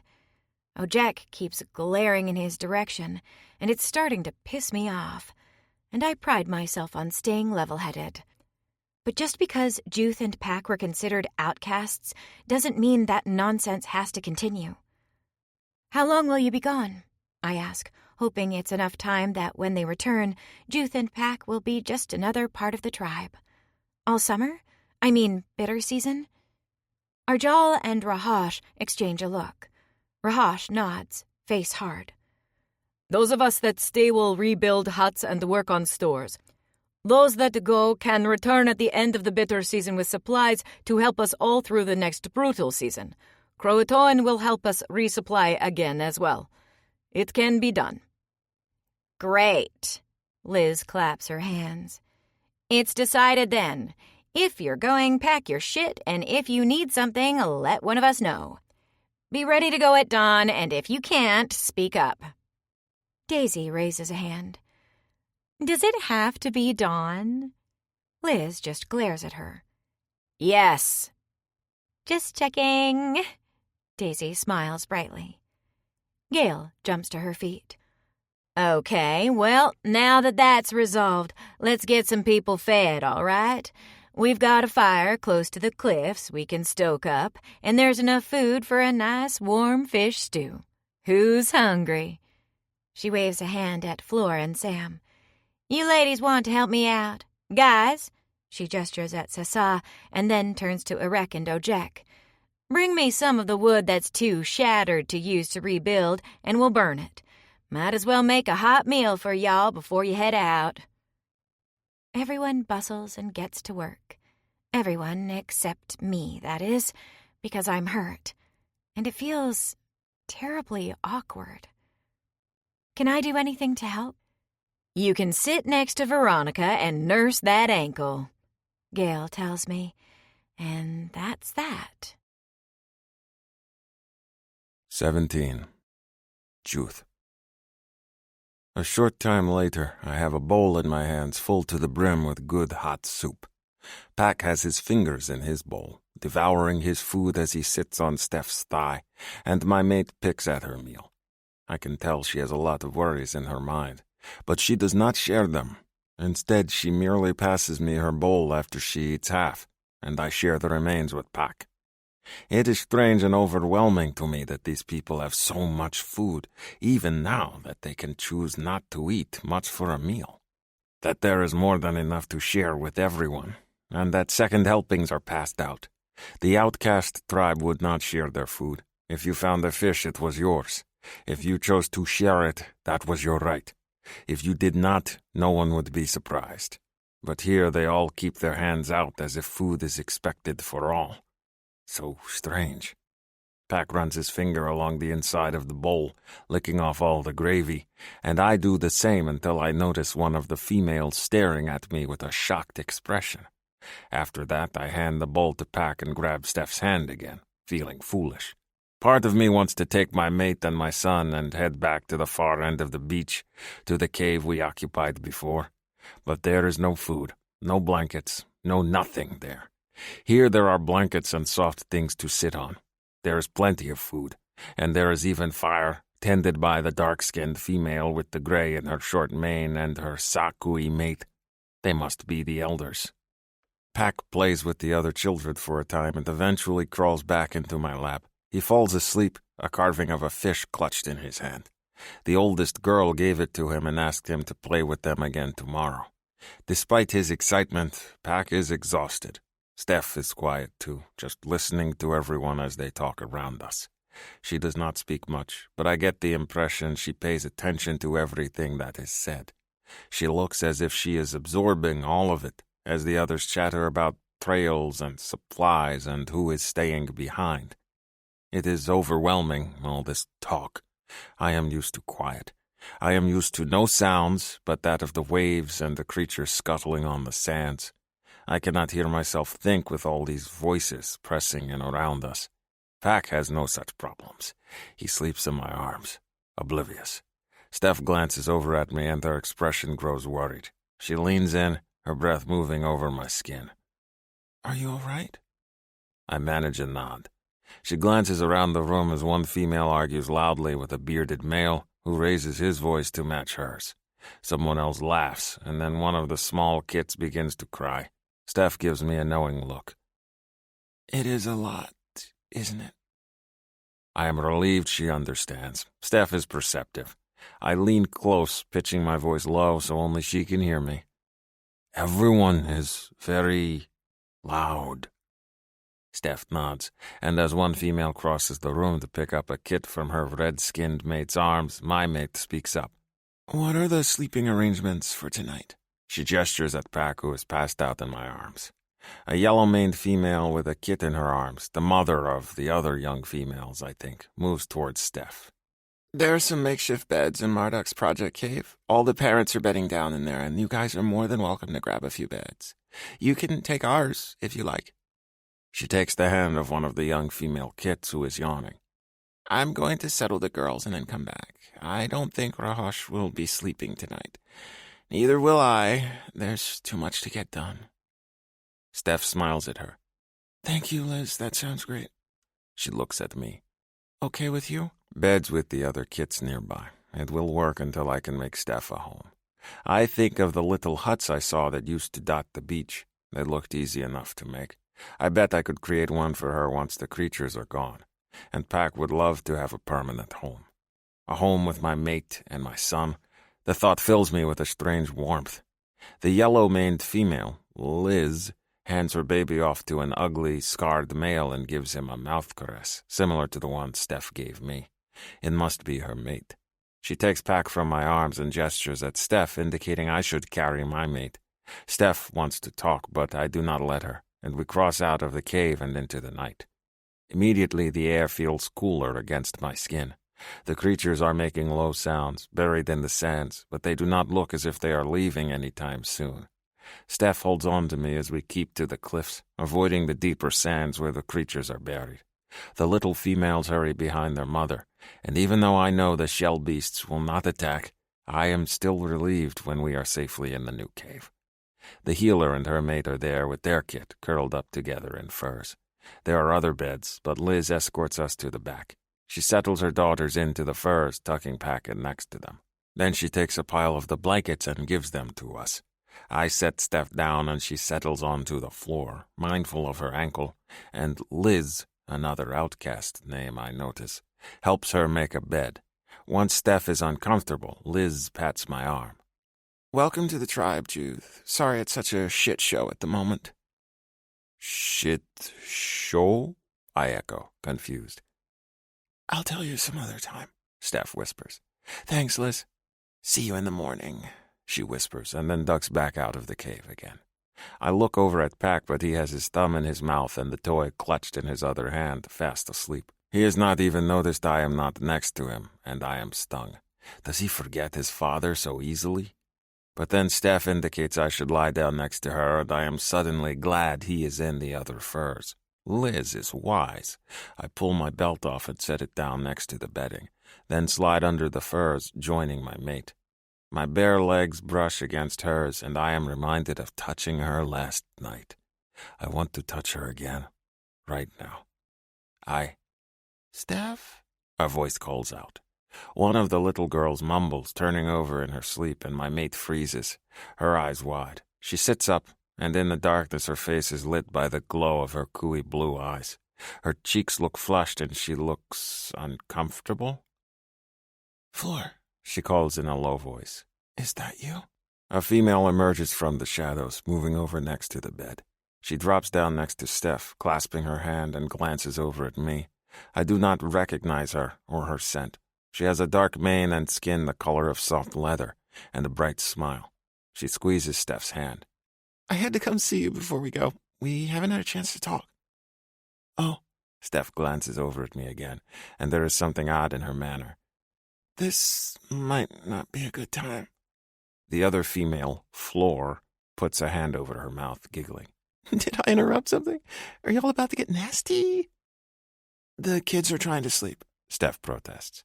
Right, sure. Floor waves a hand, dismissing that. I just had to make sure you were okay. Her gaze darts to me and then back to Steph. Did you guys resonate? You're mated now? It's a long story. Steph gives me a helpless look.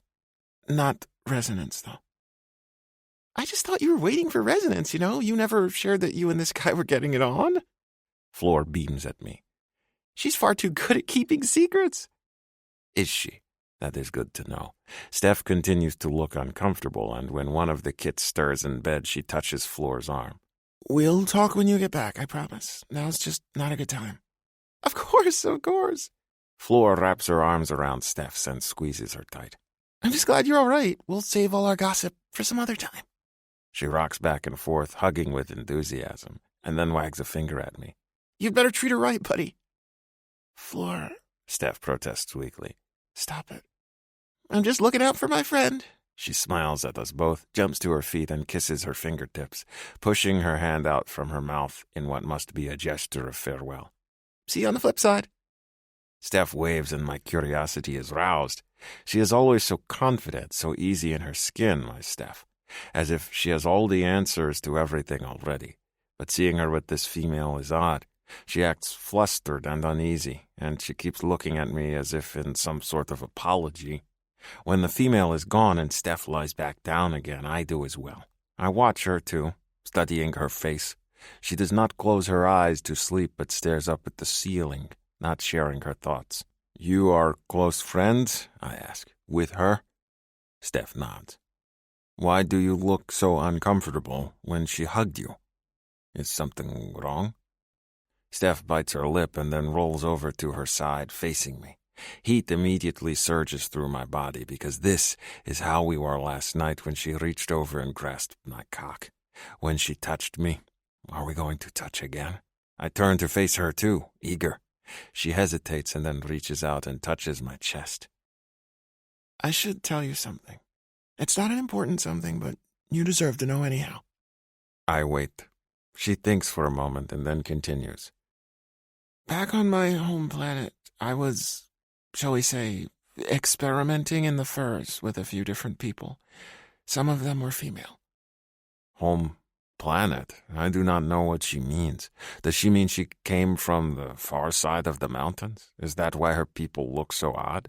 But her confession makes me realize that I was not wrong to pick up on her strange behavior. Then you and Floor... She shakes her head quickly. No one here, actually, just you. She pats my chest again as if to reassure me. But when we first arrived, I did have feelings for her. I wanted you to know. It never went anywhere, and she doesn't know, but it was just weird to be around both her and you like this. That's all. Ah, but you were not mates. Oh, no. Steph gives me a small smile. I don't think anyone else here is gay or bisexual, but I wanted you to know because it's not something I'm ashamed of, but some people do not understand it. I try to follow along, but she is confusing me. Do not understand what? Females touching females. Because there is no resonance?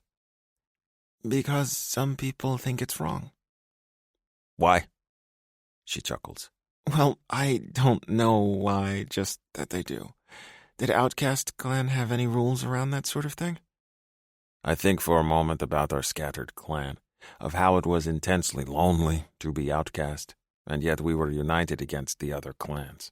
How we came together when we had to and supported one another when someone could not hunt. We mostly kept to ourselves. Outcast clan did not have rules about mating, I think, because we were not expected to mate. Who would resonate with an outcast? I shrug. We are not worthy, so sometimes when we hunted together, we would seek pleasure with one another. It did not happen often. I never trusted the others enough. Nen was a food stealer, and Ez was a bully who liked to push everyone around. Sometimes I was so lonely that I would touch them and let them touch me, but such moments never lasted long. What did it matter if a few outcasts touched one another for comfort? It is not as if we would ever have mates. I think we were all surprised when Hal resonated to Ez. No one thought it would happen, ever, that outcasts were somehow broken. But I am starting to learn that outcasts are just people, just like everyone else. That we are not bad or wrong. We are just slightly different looking, just as Steph looks different from the ones that call themselves Sakui. Steph nods in understanding. She runs her fingers lightly over my chest. There's no shame in that. Sometimes we just need to be touched. I take her hand in mine and bring her fingertips to my lips. I nip at them, fascinated when her eyes get soft. Do you need to be touched, my mate? Here, she whispers. Now? Do you want me to wait? I rub my mouth against her hand. I will make us a hut, I promise her. A home for all of us. If you want me to wait until then to give you pleasure, I will. But I think about how you touched me last night, and I want to do the same for you. Her lips part. Her gaze flicks over my face, and then her fingers move over my lips, tracing them. Did you like it when I touched you? More than you can imagine. Her lips curve in a smile. Can I do it again? I want that so badly, but I know if she does, I will come all over her skin, and we do not have a way to clean it up. My seed will get everywhere, I warn. We should not. I have an idea. She gets a mischievous look in her eyes. Don't you worry about that. I bite back a groan because she is giving me a look of excitement, and it makes me wild with need. I want to touch you first. She bites her lip again, looking around the cave. There are others nearby, she whispers, moving closer to me. What if I'm loud? You will not be, I reassure her. I want to touch her too much for her to talk me out of it. I touch the leather straps of her top. She borrowed a tunic from someone and wore it over her clothes for most of the day, but now she's just in her strange leather band and skirt once more. I remember how soft her teats were, and the sounds she made when I touched them. I want to do so again. I want to rub their soft tips until they harden and she presses them against me. I want to touch the slick warmth between her thighs and learn all her secrets. I want all of her. So I tug at one strip of leather on her shoulder. Can I take this off you? Please, she breathes, her hands going to my chest once more. Steph leans in, and when her breath caresses my face, I realize she wants me to put my mouth on hers like she did to me. I am not experienced in this, but I also do not want to disappoint her. I liked it when she did it to me, so I brush my lips over hers. Her mouth rubs against mine, and then she parts her lips and I feel her tongue flick. It sends a bolt of pleasure directly to my cock. I smother a groan, conscious of the kit sleeping nearby. True, there are people close, but I am the father of a small son. When will there not be someone close enough to hear a small moan? Never. But like Steph said, there is nothing to be ashamed of. It is simply pleasure. So I take her mouth and explore it, mimicking the movements of her tongue against mine. It feels good to taste her like this, to mate her mouth. Steph whimpers against me, the sound needy, but it is one of the best things I have ever heard in my life. It tells me that I am making her feel good, that she wants me as much as I want her. I want more of those noises. I tug on the nut between her teats, the one that holds the leather in place. It holds tight, and no matter how much I pry at it, it will not come loose. I bite back a snarl of frustration when she chuckles, and her fingers replace mine. She frees it, and then her teats spill free, glorious and soft, into my waiting hands. Magnificent. I caress them, fascinated by how round and yet sensitive they are. Her teats are like nothing I have ever touched before, and when I tease the tips, her breath hitches and she puts her mouth against mine, harder and more fervent. I lick at her mouth, wanting her to feel the same need I do, but I do not know a female's body like I know my own. "How do I touch you to make you feel good?" I ask her, aching with need. "Where do I touch you best?" She takes my hand and slips it between her thighs, where she is wet and warm and so fascinating. "Here," she breathes, her body sliding a little closer to me. "You can touch me anywhere you like, but there are a few spots here that are best." "Show me," I rasp. Steph guides my hand over her mound. Her legs part slightly as if giving way for my touch. "The entrance to my body feels good when you push into it with your fingers." Her nose rubs against mine and her breath catches when I find the soft, slick entrance to her core and dip a finger inside. "Think of it like your cock." "This will be disappointing for you. My cock is much bigger than my fingers." She bites back a chuckle, rubbing her face against my neck as I touch her.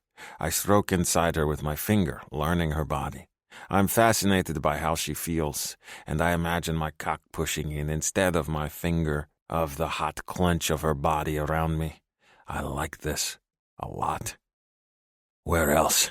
I ask her, greedy for more. She is responding to me, but she is not wild with need like I was when she touched me. "Women are different," she murmurs. "We need a little something different than a guy does." She tugs on my hand, pulling it back a little until she guides one of my fingers along the wet crease of her cunt. "There is a little spot here, a nub of flesh called the clit. If you touch it, it feels really, really good." When I find it and brush my fingers over it, she gasps, her nails digging into my skin. "Almost too good." "Is there such a thing?" She bares her teeth when I touch her there again. "Sensitive," she manages. "Very sensitive." Ah, I understand now. A direct touch can feel like too much when she is aroused. It feels like that under the base of my tail when my cock is engorged. What touches feel good, then? Steph's hand brushes against mine, and then she takes my hand. Using my first finger, she begins to draw little circles around her nub. Her breathing quickens, and she rubs up against me. "This feels really good." Her lips part, her eyes closing.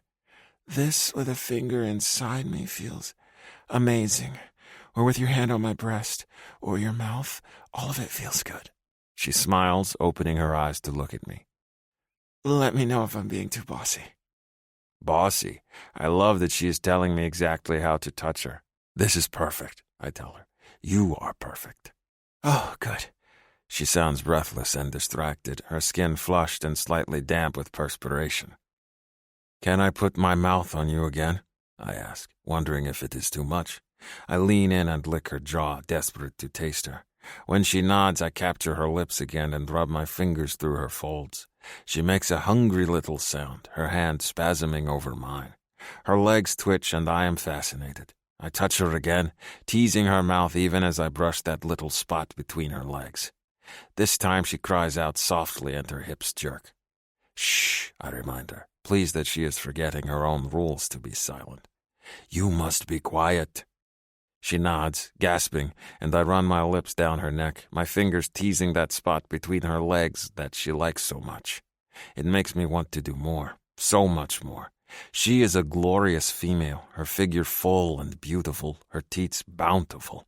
This must be why she hides them behind the band, so the other female do not envy her. It is the obvious answer to such silliness. Steph is kind and thoughtful. I know that from when we sat by the fire and she listened to everyone speaking, asking how they were feeling. She worries over all of them as if they are her family, and I am glad for that kind heart. She will be a good mother to Pack. She will be an amazing mate to me, and perhaps I am greedy in that this excites me more than anything. I want to rub her teats since she likes that so much, but I do not want to abandon the heat between her thighs. She is wet and slick where I rub her, and every time I graze the spot she makes a soft noise in her throat. So no, my hand must stay. I consider this, pressing my mouth against her shoulder as I lie beside her, and then slide down a little more. Her nipples are tight, the tips flushed and pointing, and I wonder if I can put my mouth on them, like I did her mouth. One way to find out, I decide. Boldly I slide lower until I am practically hidden beneath the furs, and nuzzle at one of the full, rounded mounds of her teats. She whimpers low in her throat, and then her fingers are in my mane, clutching me to her teat as I run my lips over the peak. I want to figure out what she likes, and since my hand is teasing between her thighs, I must use the other to balance my weight so I do not crush her. I will use my mouth instead. I run my lips over the curve of her teat, but she seems to like it best when I pay attention to the tip. So I tease it with my tongue, swirling it over the tip and gliding over her soft skin. She rocks against my hand urgently, reminding me that she wants to be touched there too. My hand has stopped moving. I am distracted by her body. I have to remind myself that this is her pleasure, not mine, though truly it feels like mine. She makes another soft groan when my teeth graze over her nipple, and I lift my head even as I caress the special spot she likes so much. You must be quiet, my Steph. In response, she rubs her cunt against my hand, needy and wanting more. Steph pants, the sound raspy and overloud in the cave, but I doubt it is enough to wake the others. Even so, I cannot resist teasing her. The smell of her arousal is everywhere, and her slick juices cover my hand. I run my lips over the tip of one teat again and whisper to her, You are so wet. Is it because I touch you in this special spot? Or do you like my mouth more? When she doesn't respond, I drag my tongue slow and languid over the tip of her breast. Her breath hitches and she clamps my hand between her thighs, trapping it there, even as she rocks against me.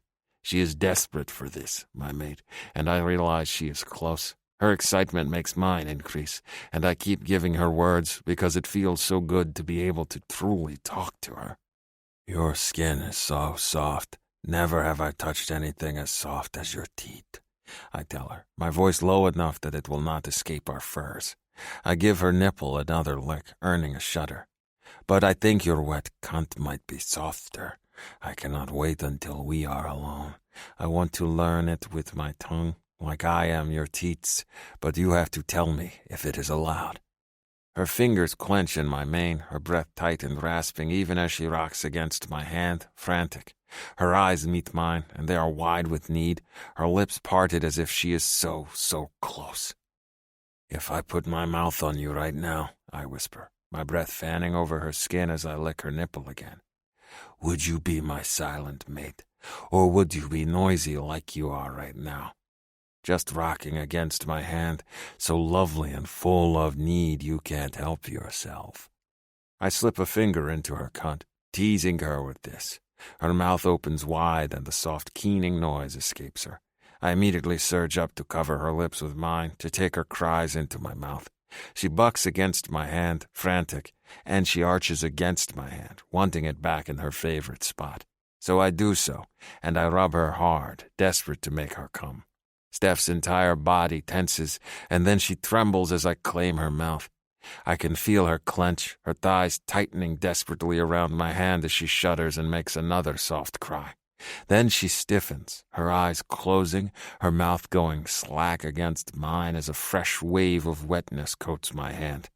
I tease her tongue with mine even as she clenches again and again, until she goes limp under me, her climax finished.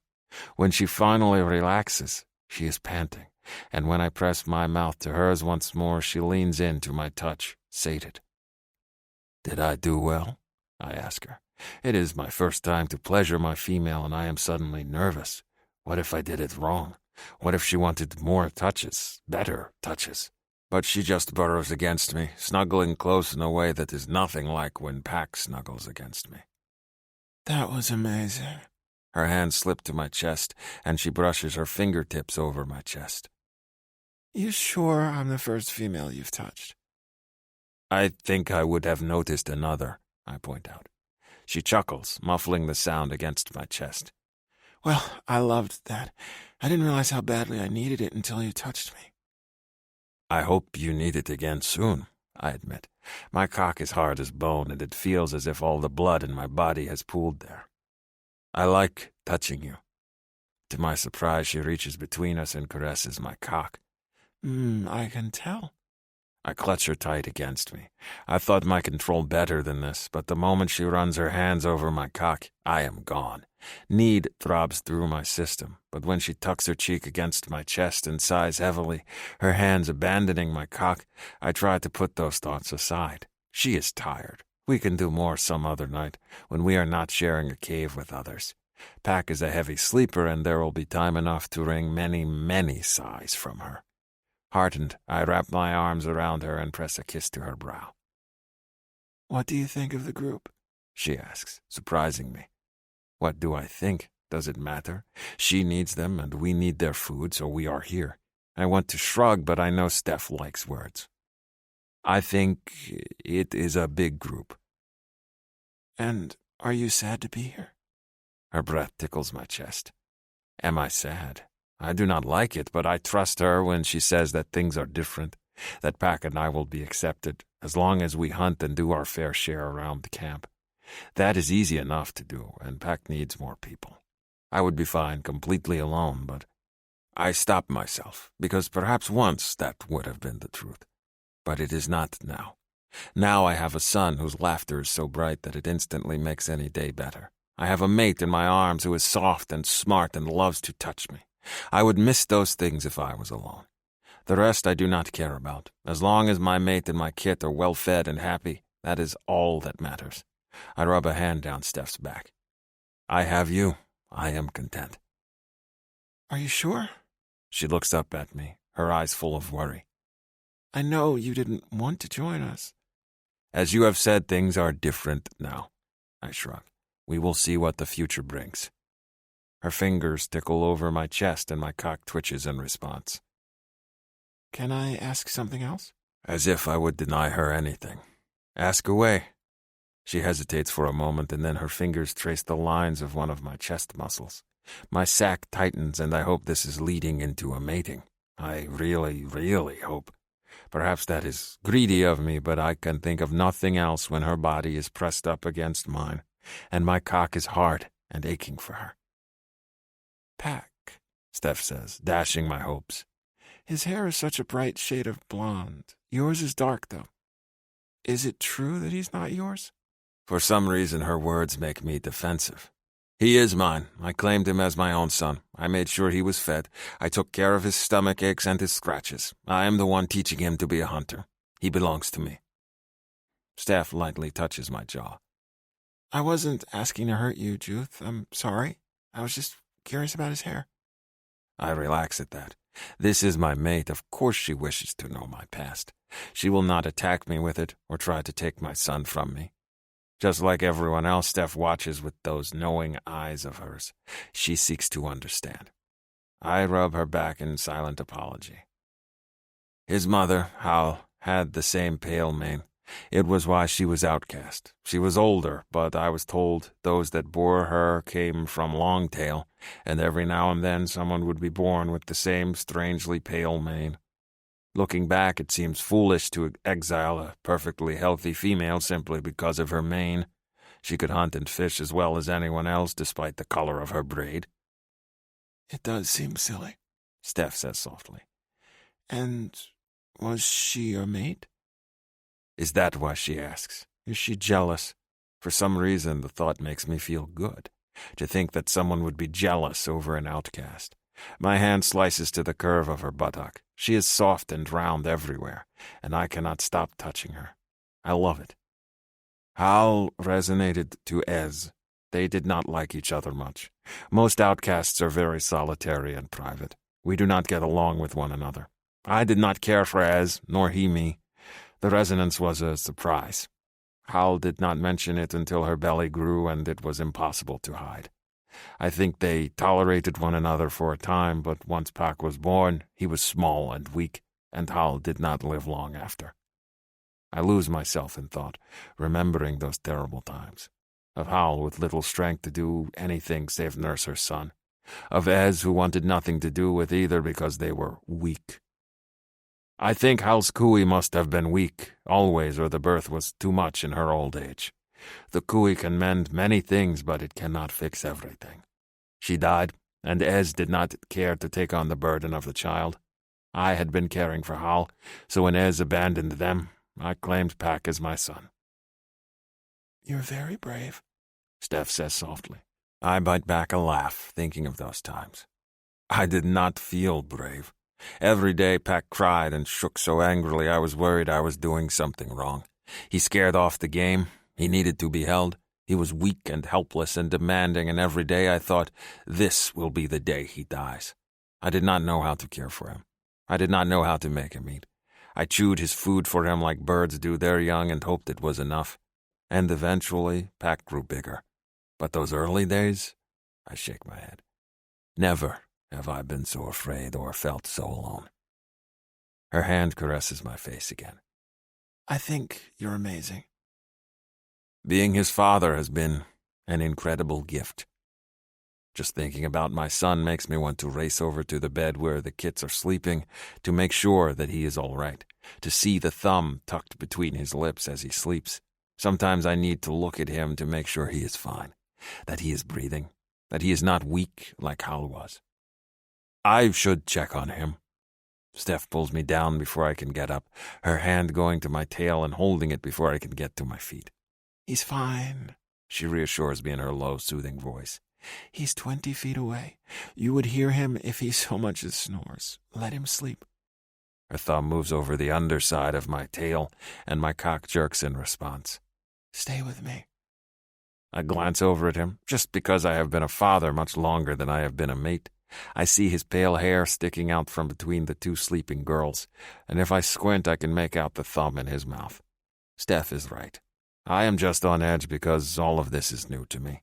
I lie down next to her again, and she immediately presses herself to my front, her teats pushing against my skin. I do like this, very much. When her hand trails lower on my belly, I grit my teeth, overwhelmed with the need inside of me. Steph. Shh, she whispers, and presses her mouth to my chest. Her tongue darts against my skin, sending arousal prickling up my spine. Remember when I said I had an idea about your seed getting everywhere? How could I forget? My hunger to have her touch me is a near-constant ache. I have never needed anyone other than Pac. Never cared if another touched me or did not. But with Steph, I ache for her all the time. I think about her hands on me constantly. I need her, and it scares me as much as it excites me. I need to pleasure her again, I think. I need to keep her constantly pleasured so she will not abandon me for someone else, someone better. Someone with the proper tail and horns and coloring, the right markers for their clans. Steph's mouth trails lower on my chest, and she slides her body beneath the furs entirely. When she presses her mouth to my navel, I get an idea of what she means to do, and I nearly come with the thought of it. No, surely. Her hand grips my cock, and then hot, sucking warmth encloses the tip. It takes everything I have not to groan with the sheer ecstasy of it. I bite down on my hand between thumb and forefinger, trying to muffle the shout that rises inside me. Her tongue runs along the underside of my cock, and then she sucks on the tip, hard. It is too much. I climax, my seeds spurting with such force I expect the entire cave to shake. She keeps her mouth on me, though, her tongue tickling the underside of my cock as I fill her mouth. She is utterly silent under the blankets, her hands rubbing my thigh and the base of my cock as she takes all of my spend and then licks my cock clean. I am in sheer awe. Never have I imagined such a thing. Now I will never be able to get the idea out of my head. Steph's warm pink mouth on my cock, Steph licking my shaft, Steph sucking on me and drinking my seed. Having a mate is incredible. To think that they touch each other like this all the time, mouth each other's most pleasurable parts just to give their mates joy. I am overwhelmed. When she slides back up to rest her head on my chest, I clutch her against me, beyond words, beyond thought. All I know is that I am happy, and I will do anything to keep this, and to keep Steph. 18. Judith. Even though I have my mate curled up against me, I cannot sleep. Everything is too different. There are too many sounds of others snoring or their breathing. There is the faint sound and scent of someone mating. A young kit wakes up and cries. The cave grows warm from the heat of bodies, and I want to throw the furs off, but I know Steph needs them. I worry about Pack if he will wake up afraid. I worry that Steph will wake up and decide she no longer wants a mate. I worry that her tribe will decide that outcasts do not belong after all, and we will be forced to leave once more. I worry about a great many things, and they spin through my mind over and over. I stare up at the ceiling of the cave and the stone icicles that drip down from above and wait for dawn. When the skies begin to lighten, I slip out from under the firs and check on my son. He is curled up against one of the young females, his hand in her mane. She has an arm around him, snuggled close, and it makes me smile. One of us has no trouble sleeping, at least. The scent of food tinges the air and my stomach growls. I put on my belt and head to the front of the cave. The moment I step out of the cave, it feels as if I have wandered into a strange land. The mounded creatures have buried themselves so deep that only a few tentacles stick out from the sand. The beach looks like massive hills, and all seems calm despite the fact that our home has been invaded. I watch as one of the hunters, by the look of him from Tall Horn, goes out with a spear and pokes at one of the mounds. Immediately tentacles rip from the sands and lash out. He stumbles backward, laughing, and then jogs away. Still dangerous, then. I follow the scent of smoke and food. Close to the cliffs where it is too narrow for the creatures to wedge themselves in, someone has built a fire. A male, strong arm, adds roots to the cooking pouch as a brown-maned female chops up some meat nearby. A few others have gathered by the fire, waiting for food, and I hesitate, not entirely sure I should join them. As if reading my mind, the golden-skinned male, Ashtar, appears at my side. He claps a hand on my shoulder. "It is good to see your face this morning. Did you sleep well?" I grunt, unsure of how to take this friendliness. How do I answer such a question? How did I sleep? What does it matter? Why does he ask? Is there a rule about sleeping that I am unaware of? But he just pats my shoulder again and leans in. "After breakfast, would you like one of my kilts?" "Kilt?" I ask, uncertain. "Clothing," he says, and gestures at his lower body. "For the loins." I frown at him, crossing my arms over my chest. "Why? I am not cold." Ashtar chuckles. "I know, but having our magnificent cocks out on display bothers the human females. They are blinded by our magnificence." He leans in conspiratorially. "And some of the humans are possessive. They do not like the other females admiring." He winks at me. "So best to cover up your weapon, friend." I glance down at my near-naked body. I have seen some of the other males wearing furs or loincloths, but I thought they were simply cold. Do the females not like it when other females admire their mate's body? The thought is a strange one, but also rather pleasant. Does my female want my cock to be for her and her alone? She has not said. A quick look around the camp shows that no one is bare except me. Is this why Steph constantly brought me clothing in the past? I grow warm with affection at the thought. Even then she was trying to stake her claim on me, and I had no idea. I find myself smiling. My female is far too subtle. She should have just told me I was hers, and I would have gratefully hidden my cock behind any number of furs if it meant more of what we did last night. Just thinking about her mouth on my cock makes my body respond, and I scratch at my thigh, willing my erection to die down. Yet another reason to cover myself. I should not mind a kilt. Excellent. Ashtar smacks me on the back again, hard. I'll retrieve one for you. Wait here, and tell them to save a bowl for me. It is odd to be here in the midst of camp. I try not to stare as I look around, memorizing faces. I do not know their names yet. Some of them are Outcast names, which are confusing, and some of them are names that the island clans pronounce differently than are spoken. Perhaps names do not matter to these people like they did to mine. I decide not to change the pronunciations to match those of the island clans. In this, I will continue to be Outcast, at least. The dark-maned female gets to her feet, and I see she is pregnant, her rounded belly evident under the furs. She dusts her hands off and smiles at her strong-arm mate, then presses her mouth to his cheek. I'm going to finish packing. Can you ladle food for everyone? He touches her belly and murmurs a word to her, then gets to work handing out food. Once everyone close to the fire has a bowl, he looks around and spots me, hanging back. With a wave of his hand, he beckons me forward. I eye the strong-arm male warily, but all he does is spoon some of the food into a bowl and holds it out to me. I take it from him and lift it to my lips. It tastes like good salty meat and some other things I have not had before. Herbs float on top, and the taste is strong but not unpleasant. I clutch my bowl tightly and move back, watching the cave for my mate and my son. I want to wake them up so they can eat before it is all gone. But I know that is my outcast instinct talking. I know no one would let Steph go hungry. No one would let a kit go hungry. If they run out of food, they would make more. When my bowl is empty, I hold it up to my mouth and lick it. As I do, I can feel someone stand behind me. Thinking it is Ashtar, I turn and stop. Ojek of Shadowcat stands nearby. He wears a pack on his back, a pair of soft leather leggings, and a fur cloak. He carries a spear and has a hard look on his face. I know this male all too well. What do you want? He studies me, and his expression remains cold. I wish to look upon my mother's son. His mother's son, not his brother. He lays no claim to me. I lick my bowl again and try my best not to glare at him.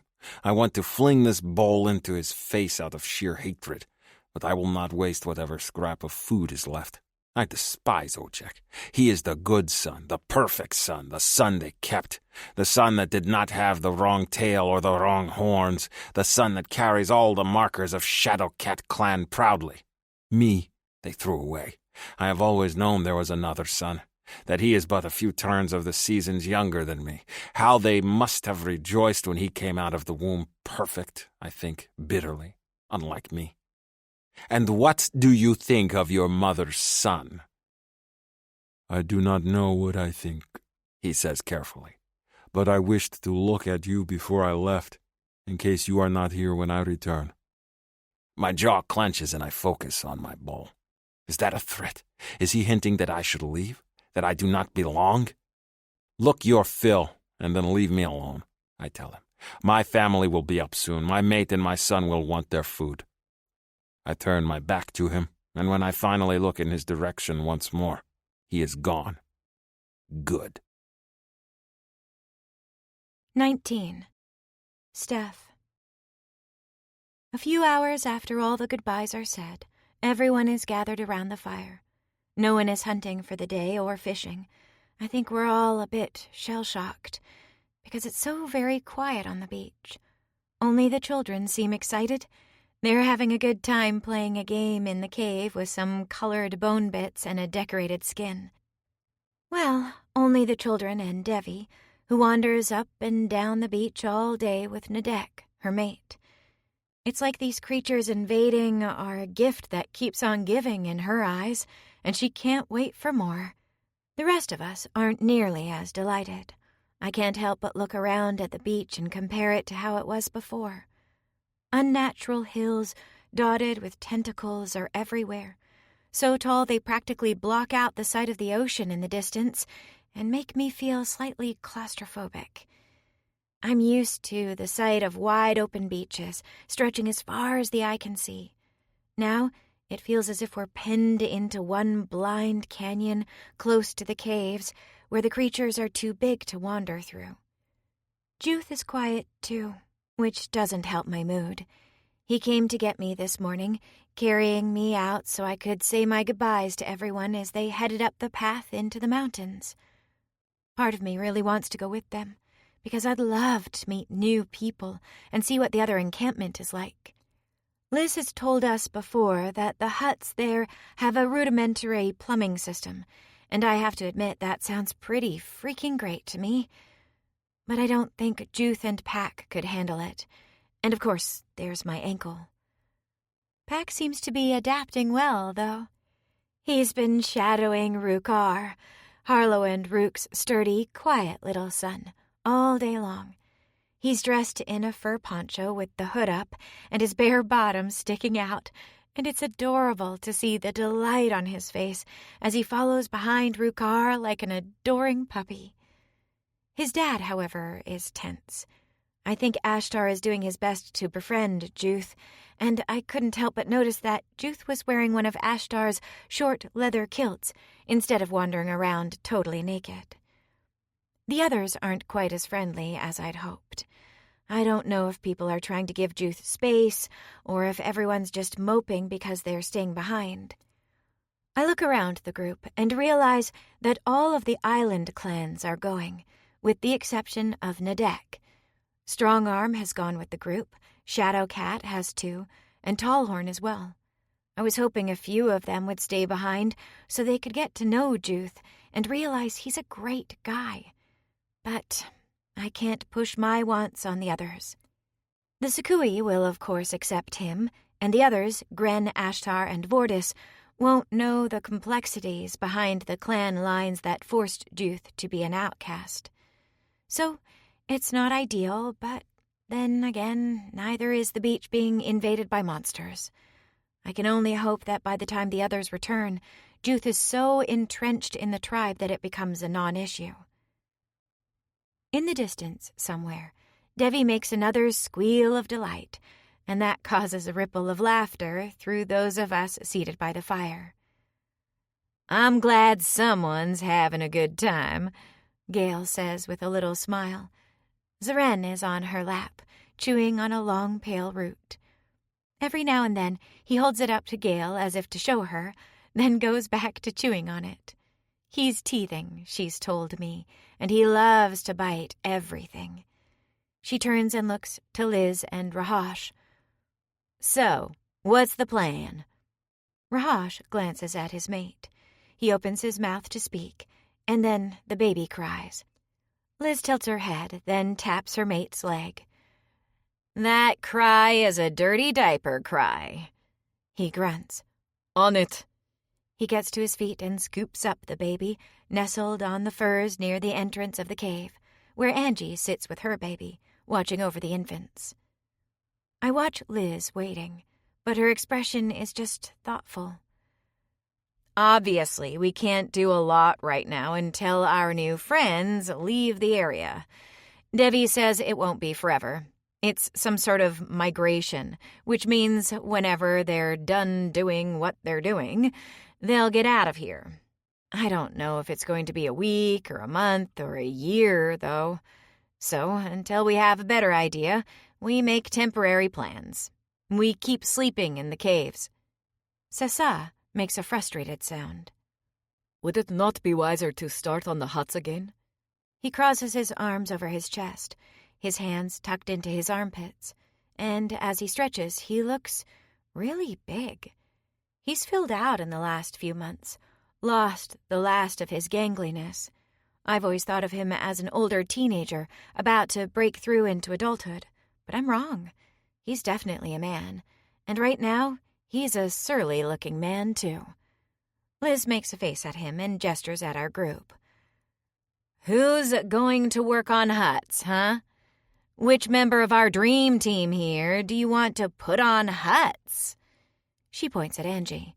Pregnant and has a young baby. Points to Ellie. Pregnant and injured. Points at Willa. Pregnant. Points at me. Injured. Points down the row at Veronica and Harlow and then at herself. Young baby, young baby. She then points at Sessa again. The men are going to need to hunt because we need furs, leather, and food. So do you want Devi and Sam to make all the huts? I'll be sure and let them know you volunteered them to rebuild the whole fucking village. I'm sure they'd be thrilled. Sessa just scowls. I will hunt. He lifts his chin at Juth. He will hunt. Ashtar will hunt. And so will I, Liz snaps. But that doesn't mean we should waste our time building huts again when these Godzilla movie things might show up again and knock 'em all down once more. Kaiju, Sam says quietly. What? Liz turns to her. Sam gives the intimidating woman a tiny smile. They're called kaiju, the huge monsters in the Godzilla movies. Thank you for that useless bit of information, Liz says, clearly teasing. You're the one that goes on and on about Star Wars, Sam retorts. Yeah, 'cause that shit is important. Liz looks offended. Sam just gives her a patient look. I'm allowed to go off about monster movies, that's all I'm saying. Nerd out later. I'm trying to school Sessa here. Maybe he doesn't need to be schooled. Maybe he's just asking a question. Liz narrows her eyes. What's crawled up your ass? Sam gestures at the beach. As if on cue, a tentacle waves in the distance. Okay, fair point. Liz turns back to Sessa. So, it doesn't make sense to put up huts right now, okay? I'm sorry if your bunk buddy smells or is gassy, but we need to focus on the food first and privacy later. She trails off as he storms away, a confused look on her face. What the fuck did I say? I watch too, interested. Sessa is always so good-natured and eager to please. It isn't like him to be moody and temperamental. And I have to admit that it pricks my interest. I want to talk to him. Dig deeper. See if I can help. Maybe I should go see how he's doing, I offer. I could... No. Juth speaks up for the first time, and it's to scowl at me. You need to rest your foot. Oh, I don't think that's really necessary. I begin, but Juth gets to his feet, takes a bowl from Harlow, who's serving food by the fire, and puts the bowl in my hands. To my surprise, both Harlow and Liz give me knowing looks. I'm not hungry, I protest. Juth strokes my hair, the movement caressing and possessive all at once. I noticed you did not eat much. Eat your fill. There will be plenty of work to do if there are no food stores. Not much, agrees Liz. I haven't seen Beck or Ellie this morning. Are they with Veronica? When Angie nods, Liz taps a finger on her chin. Okay, we've got a lot of pregnant ladies, a lot of kids around camp, and some injured. Those that can hunt will hunt. Those that can't hunt will watch the kids and keep them occupied while the parents are busy, and help with food preparing. And Beck? Harlow asks reasonably, stirring the food pouch over the fire. Because you know he's not going to leave Ellie's side for a moment. Beck can kiss my skinny pale ass, Liz mutters. But fine, he can play bodyguard here at camp. Whatever. She points at Juth. You, do you know how to hunt in the mountains? Juth stiffens at my side again, and I worry he's about to get offended. Liz can be hard to take at times, and I worry she's far too abrasive for the newly joined Outcast. But he gives her a sharp look. I know how to kill things for food. It cannot be that different from hunting on the sands. She breaks into a grin. Good answer. I like you. She wags a finger at him. You will need boots, though, and a spear. Steph? I'll get him kitted out, I promise, touching Juth's arm. For some reason, I'm awfully proud that Liz likes him. She can be a tough knot to please, unless you throw some Star Wars trivia in her direction. Liz nods. Rahash and I can show you the basics and where to set traps and how to cache. After that, you'll be on your own. She looks out in the distance. We need to find Nadek and pry him off Devi's ass so he can hunt too. There's too much to do to go farting around with these creatures all day. I think we... Hello! Calls a loud female voice in the distance. Harlow turns to Liz, confusion on her face. What the heck? Liz starts away from the fire, a worried look on her face.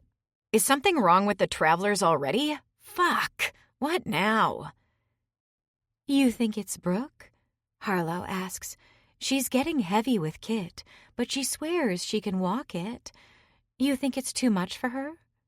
She presses her fingers to her mouth, as if just uttering the words is upsetting. One way to find out, Liz says, and storms away. I bite my lip as Liz races down the canyon. I touch Juth's arm. Go with her. He gets to his feet, silently heading after her, and I'm grateful.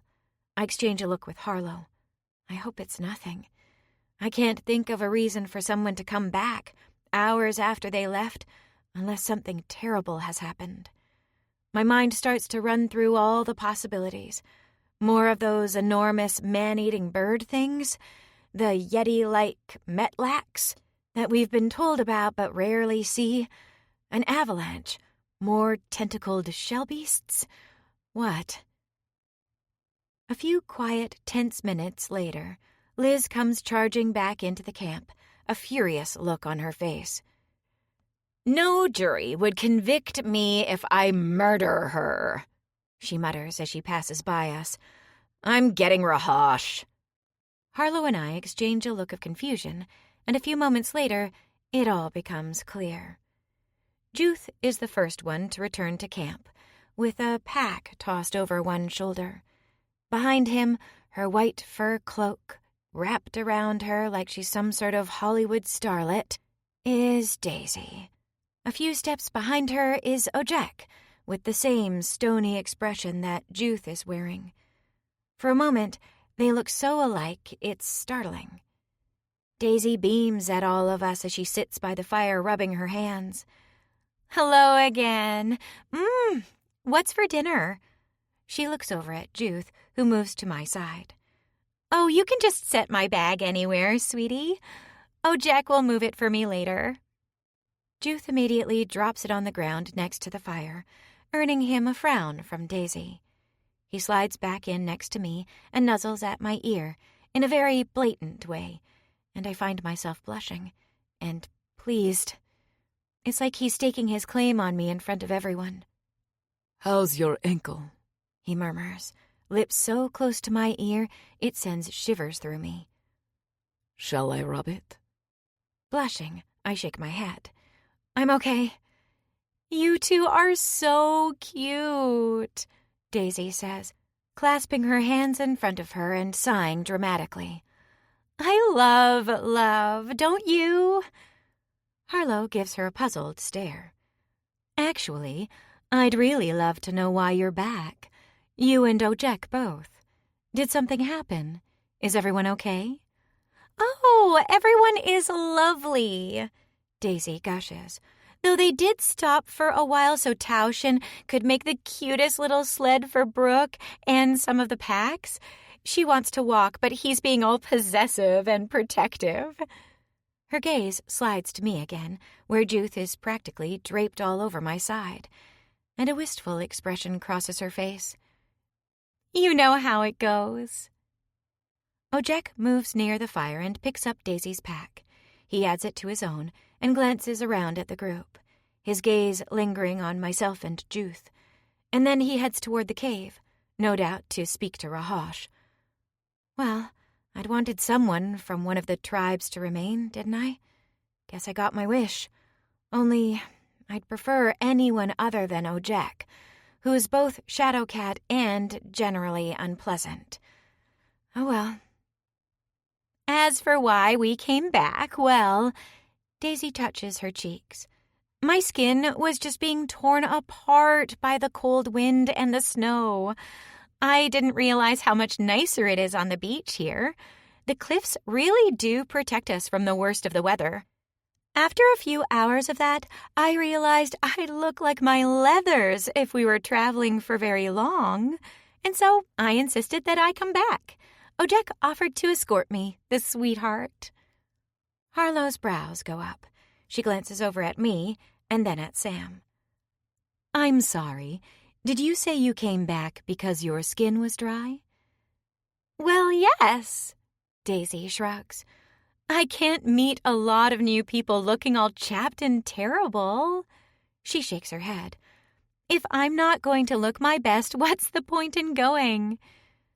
Putting less strain on the village? Harlow asks. Helping the other hunters and work on replenishing supplies. Heck, how about working toilets at the other village? They have working toilets? Sam echoes, impressed.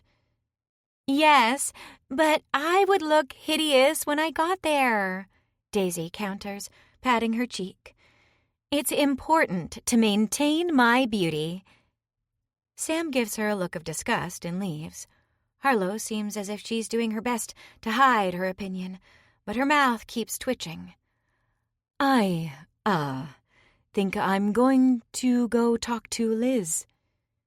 She jumps to her feet and races away, and then it's just me and Juth and Daisy by the fire. Daisy seems oblivious to the weird mood. She holds her hands out to the warmth, then studies her nails. I bite my lip, wondering if this is the appropriate moment to give Daisy a pep talk, and decide I can't help myself. Daisy, maybe you should have stayed with the group. No, Daisy says firmly. I won't show up somewhere not looking my best. This is a primitive planet, I point out. It doesn't matter what you look like. That's where I think you're wrong, Daisy tells me with a sweet smile. Pretty is all I've got going for me, and I need to keep it. 20. Juth. The day is filled with work. The yellow-maned female with all the kits gives everyone tasks to work on, even those that are injured. I am surprised that they all pitch in to improve the camp for all. The Outcast clan was never so dedicated to one another. Here, though, everyone is as a family. Steph and one of the very pregnant females sit near the fire, keeping the kits entertained. My mate works on sewing a few hides, even as she supervises their play, and the other female works on cooking. Another female watches the very young kits, along with one of the males. Several of the others go to find something called a hunter cave, and I help Nadek pull shattered wood pieces away from the shell beast mounds. Liz says if we cannot reuse the wood, we can gather it and burn it.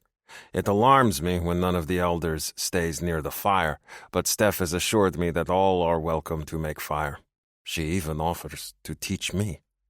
I like the idea of learning how to make my own fire, despite the fact that it is against the rules.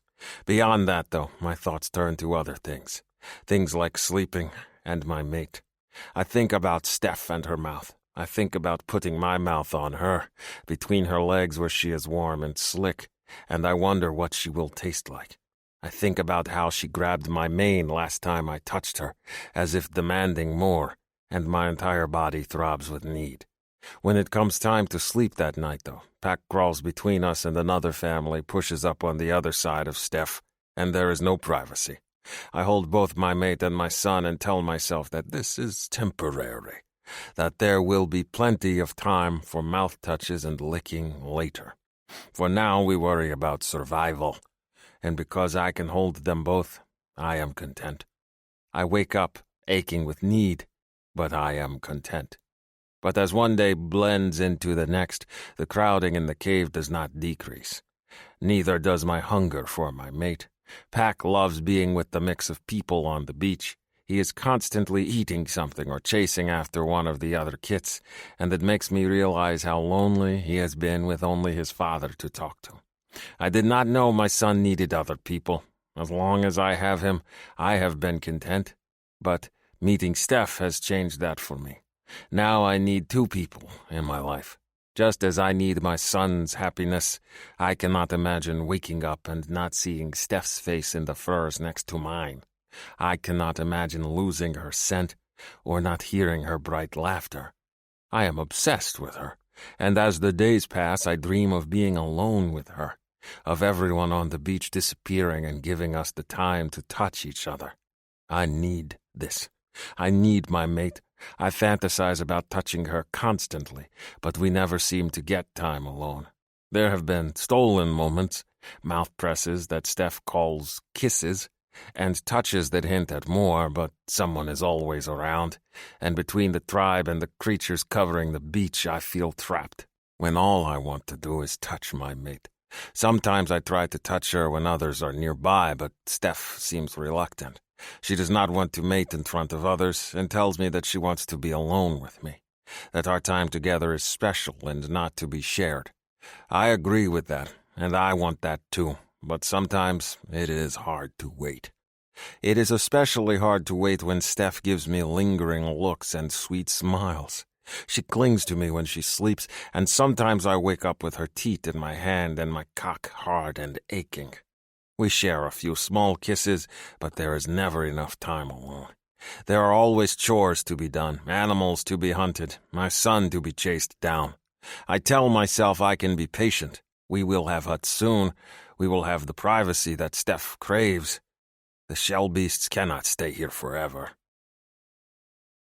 After 2 hands of days pass, the female with the fascination for the animals, Devi, rushes up to the fire, her eyes wide with excitement. They're laying eggs! They are? Someone asks. Everyone rushes to their feet, eager to look. Pack looks at me for permission as the other kits race off, and I give him a stern glance. Stay with Rukar, I admonish. Hold his hand. Do not get too close. My son beams with excitement and rushes over to Rukar's side. He takes the other boy's hand, and the older boy holds on to his father as they head along toward the edge of the sands to get a good look at the creatures. Others follow after, abandoning the fire. They are all eager to see some creature laying eggs on the shore, as if this is wondrous. To me, it is just another mess. I am not the only one that feels that way. Eggs, Vordis calls out, his kit in his arms.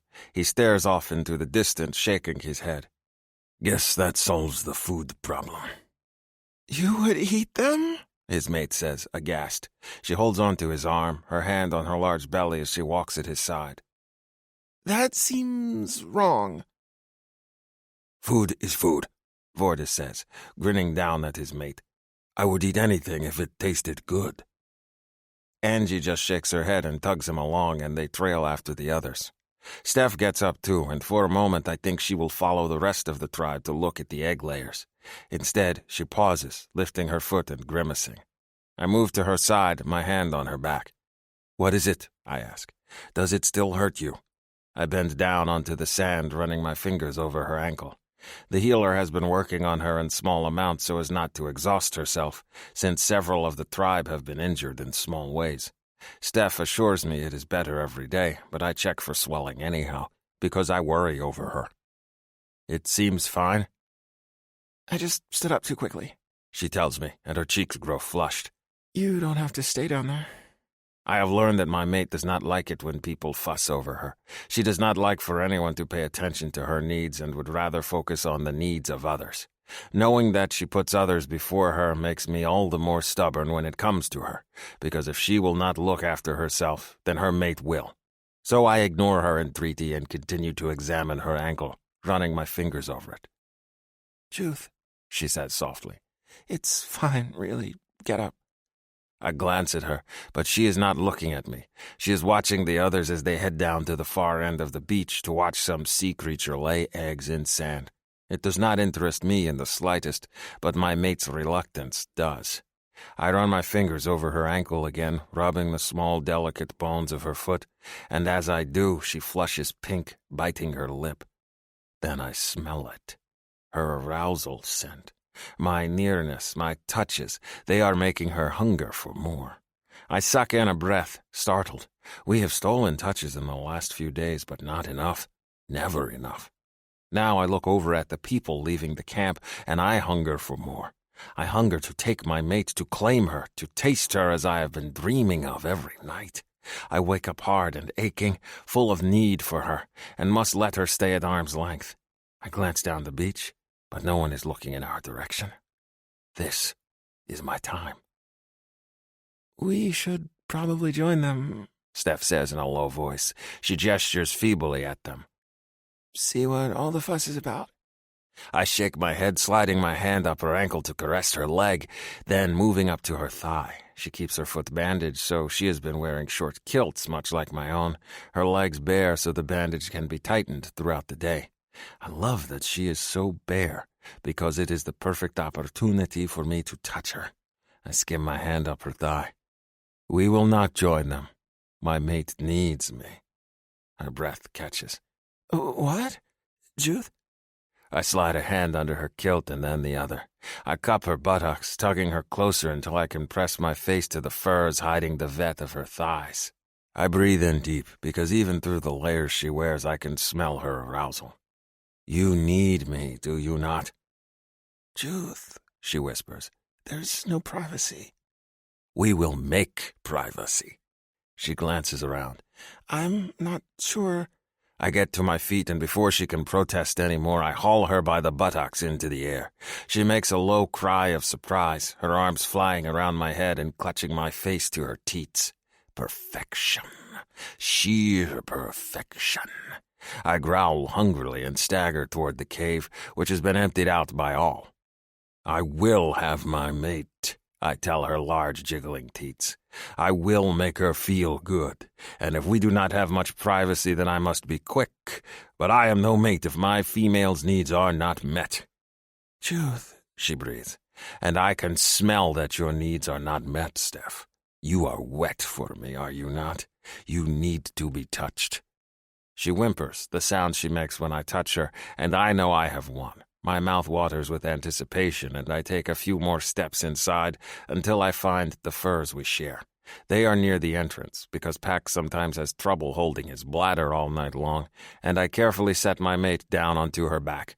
Her kilt flips up, a silent invitation. With a hungry growl, I shove it up to her hips and reveal her cunt to my hungry, hungry mouth. Steph gasps, her legs jerking in surprise. I clasp them in my grip, pushing her thighs open, and then lower my face to her. I have dreamed of putting my mouth on her like this, and the reality of it far exceeds anything I could imagine. She is so warm, her folds soft and pink and inviting. The tuft of fur over her mound holds her scent, and I bury my nose against it, drinking in her scent. My cock is hard and aching with need, and I groan. You smell so good. Judith, she cries softly, and her fingers go to my mane, twisting into it again. She does not push away, but instead gasps my name again. Judith, please. Can I taste you? I flick my tongue over her folds, pretending she has not yet decided. Her quivering and the way her cunt is growing slick before my eyes tells me everything I need to know. Or shall I let you go watch some creature lay eggs? In response, she spreads wider for me, tugging on my head. Don't you dare leave me now. Never. Never, never. I would stay here forever. I press my mouth to her folds, kissing her here like I would her mouth.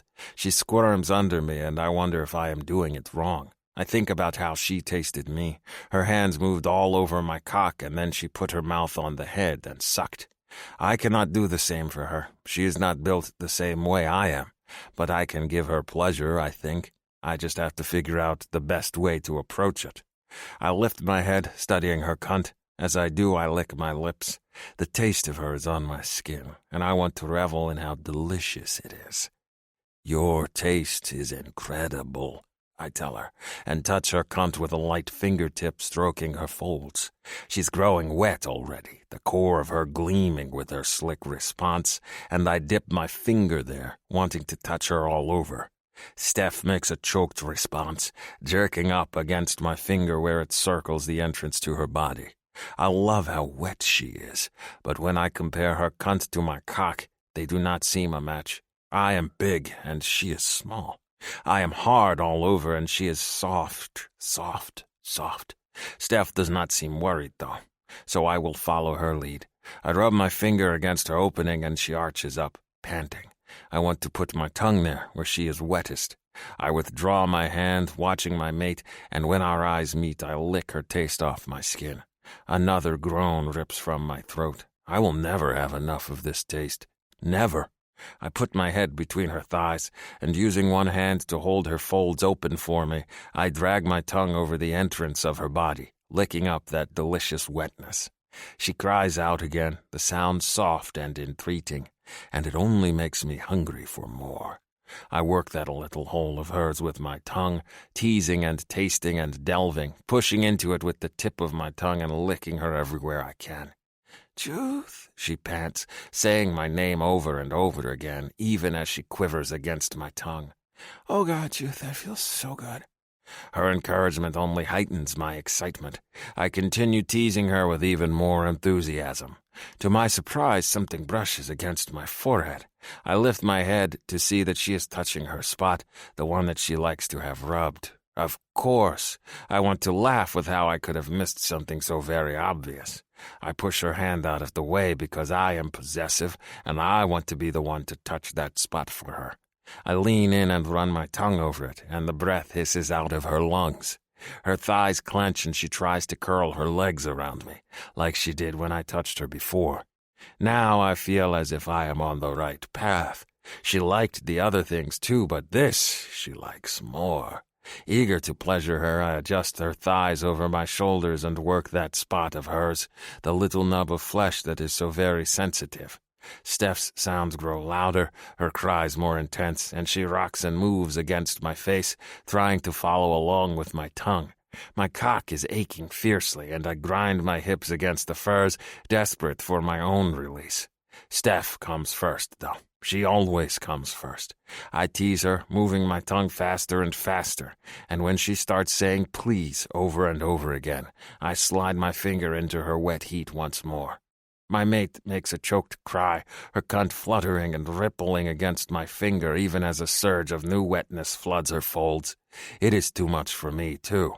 With a hiss, I come in my kilt, grinding against the furs even as I work my tongue over her.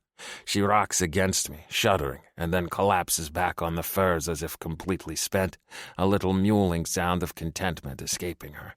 I give her folds one last possessive lick, thrusting against the furs as the last of my own release hits me. "Steph," I rasp, rubbing my face over her cunt. The need to keep touching her, to keep stroking her and tasting that soft skin is overwhelming. "Did I please you?" She sighs, wriggling slightly under me. "God, yes." "Good. I am pleased."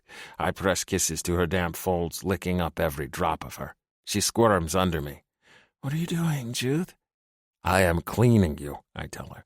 "The others will smell what we have been doing, so I am licking your cunt clean because no one should smell your sweetness but me."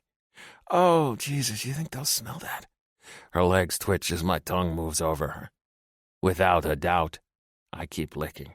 She keeps producing more of that delicious wetness, and when I lick her, she quivers, so I keep going. I love her quivers. I love her taste. And when she squeezes me with her thighs again and makes another whimper, I look up. Steph's face is flushed once more, and her expression the one she makes when she is lost in her pleasure. "Are you going to come again?" "If you keep licking me like that, yes." She shifts her weight, trying to move. "I can't help it." "You would want to help it?" I am incredulous. To think I can make her come again so quickly. I had no idea such things were possible. I clutch her thighs, spreading them when she squeezes me too tight and licks small teasing circles around her spot. The way her body responds tells me that she is indeed about to come again. She is so sensitive that it will not take much, and between my thumb and my finger dipping into the entrance of her body, I wring another climax from her in quick succession. I had no idea this was possible, and just the realization I made my beautiful soft mate come twice now, I feel as if I could float on air. With a grin, I nuzzle her cunt and lick her new wetness away. "Quit squirming," I tell her, "or I will not be able to finish before the others return." "Have mercy," is all she gasps, but I think she is pleased. I know I am. 21. Steph. Juth is a man obsessed after that afternoon tryst. In the next week, it doesn't matter how chaotic things are in camp or how busy it might be, Juth watches for a private moment. I might be sitting by the fire, working on sewing newly worked hides together for hut roofs, when I hear "privacy" whispered in my ear. And then the next thing I know, I'm bent over the nearest rock, getting my pussy eaten out. Juth loves to go down on a girl more than anyone I've ever dated, male or female. It's happening at least twice a day right now. Once at some point during the day, usually when Pack is playing with the other children. Then at night, when everyone's quiet and dropping off to sleep, he'll shimmy under the furs, and then the next thing I know, his mouth is on my clit and I'm biting my fingers, trying to muffle my cries. I'm pretty sure everyone in the tribe knows what we're up to. The cave isn't all that big, and all the aliens have a really great sense of smell. Plus, Juth walks around with this big, smug smile on his face constantly. I'd laugh if I wasn't so very wrecked and constantly turned on. I always make sure he gets a turn, too.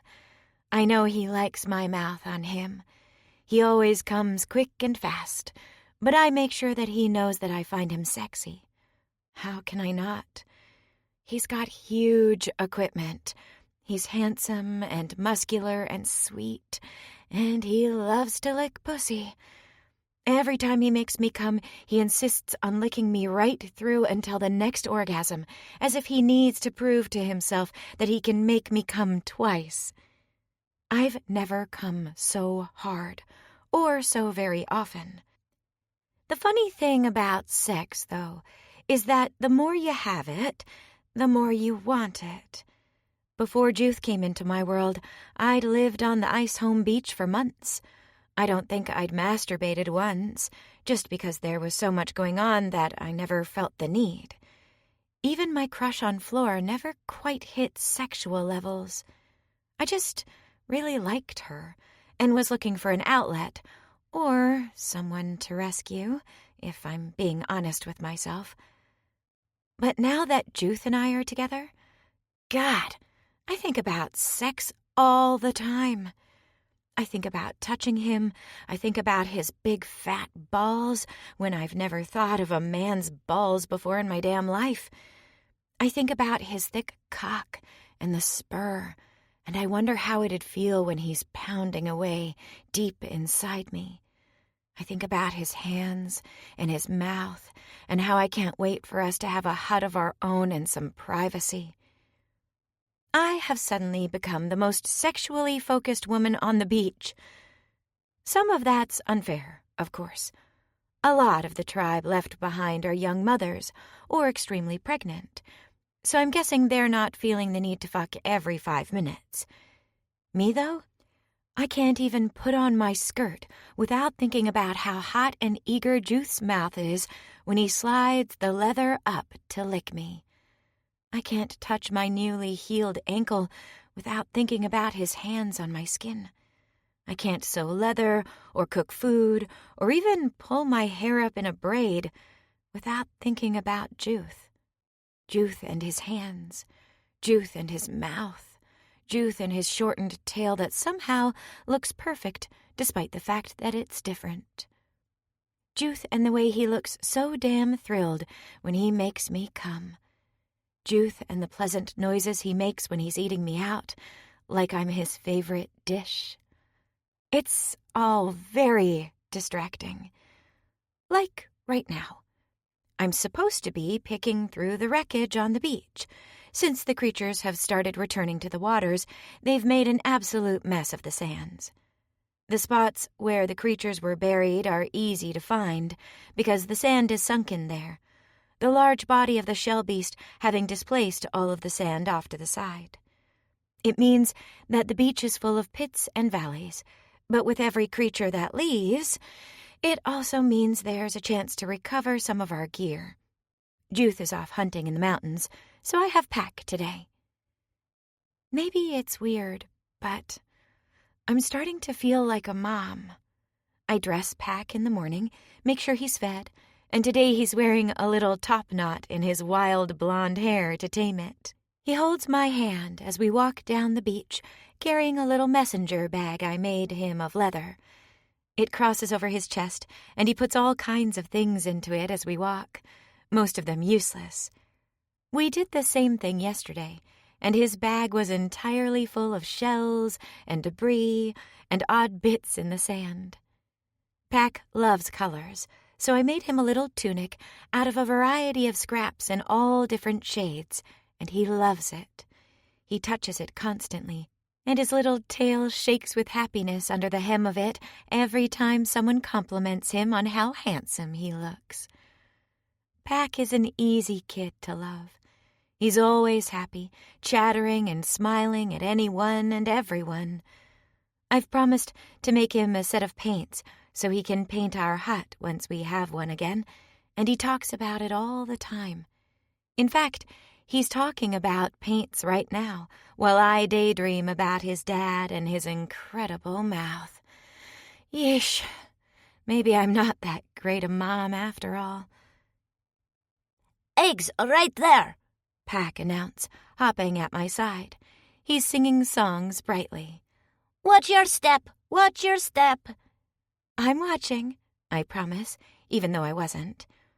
My naughty daydreams were distracting me, and we skirt wide around the bright red hole in the sand with the eggs at the bottom. Nothing's hatched yet, and I have to admit I'm not looking forward to that moment. I am more than ready for the beach to return to a quiet, calm normal. A quiet, calm normal will give me more opportunities to jump Juth, after all. I smile at the thought as Pack races ahead to pick something up off the beach. Even though he has to wear clothes and shoes, Juth likes hunting in the mountains. He says it's a different sort of challenge than what he's used to, but he likes it. He likes setting traps and seeing if there's anything in them. He likes hunting with a spear and following trails through the snow. Both Liz and Rahash complimented him on his skills, which made him quietly pleased. He doesn't like to need anyone's approval, but when it happens, he likes it. Look, Steph, a treasure, Pack cries, racing up to me. I drop to my knees, grinning. Everything's a treasure that Pack finds. This particular treasure is a broken bone fork, both of the tines snapped off at varying lengths. Very nice, I tell him, and he preens with pleasure, his little tail moving with excitement. We'll save that one to show your papa later. He'll be very impressed. Pack tucks the find reverently into his jingling bag, and I sift through the sands, looking for other utensils that can be washed and used. Everything we make is of bone, though, and it isn't the sturdiest of materials. Hey, a voice calls. Steph, can you help us with this? I get to my feet, scanning the beach. Devi waves a short distance away, close to the water. She gestures behind her at a massive shell beast that looks as if it's paused on its way into the waters and decided to stop on the shore at the tide's edge. I frown at the sight. Most of the time, the creatures are an impressive sight to see when they go back to the water. They rise up out of the sand like something out of a monster movie, spraying grit everywhere, and surge forward. As they do, The tentacles fling sand back over the hole they've just left to cover the eggs, and then they move in a straight line heading for the water. Once they sink in, they move quickly, and then they're gone in a flash. The sight's been a regular one for the last week or so, as more and more of the creatures lay their eggs on the warm sands and then depart. But I've never seen one just sit at the water's edge and stay there. "Stay close to me, Pack," I say, holding my hand out. Pack moves to my side, and we head toward Devi. She's been all over the creatures, which she swears aren't dangerous unless we get squashed, and she's been non-stop excitement. Even today, she looks thrilled, though she has to be tired at this point. I don't think she's slept a wink since the creatures arrived. She's been too busy studying them. "Hey, Devi," I call out as we approach. "What's up?" "Oh, Steph, this is so exciting," Devi bounces, gesturing at the creature near the water. "There's one that's sick and needs help getting back into the water, and if it dies on the shore, I'm going to dissect it." Her eyes are wide with enthusiasm. "So I'm kind of torn. I want it to live, but I also want to get a good look at their insides." Pack tilts his head. "What's dissect mean?" "It means Devi's going to help the thing feel better," I say with a warning look. The kids here have a better grasp on life and death than kids their age back home, but I still think dissection might be too much for little Pack. "Isn't that right?" "Yep. So will you help us try and move it into the water?" She thumbs a gesture at the shore.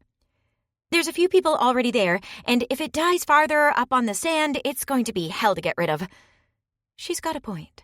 I can only imagine a rotting, fishy carcass the size of a house stinking up the shore. "Say no more. What do you need?" "We've got some spears, and we're using those to dig out some of the sand underneath the tentacles. I'll show you." When I hesitate, gesturing at Pack, she bounds away. "Daisy's there. She can watch him." Right. Because I'd be more help digging out a dead creature than Daisy, who'd probably break a nail. Poor Daisy.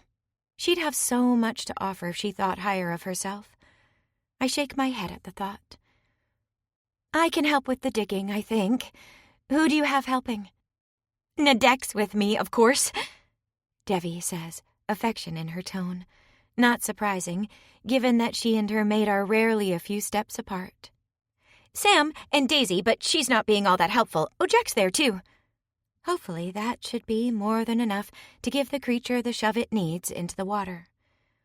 I follow behind Devi as she leads us forward, and as we get closer to the water's edge, I can see the others gathered around the far side of the creature.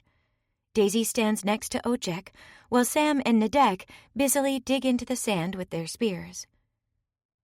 "I brought help," Devi calls out. "We have a spear for Steph, right?" "Miss waiting for resonance," Daisy teases, making me blush. "I'm surprised we could pull the two of them apart long enough for Steph to join us." I smile because it's true. We haven't been the most secretive about what we're doing. Since the guys are all alien, they have far better olfactory senses than we do, and it's blatantly obvious that we're fooling around under the furs at night. Or in the daytime, or any time, really. "Waiting for resonance?" Ojek asks, frowning in my direction. I shrug, still smiling. Guess I changed my mind. I squeeze Pack's tiny hand. "Will you go stand by Daisy, sweetie? I'm going to help them move this thing." Daisy drops to her knees and beams at Pack. "Come here, you cutie. You can stand with me off to the side, and we can critique their technique." Pack races over to her, tail wiggling. "What's a critique?" "Nothing that we want," Sam mutters, wiping her brow as she leans on her spear. "Are we sure this thing isn't dead already?" She eyes the shell beast critically. "It hasn't moved in a while." "It's still alive," Devi says, rushing over to our sides. She puts a hand on the creature's shell, and then kneels in the sandy, freshly dug trench next to it. Look at the tentacles. They're dried out but not discolored, so it'll probably recover once it gets in the water. She sighs at the sight of the tide farther down the beach. It's just getting it to the water. Will the tide come in this far? I ask, taking the spear that Nadek hands to me. Not quite, Devi says. If we can get her in the water, we'll save her. If not, well, she rubs her hands. Science project! Sam looks at me and we both wrinkle our noses at the same time. For someone that loves animals, Devi should not be so excited to cut them apart and stare at their innards. Well, I'm here, I say to Devi. Where do you want me? Nadek flicks his long braid off his shoulder and gestures at the sand in front of the creature. If we dig a trench, the waves might roll in and fill it with water. Would that help? Devi leans over his arm, squeezing it. Great idea, baby. We can try that. 22. Steph. We take spots ahead of the creature, which does look pretty pathetic. Its tentacles, normally a pinky purple, are drooping and limp on the sand. The shell is covering most of it, but I can see the flat foot of the body just under the shell itself, and the edges do look a little dry. I stand next to Sam and Ojek, and Devi and Nadek work on the other side, and we start digging with the spears. They're not great digging tools, so we mostly stab at the sand until Nadek jumps into the pit and uses all 4 of his hands to scoop the sand out as we loosen it up. After that, things go faster. Daisy and Pack sit a short distance away from both creature and shore, and I find myself constantly looking up to check on them. Pack sits in her lap, singing a counting game under his breath, as Daisy sings along with him. She's good with him, I realize, and it makes me relax a little. If you are waiting for resonance, you will be waiting a long time, Ojek says, out of the blue. The Outcast clan does not resonate. Well, that came out of nowhere, Sam mutters. I'm not offended. Ojek clearly has something bothering him, and he feels comfortable enough to bring it up. This is the perfect opportunity for me to ask questions. But Pack is outcast, and his mother was outcast, I point out. Doesn't this disprove your theory? He shrugs, stabbing his spear almost violently into the sand. Most outcasts, he says. Most outcasts do not. Pack's mother was special. Recessive genes can sometimes lead to male sterility, Devi adds helpfully. I can't remember what I read on it back in the day, but I do know that is sometimes the case. Do you think that's the situation here? I'm not sure, I say. Since most of the traits that cause people to be outcast are cosmetic, are they not? Look at Juth. He's strong and handsome. The only reason he doesn't fit in with your idea of clan markers is because of his shortened tail and his small horns. His fur, too, Ojek says suddenly. What? I ask, pausing in my digging. He has very little face gruff, Ojek continues. Nor does he have much on his arms or legs. He does not have the spirit of any clan in him, so he is outcast. And do you agree with this? I ask, since Ojek is the one that brought it up. You think it is fair that because someone's tail does not look as you think it should, that he should be outcast from everyone. His tail does not change how he hunts. Pack's hair color does not affect anything, but he is considered outcast too. Those are the rules set by the ancestors, Ojek says in a firm voice. That is how it has always been. I didn't ask who set the rule, I point out softly. I asked what you thought of it. Do you agree? Ojek is silent. He continues to work, stabbing at the sands, and I wonder what he thinks of my gently probing questions. What if someone lost their horns? Sam asks suddenly. Would they be considered outcast? I lost my leg, and I was not outcast, Nadek offers, slinging double handfuls of sand onto the hill, steadily forming off to the side. Perhaps I should have been, but there are no rules for how many feet. Ojek grunts. That is different, and you know it. Nadek just shrugs.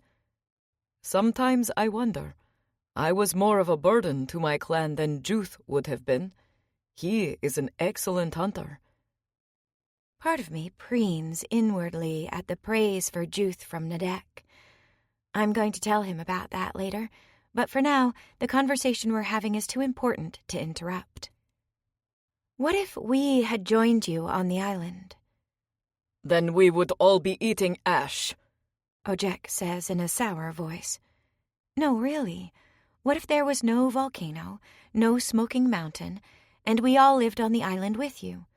Would we all be considered outcast because we don't look like you? Because we're human?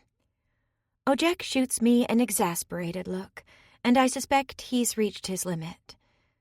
If there was no smoking mountain, there would still be 4 clans, and my family would be alive.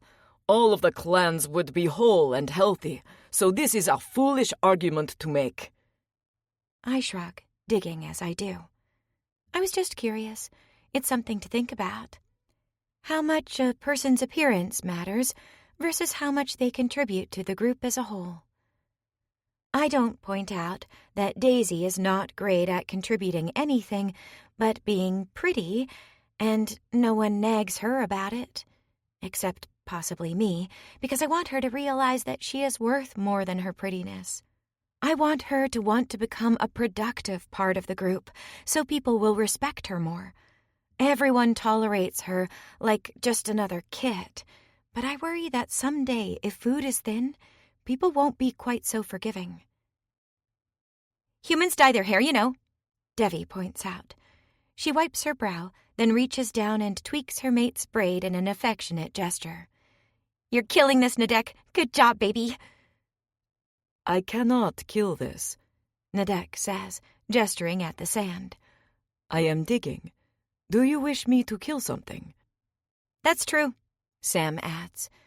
We color our hair all the time, and we can wear colored contacts to change the way our eyes look. And tattoos change how your skin looks, in a way. You can do all kinds of things to your appearance, and they don't matter. They shouldn't matter. Ojek is silent for a long moment, and we return to our digging. In the distance, I hear Daisy and Pack laughing over something, and Pack's happiness makes my heart light. He's the cutest kid. How anyone could look at him and decide he's not quite enough doesn't sit right with me. I shove the end of my spear into the still reddish sand deep, and I almost miss Ojek's next comment. They do not resonate, though. He digs harder, not looking at me, as if he knows his words are petty and unwelcome. What happened with Pack's mother is a fluke. I watch him, annoyance breaking through my calm therapist mien. So, let me get this straight. Pack's mom is a fluke. My arrival and that of every other human on this planet is a fluke. The volcano erupting and destroying your home is a fluke. These creatures on the beach invading our home is a fluke. I gesture at our surroundings. To you, everything is a fucking fluke. How about you call it what it really is? You don't have the answers, and you don't like it when things don't happen in a predictable way. Maybe you're trying to come up with reasons not to like Juth, when really you're just jealous that he has everything you want. Ojek scowls at me, but doesn't leave. In fact, he stops working and just stares. Hard. The others have stopped working too. Sam watches me with a surprised expression, as if she can't believe all that anger has erupted from me. Nadek pauses in his digging, grinning. In fact, everyone looks at me for so long that I start to get uncomfortable. I remind myself that feeling defensive is just an assumption of guilt, and I know I've done nothing wrong. I keep my tone calm and even, and above all, friendly. You're all staring at me. Did I make you uncomfortable? I think that's the fiercest I've ever seen you, Sam admits, smiling. I just don't like it when things are unfair. And Ojek's opinions definitely feel unfair. More than that, I don't want him to sway the opinions of the others. I watch as Pack and Daisy get up. Pack is smiling, though, and he races directly toward the trench we're digging and leaps over it. My heart pounds with fright, and I reach out to grab him, only for a bigger pair of arms to swoop in and pluck him out of the air right next to me. Juth. He's wearing a thick, long white fur cloak, the hood pushed back. He's also wearing a pair of boots that crisscrosses up his strong calves, and the belt he used to wear at his waist is slung over one shoulder and drapes across his broad chest, his hips covered by the familiar leather kilt. He looks a little bit domesticated, a little bit wild, and good enough to eat. I can't stop staring at him. His hair's tousled in the wind coming off of the sea, and there's a few grains of sand on one strong arm as he holds his son, and I just want to lick Juth all over, top to bottom, slowly. The big guy just does something to me. Pack squeals with delight, giggling as his father tosses him into the air again, and Juth is all smiles. He turns to look at me, and his smile grows a bit wider, a bit more possessive. I wonder how long he's been there, and if he heard everything I said to Ojek. I blush, glancing over at Sam. She has a hint of a smile curving her mouth, and I suspect everyone stopped digging because Juth was behind me, not because I spoke up so passionately. You're back early, Papa, Pack says excitedly. Are you going to help us dig a hole? A hole? Is that what you are doing? He tickles his son, then gives us all a guarded look, as if waiting for someone to shame him for speaking aloud when others are around. I'm glad when the uneasy expression fades once more. I am coming to retrieve Steph. We are going to go hunting together until the evening meal is ready. My face turns red as both Devi and Sam shoot me knowing looks. The only hunting Juth is going to be doing is under my skirt, hunting for my next orgasm. Still, if we say we're hunting, then we can buy some time alone, and the thought makes me weak in the knees with anticipation. Pack groans. Papa, take me with you. Some other time, Juth says. I promise. But when you're with Steph, you press your faces together instead of hunting, Pack complains, holding on to his father's neck. If I come with you, I can hunt. And now I really do want to hide with embarrassment. Pressing faces together indeed. I have an idea, Daisy says, speaking up. Pack, I just remembered a game back on Earth that we used to play when I was little. It was called hopscotch, and I bet you and I can play it right here on the beach. Want to? Oh, hopscotch, I remember that, Sam chuckles. We used to play it all the time when I was a kid, because all you needed was chalk and a rock. On the beach, you don't even need chalk. Daisy holds a hand out to Pack and shoots me a wink. Want to play? Pack hesitates, then nods. Can we pick out a pretty rock? We can absolutely do that. Let's go scour the beach for one, shall we? Juth sets his son down, and then Pack leaps over the trench again, scaring me half to death in the process, and races over to Daisy's side. My new mate moves to my side, his hand warm and strong on my back. It sends a hot shiver through me, and my pulse starts thrumming below the belt. He leans in, his breath tickling my ear. Do you want to go hunting? Hunting sounds great, I echo, since we're all keeping this pretense up. I was helping get this thing back out to sea, though. Seems wrong to leave when we're so close to done. He brushes his lips over my temple. I will help then. I'm both happy he's doing a team-oriented task and a little miffed at myself that I even suggested it, because now I'm all turned on at the promise of sex, and I'm positive that both Nadek and Ojek are going to be able to tell.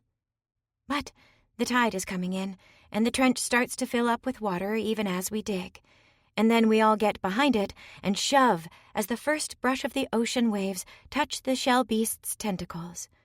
The creature perks up a little then, making a weak effort to get into the water on its own. The sand erodes around us even as we push it forward, but we're successful a short time later when it starts to drift deeper into the waves. Nadek breathes a sigh of relief. One fewer problem to worry about. "Ah," Devi says, and she looks terribly disappointed. "I was kinda hoping I'd get to dissect it."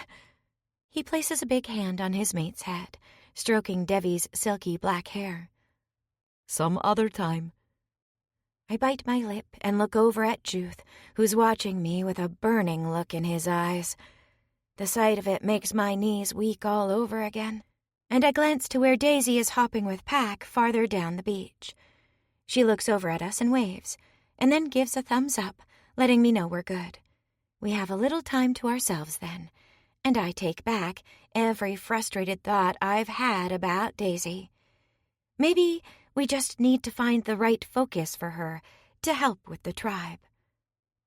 Juth comes to my side as I brush sand off my hands, and he pulls me against him. You look deep in thought. My face feels hot, but I'm close to not even caring any longer. Let the others see us touch each other. Doesn't matter. I lean in against him. Just thinking about where we're going hunting. Someplace quiet. He leans in, and his lips practically move against my ear, sending skitters of longing through me. It will not be quiet for long. My mate is always very, very noisy when she gets pleasured. Oh, dear God. My nipples prick against my clothes, and I want to rip them all off and fling myself into Juth's arms. I take the hand he holds out to me and clutch it tight as we practically run in our haste to score a few minutes alone. I'm pretty sure I hear Sam stifle a chuckle behind us, but I'm also pretty damned sure I don't care. I just need Juth. Need how good he makes me feel. Need his mouth on my body, licking and teasing me until I come over and over again. Juth always walks fast, so it's a bit of a hike for me to keep up with him. I feel like I'm racing as we head up the sandy slope toward the cliffs. Instead of heading for the caves and the campfire a short distance away, however, he steers me a bit farther down the way, past the normal area that everyone hangs out in. I don't really notice where we're going. All I know is that Juth is leading me with long, sure strides. When he leads me inside a cave, I'm a little surprised to see that it's the small nook that Bridget has claimed for her pottery. As caves go, it's pretty stingy. It's barely larger than my closet back home, and it doesn't feel as if there's enough room to get comfortable, especially with a much bigger alien at my side. But Bridget's pottery has been cleared from the floor with only a few half-made pots lined up along the back wall, and it's quiet. As I look around, Juth slings the thick fur cloak off his shoulders and drapes it on the floor. "Here," I whisper, even though we're alone. In response, Juth pulls off the first layer of my clothing. I always wear several furs because the wind can get cutting in the early mornings and at night, and layers help. He tugs off the woolly poncho-cut fur I wear over my clothes, setting it carefully down on the floor next to his cloak. His cautiousness is a little more recent. Normally we tear at each other like wild animals, But I scratched my arm on a rock last time and bled everywhere, and Juth was so upset I'd been hurt that it killed the mood. Today, he is clearly a man with a plan, and if I had panties, they'd be wet. Luckily for me, there are no panties here. Or if there are, they're leather and downright uncomfortable, and I don't bother. They wouldn't last long anyhow. Juth peels another layer of clothing off of me with single-minded purpose, the look on his face making me want to melt into a puddle of lust. He takes my belt in one of his big hands and unties the knot, then flings it to the ground. 23. Steph. "How much time do you think we have today?" I whisper, fascinated by my mate's methodical, hungry movements. Normally, our stolen moments are utterly frantic, and he'd have me face down and ass up by now. The fact that he's taking the time to undress me fills me with a needy yearning. I love our stolen moments together, I do. I love when we can touch, but it makes me ache for more. I've never been a girl that needed dick to get off. I'm happy with fingers and an enthusiastic mouth. I really am. But Juth gives me orgasms all the time, twice as many as I give him, and it makes me want to share those toe-curling moments with him. I want to feel his body piercing mine. I want to wrap myself around him, and I want to hold him close and stare into his eyes when he comes inside me.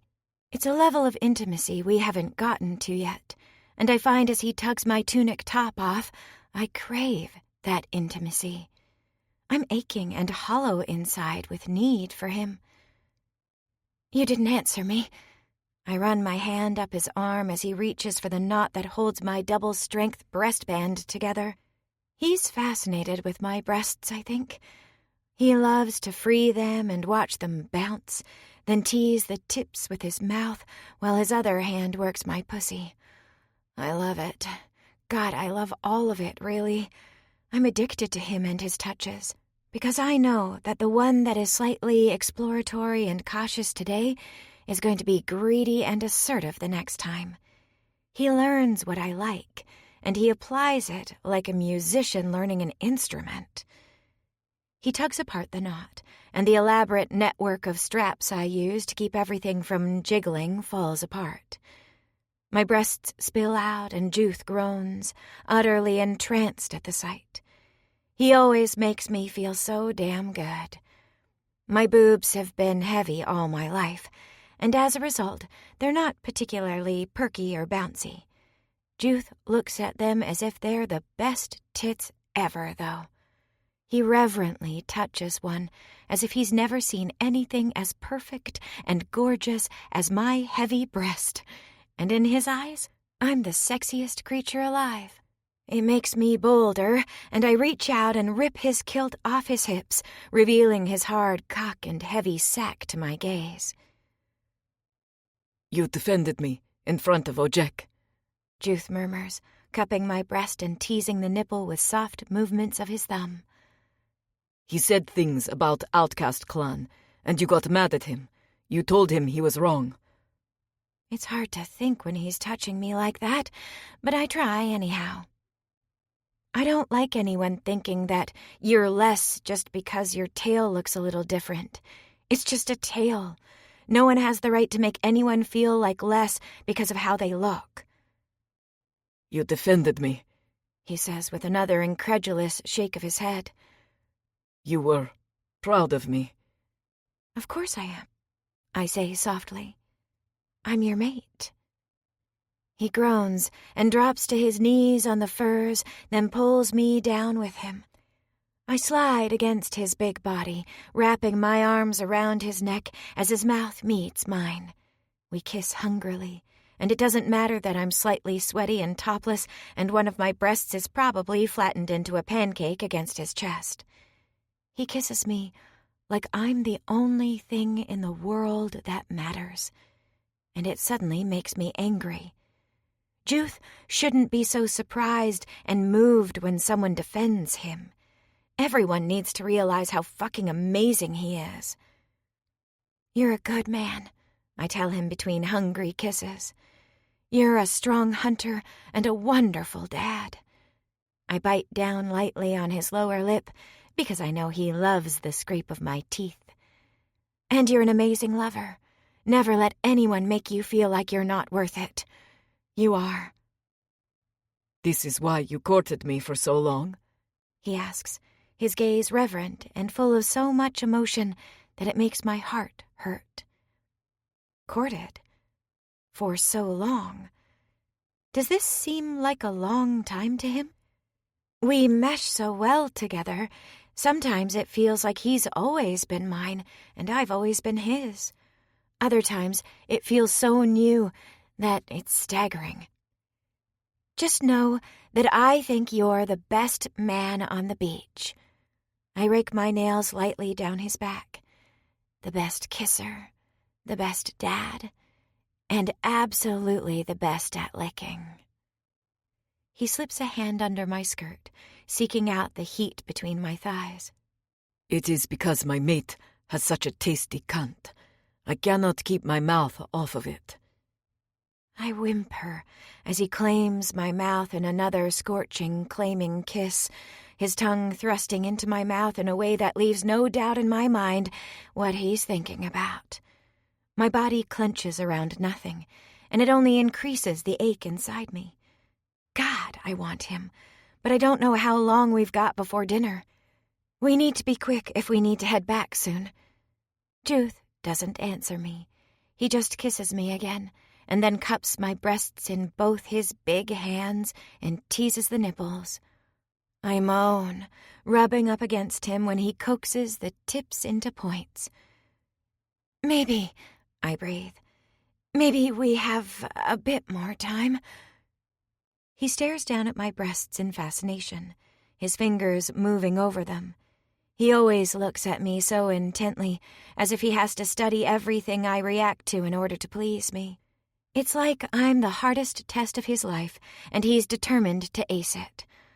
I squirm a little as he caresses the underside of my breast, then grazes his fingers over a red mark left from the leather straps. Why do you hide such glorious teats away? He asks suddenly, surprising me. Is it because you think I will not want the others to see them? Like my kilt? For once, all my composure deserts me. Huh? Our eyes meet, and he rubs a maddening, enticing thumb across my nipple.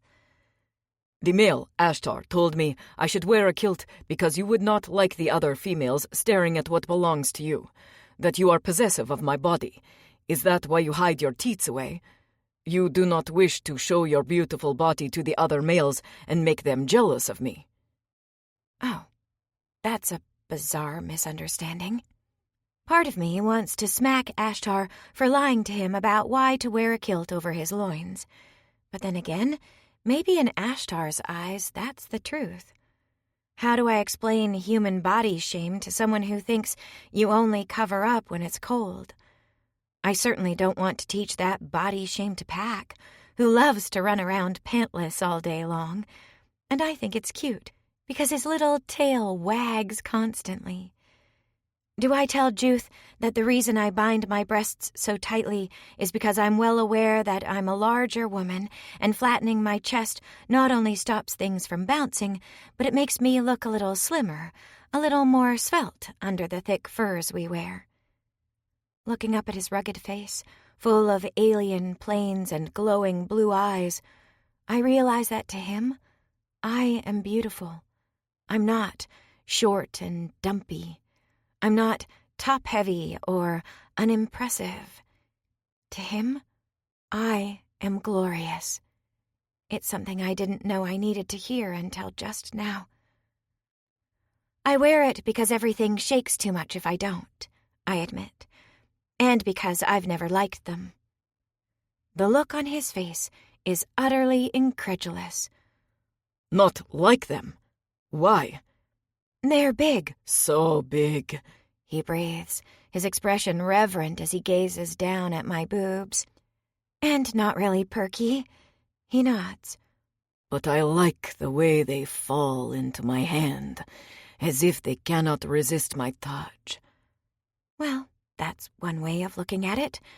I tangle my fingers in his hair as he teases my nipples again. So, that's why. Juth shakes his head. You take my breath away. I do not want you to hurt your body. He pauses, stroking his fingers over a red mark again. But I like that I am the only one that gets to see just how beautiful you are. I think I would attack any male that looked at your teats just because you are mine. He growls the last word, and then repeats it again. All mine. He makes me feel so damned pretty, so special. I lean in and press an urgent kiss to his mouth. I love you, Juth. Of course you do. I am yours, and you are mine. He nips lightly at my jaw with those sharp fangs of his, even as he pinches my nipple in a way that sends a hot skitter of pleasure through my body. His response makes me want to laugh. In his eyes, of course, I love him. We're mates. It's that simple, at least to him. I suspect that, just like the Sukui, the Islanders and the Outcasts aren't big on words. They prefer for it to be shown. I can say I love him 1,000 times, but showing him is what matters. So I capture his mouth again and kiss him harder. Juth's hands slide to my ass, and he clenches me against him, tugging me down until I'm on my back in the furs. He flips my skirt up in a familiar movement and gazes reverently at my pussy. I will never grow tired of looking at you, he tells me. The only thing better than looking is tasting. I stop him before he goes down, head first between my thighs. Wait. His hands rub up and down my thighs, and he gives me an impatient look, as if I'm keeping him from a well-deserved treat. Steph. I want all of you today, I say softly. I want more than this. Not that this isn't good. Not that this isn't good. It's just, I don't want you to just give me pleasure. I want to share it with you. I reach for him, a silent invitation in my eyes. I want you inside of me. I want to be your mate in all ways. For the first time, uncertainty crosses his face. His hands skim up my thighs again, and he teases a finger up and down my folds, toying with the wetness there. I know how to pleasure you like this. Is that what he's worried about? That somehow he won't make things good for me if he uses his cock? I promise you, there will be tons of pleasure in it for both of us. His hand skims down between my legs again. He rubs a finger between my folds and then pushes into me, his gaze locked on my face. When I gasp, he strokes deeper inside me with his finger, pumping it. This is just one finger, my mate. My cock is much, much bigger. I can take it. If anything, I'm excited about how big he is. I've never had sex with anyone as well equipped as him, and I want to know how it feels. I ache inside just thinking about it. I've seen the other men on the beach naked because they're casual about nudity, and everyone's packing some serious heat in their loincloths. But no one ever complains about things. Well, Bridget did, but once she and Tam figured themselves out, she's been all smiles ever since. She's even gushed to me that she loves his huge cock now. So, do I want to experience Juth's enormous equipment? God, yes. I'm not afraid in the slightest. If I'm wet, I can take you, I say softly. And I'm very, very wet. He pumps his finger into me slowly, watching my face.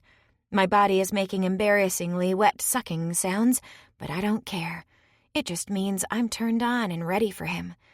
I spread my thighs wider, encouraging him, and he groans, moving forward and nuzzling at the curls covering my mound. I need you, he growls. I ache with needing you. His words send a shiver through my body. I'm right here. I reach for him, tugging on his arm. Cover me with your body. It's going to feel so amazing. I coax. You on top of me, your cock so deep inside me. He groans again, turned on by my words, and he surges up over me so quickly that I smother a gasp. Juth lies fully on top of me, his weight heavy and intense. It presses on me, but not in a way that's uncomfortable, just weighty and solid. I wiggle underneath him, shifting my weight until his hips are aligned with mine, his cock pressing against my pussy. He looms over me, his height difference more evident now than ever, and I feel dainty and small underneath him, which is something I normally never feel. It's nice. So nice. Juth sits up, bracing his arms next to my head, and he gazes down at me with a dazed, almost frantic look on his face, as if he's desperately trying to decide how we fit together. I slide my hands over his sides, caressing him, and rock my hips forward. His breath catches, and he looks down at where we're pressed together, fascinated. As he gazes down at our bodies, he mimics my action, rocking his hips, and his cock drags through my folds. Ah, I'm blown away at how good he feels. I want to close my eyes and just drown in sensation, but I don't want him to feel as if the responsibility to give me pleasure is entirely his. I'm in this, just as much as him. So I run my hands over his body. You feel so good, I whisper to him. I love how your big cock feels when you rub it against me like that. He rocks his hips again, dragging his thick shaft through my folds, and it feels so good that my eyes practically cross. He rubs against me back and forth until we're both crazy with need. I dig my fingernails into his skin, moving my hips with his to try and increase the friction, and when he pulls back, I arch up. The head of his cock presses against my entrance, and I whimper with need. Just like that, Juth. Push into me. Fill your mate up. Breath raspy. Juth ducks his head again, watching where our bodies come together, and he adjusts his cock so he can hit just the right spot. I feel the head of him breach my body, and then he pulls away, rocking against me again. You're tight, he pants. I do not know. It's good, I promise him. I'm going to be really tight at first, but I'll stretch to fit you. And it'll fit so good, too. Wait and see. You think it feels good to have my hands on you? Wait until you're deep inside me, with my pussy clenching you tight. I've never been much of a dirty talker, usually content to let my partner take the lead. But Juth seems to need that filthy encouragement. He's too afraid of hurting me, which is sweet, but utterly misguided. He could absolutely wreck my pussy and I would smile the entire time. So I whisper soft, dirty words of encouragement. You know you have the thickest cock on the beach. I bet it's so thick that it's going to feel amazing inside me. You're going to make me stretch hard to take you, aren't you? And it's going to feel so damn good. Juth growls my name, pushing the head of his cock against the entrance to my core again. This time, he presses in a little harder, and it does feel like a lot. But it only excites me instead of worrying me. Human bodies, especially that part, can take a pounding. And right now, I absolutely want a pounding from my mate. You're going to make me come so hard, aren't you? I pant as he thrusts shallowly into my body. It feels as if he's using just the tip, and it's both incredible and not nearly enough. You're going to stuff me full of this big, fat cock and pound me until I can't see straight. Then you're going to fill me with so much cum, it's going to spill out of my body and get this blanket all messy. Juth lets out a low, hungry sound of need. Steph. Do it, I encourage him. I know you won't hurt me. You're going to make me feel so good. You're going to fuck me so hard that when we're done, I'm going to walk funny. Everyone that sees me is going to know that Juth was claiming his mate and making her scream. He groans my name again, and then Juth pushes into me. I let out a little cry, clinging to him. It's raw and intense, and I can feel him trembling over me. I stroke my hands over his body again, trying to show him how much I love this. That's so good, I tell him. You feel so good. Keep going. Do you hurt? He grits out each word as if pained. No, feels amazing. And it does. After the initial shock of his invasion, the tightness goes away, and I'm left with nothing but pleasure. I want you deeper. He grunts, and then gives a small, hard thrust. Just when I thought I couldn't be any more full, he pushes me to the limit. He shifts his weight, settling against me, and as he does, I feel it brush against my clit. His spur. Oh. I wriggle underneath him, feeling a bit like a speared fish, testing out the feel of our joined bodies. Good? I ask him, running my fingers along his jaw. In response, Juth nips at my fingertips, and the look in his eyes is wild. His skin is damp with sweat, as if he's desperately trying to keep control. As I gaze up at him, his color flutters just a little, and I'm reminded of his camouflage. He looks beautiful over me, handsome yet feral, and just barely restrained. My mate, I whisper, dipping one of my fingers into his mouth so he can bite down on me. I want everything he has to give me. I want him to feel just as overwhelmed as I do. Feels so good, the way you're stretching me. Am I too tight for you?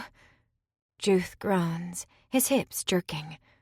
I realize he's been desperately trying to hold himself still. For what? So he won't hurt me? Does he still think he's too much for me? That's just not true.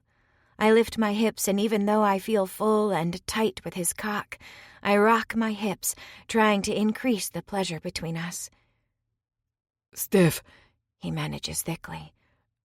I need... I know. I'm right here. Take what you need. It'll feel good, I promise. His breathing jerky. Juice pushes against me, then pulls back, slowly. He drives into me with the next movement, and it feels really good.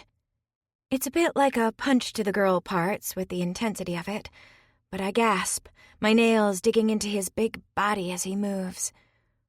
More, I tell him. It's an unleashing.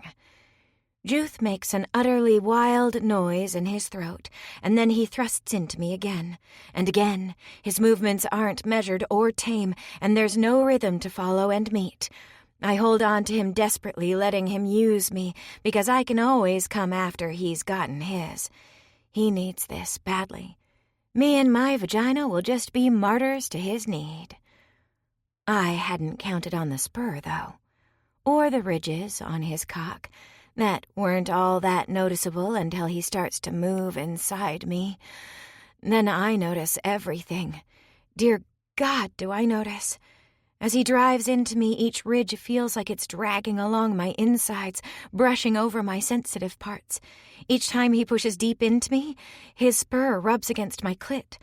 It's a constant barrage of sensation that makes me react, despite my decision to let him use me as he needs.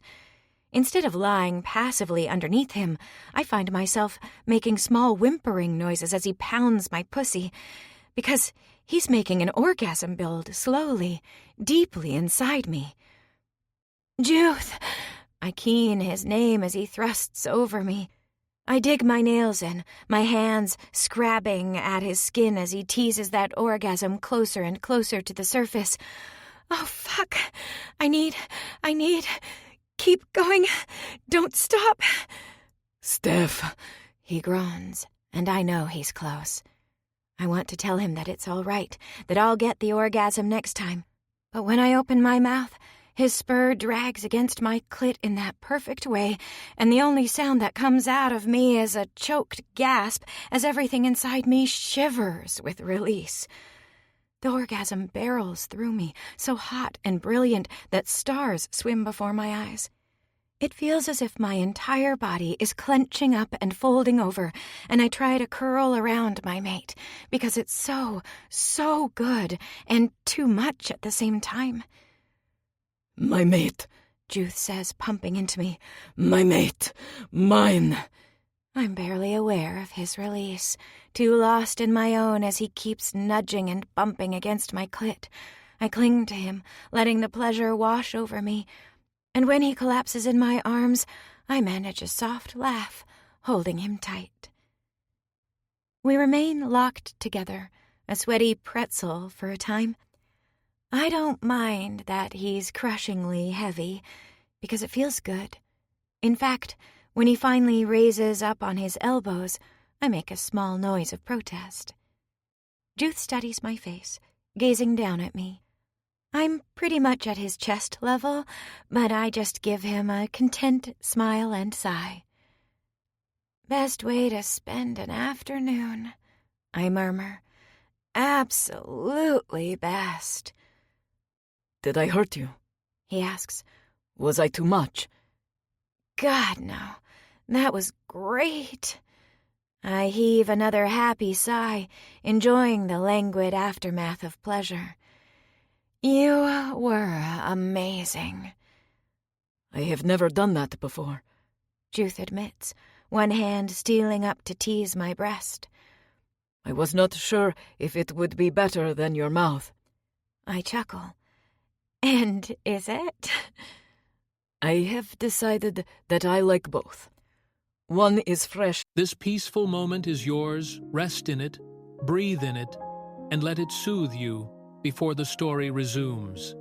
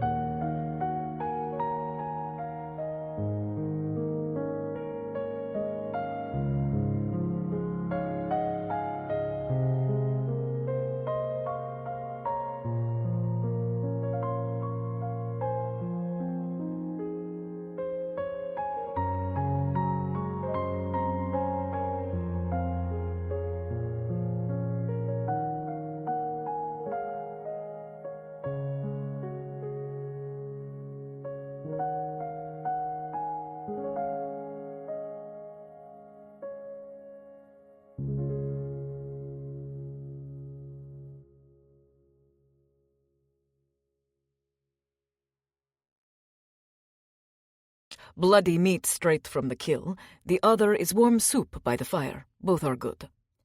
He slides his cock out of my body and then collapses onto the furs next to me.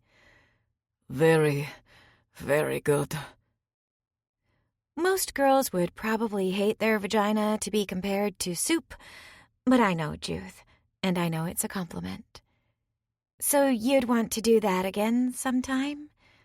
Oh, yes, He says quickly. perhaps even now. I look over at him, surprised. Now? He grins.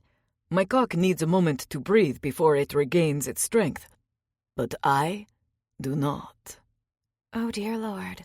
I've created a monster. I bite back a giggle as he reaches for me again. We have the afternoon.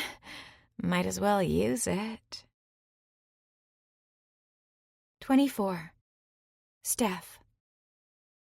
By the time it gets dark, we clean up and try to make ourselves respectable to rejoin the group by the fire. I feel as if I look and reek of sex, despite washing up, and my hair is tangled and snarled right at the back of my head from the pounding I got on the furs. We made love 3 times in quick succession. I didn't come the second time, content to hold Juth, but he insisted on working my pussy and teasing me to orgasm before he pushed inside me again. No complaints here. My legs feel like noodles as we hold hands and walk back to the encampment. Everyone's scattered tonight, with Beck and Vortis down near the cliffs, pointing and surveying, as if trying to determine where future homes will be. Ellie's nursing a cup of tea by the fire, chatting quietly with Veronica. I don't see Gail or Daisy, but Faza has all the kits gathered near him, and he looks to be telling a story, complete with expressive hand gestures. Sam's in charge of food tonight, and it smells amazing. Either that, or I've worked up an intense appetite. Harlow and Rook are chatting with Rahash, and the moment they see us, Rahash gestures for Juth to join them. Tell us about the game trails today, Rahash says. I'm curious if you saw Metlax. Rook swears he saw one in the area. Metlak? I do not know this word, Juth says, hesitating. He pulls me against him and gives me a fierce hug, kissing the top of my head. I will be back soon, he promises in a soft voice, and then abandons me to join the others.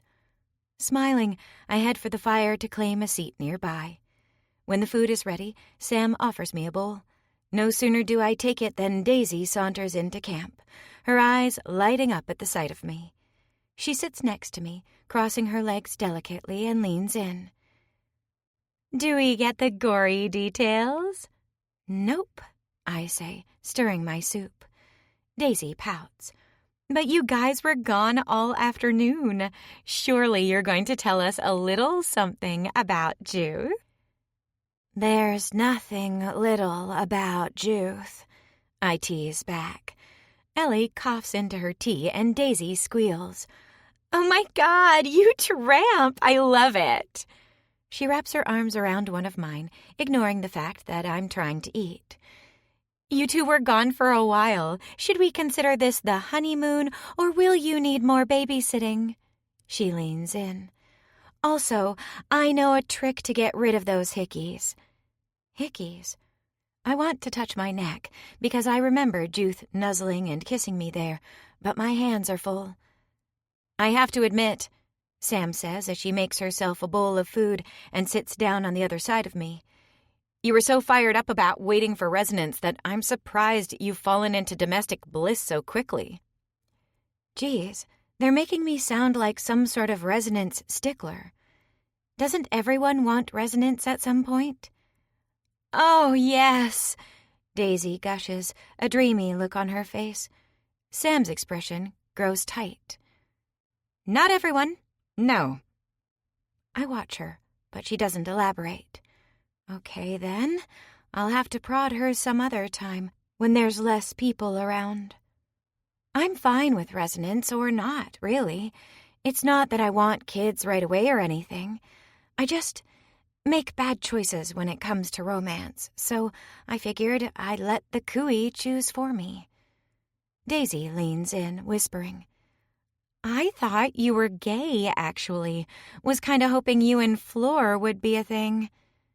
Oh, boy. Daisy's more observant than I give her credit for. I'm bi, I whisper back, and I'd really like to keep that Floor thing on the down low. I don't want to make her uncomfortable. Daisy winks and makes a lip-zipping motion. You say you want the cooey to choose, Sam points out. But here you are shacking up with Juth. I mean, he seems nice and you guys seem happy, but that's not exactly letting the cooey choose. Daisy puts her head on my shoulder as if we're best friends. Is it because of Pack, then? He's the cutest. I can totally understand sliding in for that package deal. Such a sweet little guy. I adore him. I glance over where Pack is listening to Vaza's story. He's got his thumb in his mouth, seated next to Rukar on a blanket tossed on the sands.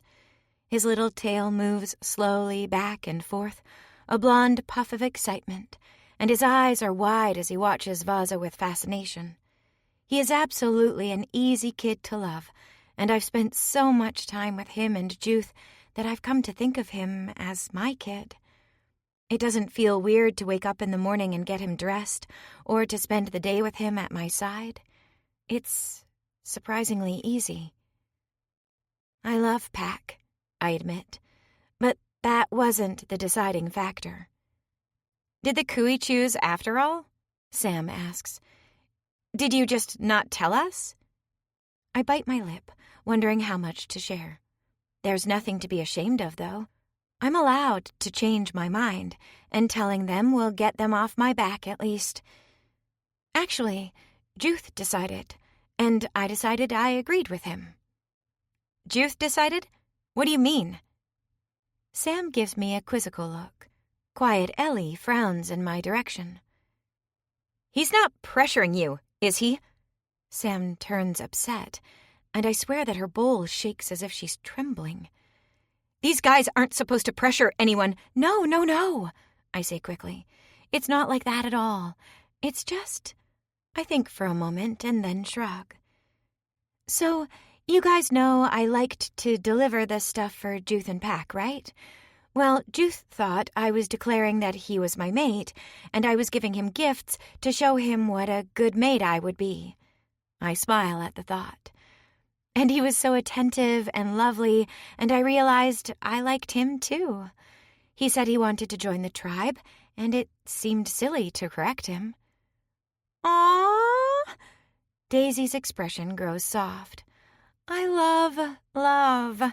That's so sweet. I glance around the fire, but it's just us. I'd really like to not say anything to Juth, though, about the misunderstanding. I don't want his feelings to be hurt, and everything turned out the way I wanted it to, anyhow. I smile, clutching my bowl close. I'm really happy, actually. I don't care if I ever resonate or not.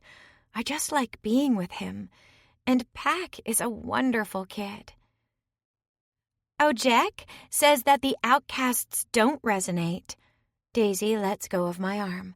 So you probably don't have to worry about that. It's on the tip of my tongue to say that Jack can fall off a cliff for all I care. But that's just me being defensive. The logical, therapy-oriented part of my brain says that Jack is blustering to hide some sort of unhappiness of his own. I shouldn't take it personally that he's so against Juth. But Juth needs someone on his side, and I love him. So I'm always going to stick up for him. I don't think... Jack says what? Comes a familiar voice. The guy in question, Jack, saunters up to the campfire and picks up a bowl. He glances over at the three of us as we sit nearby. Nothing, Daisy says sweetly. Just girl talk. You wouldn't be interested. He just grunts, and that kills our conversation, which suits me fine. People love to gossip here, and if I let it continue, they're going to run out of things to ask, and then eventually it'll turn into how many orgasms I had today. 3. And if Juth's tail underside is sensitive? Yes. And if he's found my G-spot? Not yet. And really, some things are best kept between couples. Smiling, I pick up my spoon. Pack comes running over to my side, his eyes wide. He immediately jumps into my lap as if he's always belonged there. Steph, Vaza told us a story. Did he now? What kind of story? I automatically hand him my spoon and hold the bowl so he can eat my food, and I look around for his handsome father. Maybe it'll be a 4-orgasm day if we can get Pack to sleep with the other kids tonight. I bite my lip at the thought. 25. Juth. My spirit is humming inside of me, so full of happiness that it feels as if it spills out onto the beach. I grin to myself as I check my traps, and I do not even mind that they are empty. There was a good catch yesterday, and there will be more tomorrow. One day does not matter so much. I have raced through my route, and I am even now circling back toward the encampment on the beach. It is not long past midday, which means if we can find someone to watch Pack for a time, I can pull Steph away and we can head to the cave again. My cock rises at the thought, remembering yesterday afternoon. I have thought of little else since then. I was certain nothing would feel better than Steph's mouth on my cock. While she is eager to do so, it does not compare to sinking deep into her body, to feel her clench around me as she comes, of watching her teeth sway and shudder with every thrust I make into her, and watching her face as a climax tears through her. It is the best of all things, and I feel like a bad father because I cannot wait to get away with her again. I cannot wait to send Pack to play with the other kids for the afternoon, so I can push into my mate and fill her cunt with my seed. Once I reach the cliffs that cradle the beach, I scan the stretch of sand, looking for familiar faces. The kits are playing another game on the shore, racing around each other, and Pack's sharp scream of excitement is so piercing it carries up the cliffs to where I stand. I grin down at the group, amused. Even from a distance I can pick out my son. He chases after the older boy, Rukhar, and he plays fiercely with them. I did not realize how much he needed others his age until we arrived here. Steph is very wise. She knew we needed them. It is yet another thing that I cherish about my mate. She knows what she wants and will patiently work to make it happen. After all, she courted me for many turns of the moon, even when I was too foolish to grasp what she was offering. To think I could have been deep inside my mate all of this time. Truly, I am the biggest of fools. I scan the sands. Other than yesterday's straggler, the sands are clear once more. The reddish residue remains, as does the warmth, but the last of the great shell beasts has returned to the waters, and now we just wait for the eggs to hatch. Once they are gone, we will be free to set up huts once more. I consider the best place to set up a home for my mate and my kit. It will need to be private, because Steph is not very quiet when my mouth is on her. It will need to be large enough for Pack to have his own bed, but not so far away from the group that we will be isolated. I am learning that isolation is not always a good thing. Steph has shown me that. Amongst the tribe, we have food and shelter. We have others to help with problems, and someone to look after Pack if I need to share a moment with my mate. I rub my chin, thinking, I will need to ask someone what is a proper dwelling. I have never had one before. In the past, if I needed shelter, I would find a cave or a tree, or create a lean-to out of leaves to wait out the worst of storms. It will be wisest to ask one of the others about the home they build for their mate and copy their actions. Of all the males, I get along with Ashtar the best. The golden-skinned male takes nothing very seriously, and he is not from any of the old clans, so he does not look upon me as less. Nadek of Strongarm is friendly enough, I suppose, but he is often busy with his mate's strange plans. Ojak remains as remote as usual, which suits me fine. Shadowcat holds on to the old ways the fiercest. My hut will need to be far away from Shadowcat, then. I ponder this. Perhaps it would be wisest to wait and see where the others set up their huts, and then choose a location. As much as I wish for privacy with Steph, I am not sure I want my hut to be in the center of another clan's territory. Steph says that the old clans are no more, but I think that is a bit optimistic. Are you going to stand there all day? The sour voice comes from behind me. I turn, the breeze snapping my cloak around my shoulders. Ojek leans on his spear behind me, his boots planted in the snow, his lip curled as he studies me. Is this what you do all day? He asks. While the rest of us hunt, you stand around and daydream? Do those daydreams fill your son's belly? He gives me a look of disgust. Or do you expect us to feed you while you sit around? Why not? I taunt. The female you sniff after does nothing all day long, but you do not seem to have a problem with feeding her. I am pleased by the angry look that darkens his face. Did I strike a nerve? Good. I want him to walk away angry. Everyone else has been pleasant, but Ojek is Shadowcat. I should know better than to expect more. The sea is not my female, he spits out at me. And I do not sniff after her. Even if I did, that is better than what you have done. You pushed a female into mating with you. Now he insults my mate. I did no such thing. My Steph chose me. Chose you? He scoffs. Unlikely. You forced the female to become yours. That is the only way an outcast can find a female. So I should not be surprised that you bullied her into becoming your mate. Bullied? My Steph. My smiling, wise, beautiful Steph. You are wrong about this. All of this. She chose me. When he snorts with derision, I continue. She brought me courting gifts daily. She tried to let me know that she wanted me to be her mate, only I was too stubborn to listen. But I did not force her to become mine. The very thought is disgusting. Ojek smirks, the expression ugly. You thought those were courting gifts? I think back to the food, the treats, the clothing.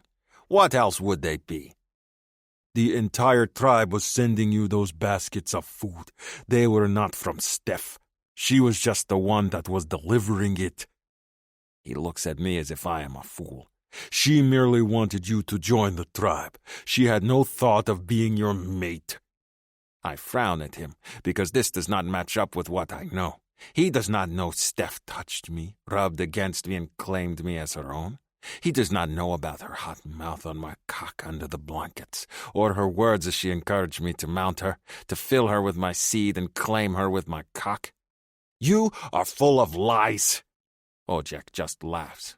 Think what you like, but the female told Dissy and Sam just yesterday that she had no intention of being anyone's mate, that she was waiting for resonance, but then you demanded her to be yours, and she went along with it because she wanted you to join the tribe. It seems a foolish reason, but perhaps she is a foolish female. I clench my fists, angry that he would say such things about my Steph. She is a clever, kind female, but she also sat with Sam and Daisy last night, and they were full of female giggles when I went to get my mate. Was something said? Or is Ojek dripping poison into my ear?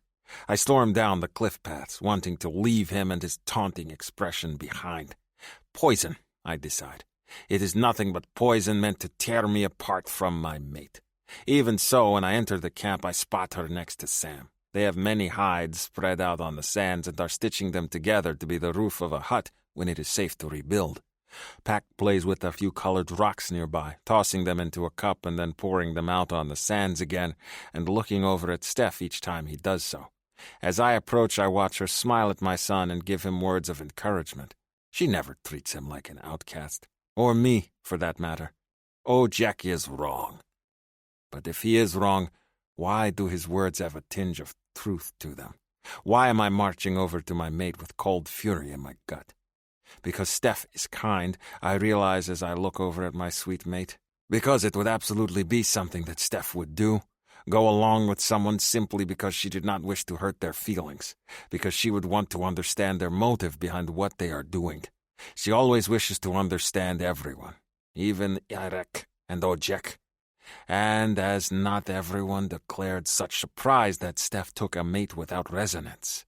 Have they not teased her about our mating because she had declared that she would wait for resonance so many times?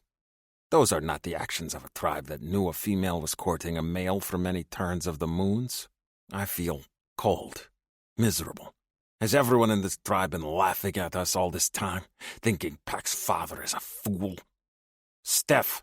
I march toward her, clearing the distance between us with quick steps. She sits up, a welcoming smile on her face, and she is lovely. She wears many layers of furs as always, her teeth tightly bound against her chest, but there is a pink flush to her cheeks and her skin is damp with sweat, tendrils of dark mane sticking to her neck. Just in time, she says happily, getting to her feet. I could use a break. Tell me true, I interrupt, needing to get the words out before she distracts me with a pretty smile. Were you courting me with gifts? Did you truly wish to be my mate, or were you trying to get me to join your tribe? Steph flinches, and I feel as if I have taken a fist to the gut. She does not need to say more, because now I know. Now I understand. Everything that Ojek has taunted me with is true. Now the strange comments make sense, and I feel like a fool. It's not like that, Steph says. Let's go sit down and talk about this in private. I do not wish to talk, I snap. I wish for my mate to speak truth to me, but you are not even my mate, are you? It is a foolish mistake on my part that assumed you were. You never had any intention of mating with me. That's not true, she protests, hurt in her eyes. Did I push you into being my mate? I demand. Or was it your plan all along to court me? She bites her lip, and that is enough of an answer from me. I push past her, scooping up my son. I am ashamed to think I have worked so hard to be a respectable hunter in the eyes of the tribe, and all the while they were laughing at me. And Steph, soft Steph, did not wish to be my mate, but did not speak up. She let me go on believing that she wanted me. But who would want an outcast? No one. It was a ploy to get me to join their tribe, and I am ashamed at how wounded I feel. I should not care. Outcasts need no one, after all. That is what we were taught from childhood, but I liked having a mate. I try to imagine waking up without my mate at my side, and I feel hollow and empty. I allowed myself to become attached, and that is my foolish mistake. Where are you going? Steph asks, following behind as I storm down the beach with Pack in my arms. My son is silent, clinging to my neck, and I can feel the tension in his small body. He is upset, but he is falling back upon Outcast rules. Do not speak to outsiders. I decide I shall do the same. From now on, my words shall only be for Pack. An outcast only speaks to other outcasts. I cannot get hurt that way. I storm away from the encampment. I do not care where we go, only that we leave. Some place away from the shore, perhaps. High in the mountains, where I now know how to hunt. I want to shed the furs that they gave me to wear, the boots that protect my feet, to take nothing from them. But if I must be wise about this, I know I will need these things for survival if we are to have no tribe. Pack and I will use them, just as we did before. Steph heads down the beach after me. Judith, please slow down. Wait, so I can explain. I do not slow down. If anything, I walk faster. I want to get away from her pitying looks and her pitying touches. Of course she never wanted an outcast male. Steph is a beautiful, perfect female. She could have anyone, and I am a fool for thinking I was lucky to be chosen by her. You're not listening to me, she cries out. Let's be logical about this, all right? You and me. Logical. So she is trying to understand me now? Trying to pick apart my thoughts like she does when she watches the others in her tribe? I turn for a moment, glaring at her. Steph stops short. We gaze at each other for a moment, and her expression is full of misery. Misery because she has hurt me, I decide. Misery because she realizes she is cruel. I just want you to understand from my perspective, she says softly. Please don't walk away. Let's talk through this. Talking, more of her picking apart thoughts so she could say what I wish to hear. There is no claiming of me in her words, no insistence that she is my mate. Instead, her thoughts are full of talk and logic. That is the last thing I want. So I clutch Pack tighter to me and break my own rule right away. Do not follow us. We are leaving. You're upset, she says patiently, her expression calm. You need time to think things through. Take the afternoon. Think about our actions, and when you're ready to talk, I will be here. And she smiles at me as if this makes everything better, when all it does is make me angrier. I turn and stride away, my chest hollow and aching. Never have I felt so alone. Even when I was in the Outcast clan, I never felt like this. Ashamed. embarrassed, wounded to my very spirit. Papa, Pack asks in a small voice. Not now, I tell him, as I walk with quick, angry steps as far away as I can from the others. where are we going? Away from them, I say. They are not our people. We are Outcast clan. We can depend on no one but ourselves. It will be as it was before. Will Steph be coming with us? Pack asks. No. Hot pain courses through me. I try not to think about Steph and her soft smile, Steph and her large, heavy teats and enticing body, Steph and her mouth, and the way she chuckles low as she licks me clean after making me spill. No more Steph, because she did not want us anyhow. Pack makes a whining sound in his throat, and to my surprise, he begins to cry. But I am going to miss Steph. She takes care of me. She hugs me. I take care of you too, I say, wounded anew. We do not need her. We do. He buries his face against my neck, crying, and it only adds to my pain. In time, he will forget her, I tell myself.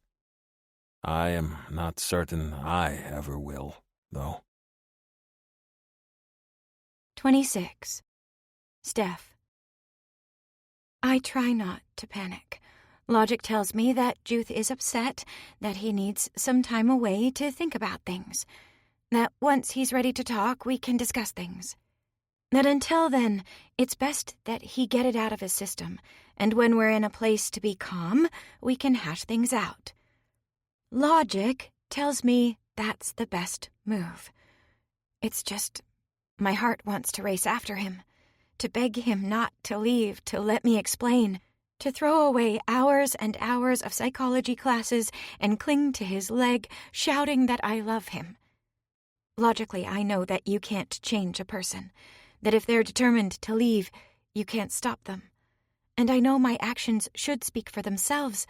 If I wasn't in love with him, why would I touch him all the time, be with him, care about what happens to him so much? Just because he was the one that suggested it first and I went along with it doesn't make it wrong. Just because it started as a misunderstanding doesn't change my feelings for him. He just needs to stop and think. So I take a few shuddering breaths, fight back my tears, and return to camp. When he's ready to talk, I'll be here. As night falls, Juth and Pack don't return. I'm sure several people saw the blow-up and Juth storm away, because no one asks me questions about it. It just makes me feel worse. Did I do wrong in not talking to Juth about our mating? Should I have said, hey, actually, you didn't ask me properly, but it's cool because I like you? I thought it didn't matter because we were happy. I thought that was obvious. I told him I loved him. Doesn't he get what a big deal this is? Or does he think I was lying about that, too? That all of this is just a big farce for him to join the tribe? Which, if so, it's a little insulting that he'd think I'd fuck him and suck his dick just so he'd be part of our group. Like, what kind of person does he think I am? I go to sleep alone, and I worry about Juth. I worry about Pack, too. Is he going to miss me? Does he understand why his dad stormed away? Or is he confused and upset? My poor little buddy. My poor Juth. I roll over in the furs, unable to sleep, because his scent is in the blankets we share. Normally, this time of night, I'd be sliding under the furs to take his cock in my mouth, or he'd put his hand between my thighs to get me off before bedtime. We'd both be so furtive and quiet. It was like a sexy game, and just thinking about that makes me ache. He's coming back, I tell myself.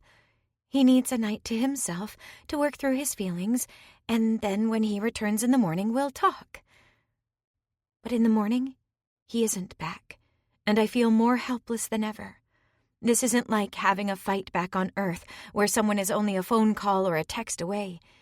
If he just keeps walking and never returns, I can't ever explain to him the truth. He could just keep on going and never return, thinking I'm a terrible user. The thought makes my stomach churn. I drift through my chores that day, ignoring the pitying looks of the tribe. A few people come up to me, letting me know they're there for me if I want to talk, but I'm not sure I do. Juth will be back, I tell myself. He'll come back, and I'll explain everything, and then we'll kiss and it'll all be fine. He'll forgive me, and I'll show him I love him, and we'll be fine. Juth and Pack aren't back the next day either, though, and the hollow, awful feeling in my stomach grows worse. I sit on a fur blanket inside Bridget's pottery cave, spreading out collected leaves to dry for tea, and crying. The last time I was here, I was with Juth, and we made love. I thought I couldn't be happier than that moment, but I also smugly took it for granted. I'd assumed we'd have all the time in the world to make love over and over again, that I had a lifetime of touches and affection and good sex to look forward to. So I cry as I dry the leaves, because at least here I'm away from the sympathetic looks of the tribe. No one's giving me that expression of pity or understanding. I'm by myself, which means I don't have to hold my shit together. I can cry it out for a while, and then move on. If Juth doesn't love me enough to come back, then I guess it wasn't real love, right? The thought just makes me cry harder. Hello? Are you in there? The voice is familiar and probably the last person I want to talk to right now. Daisy. I swipe at my tears, sniffing hard. Just working on some tea leaves, I say. I'm almost done. Daisy ducks inside and then glances around. Oh my, I always forget how positively tiny this room is. Back with my old master, I had rooms bigger than this just for my earrings. I bite back frustration. It's not Daisy's fault, I just want to be left alone. I manage to keep my voice even as I spread more leaves out on the blankets. Did you need something? Actually, I was looking for you. She creeps inside and then sits down next to me on the fur, her hands in her lap. When I glance over, she gives me a knowing look. Friend to friend, what are you doing, Steph? What do you mean, what am I doing? I gesture at the leaves. I thought it was obvious. Daisy shakes her head. I mean with Juth. Why are you letting him leave you behind? Letting him? I choke, fighting back a fresh round of tears. Is she serious? I'm not letting him do anything. He just left without me being able to talk to him, and I'm afraid he's gone for good. Just saying it aloud makes me burst into tears. I should have tried harder to keep him. I should have made him realize that I love him. I should have clung to his fucking leg so he couldn't walk away from me. Now it's too late, and I don't know what to do. Oh, honey, Daisy says, and puts her arms around me. I didn't want him to go. I weep. I'm tired of trying to look at things from all angles and understand things logically when my heart hurts, when I feel abandoned. He didn't let me explain. I mean, yes, we started out with him thinking I was his mate, but I like him. I wanted to be with him. I didn't think it would hurt anything. Did you tell him this? He didn't want to talk to me at all. He just kept walking away. I cry a little harder at that, because it's hard to apply therapy rules when the other person isn't around. I know I'm supposed to wait until he's ready to listen. Who says that? Daisy interrupts. That's stupid. I sniff. It's better to take a time out to diffuse an argument so you can come back and discuss it logically. So what? You just let him time out forever? She pats my shoulder. I know you consider yourself the relationship expert, Steph, but that's just dumb. You do realize he's an alien and he doesn't think like us. He's a person, I retort, pulling out of her grasp. Of course he thinks like us. I'm insulted that she would insinuate otherwise. Juth is just as smart as anyone else. The look Daisy gives me is sheer exasperation. I'm not saying he's not smart, she shakes her head. I'm saying that he's not going to think the same as you or I. He didn't really have people around him, right? So how's he going to know how to properly argue? How's he going to feel when anyone contradicts him? He's not going to know how to handle that. And he's sure not going to know how to handle being embarrassed. I blink. How am I so blinded by my own emotions that I didn't realize that? Of course, Juth wouldn't know how to handle things. You think he was embarrassed? Oh, God, yeah! Daisy gives a wry laugh, tossing her lovely reddish gold hair. He's been trying so hard to fit in that I imagine he was terribly ashamed to hear that you never chose him.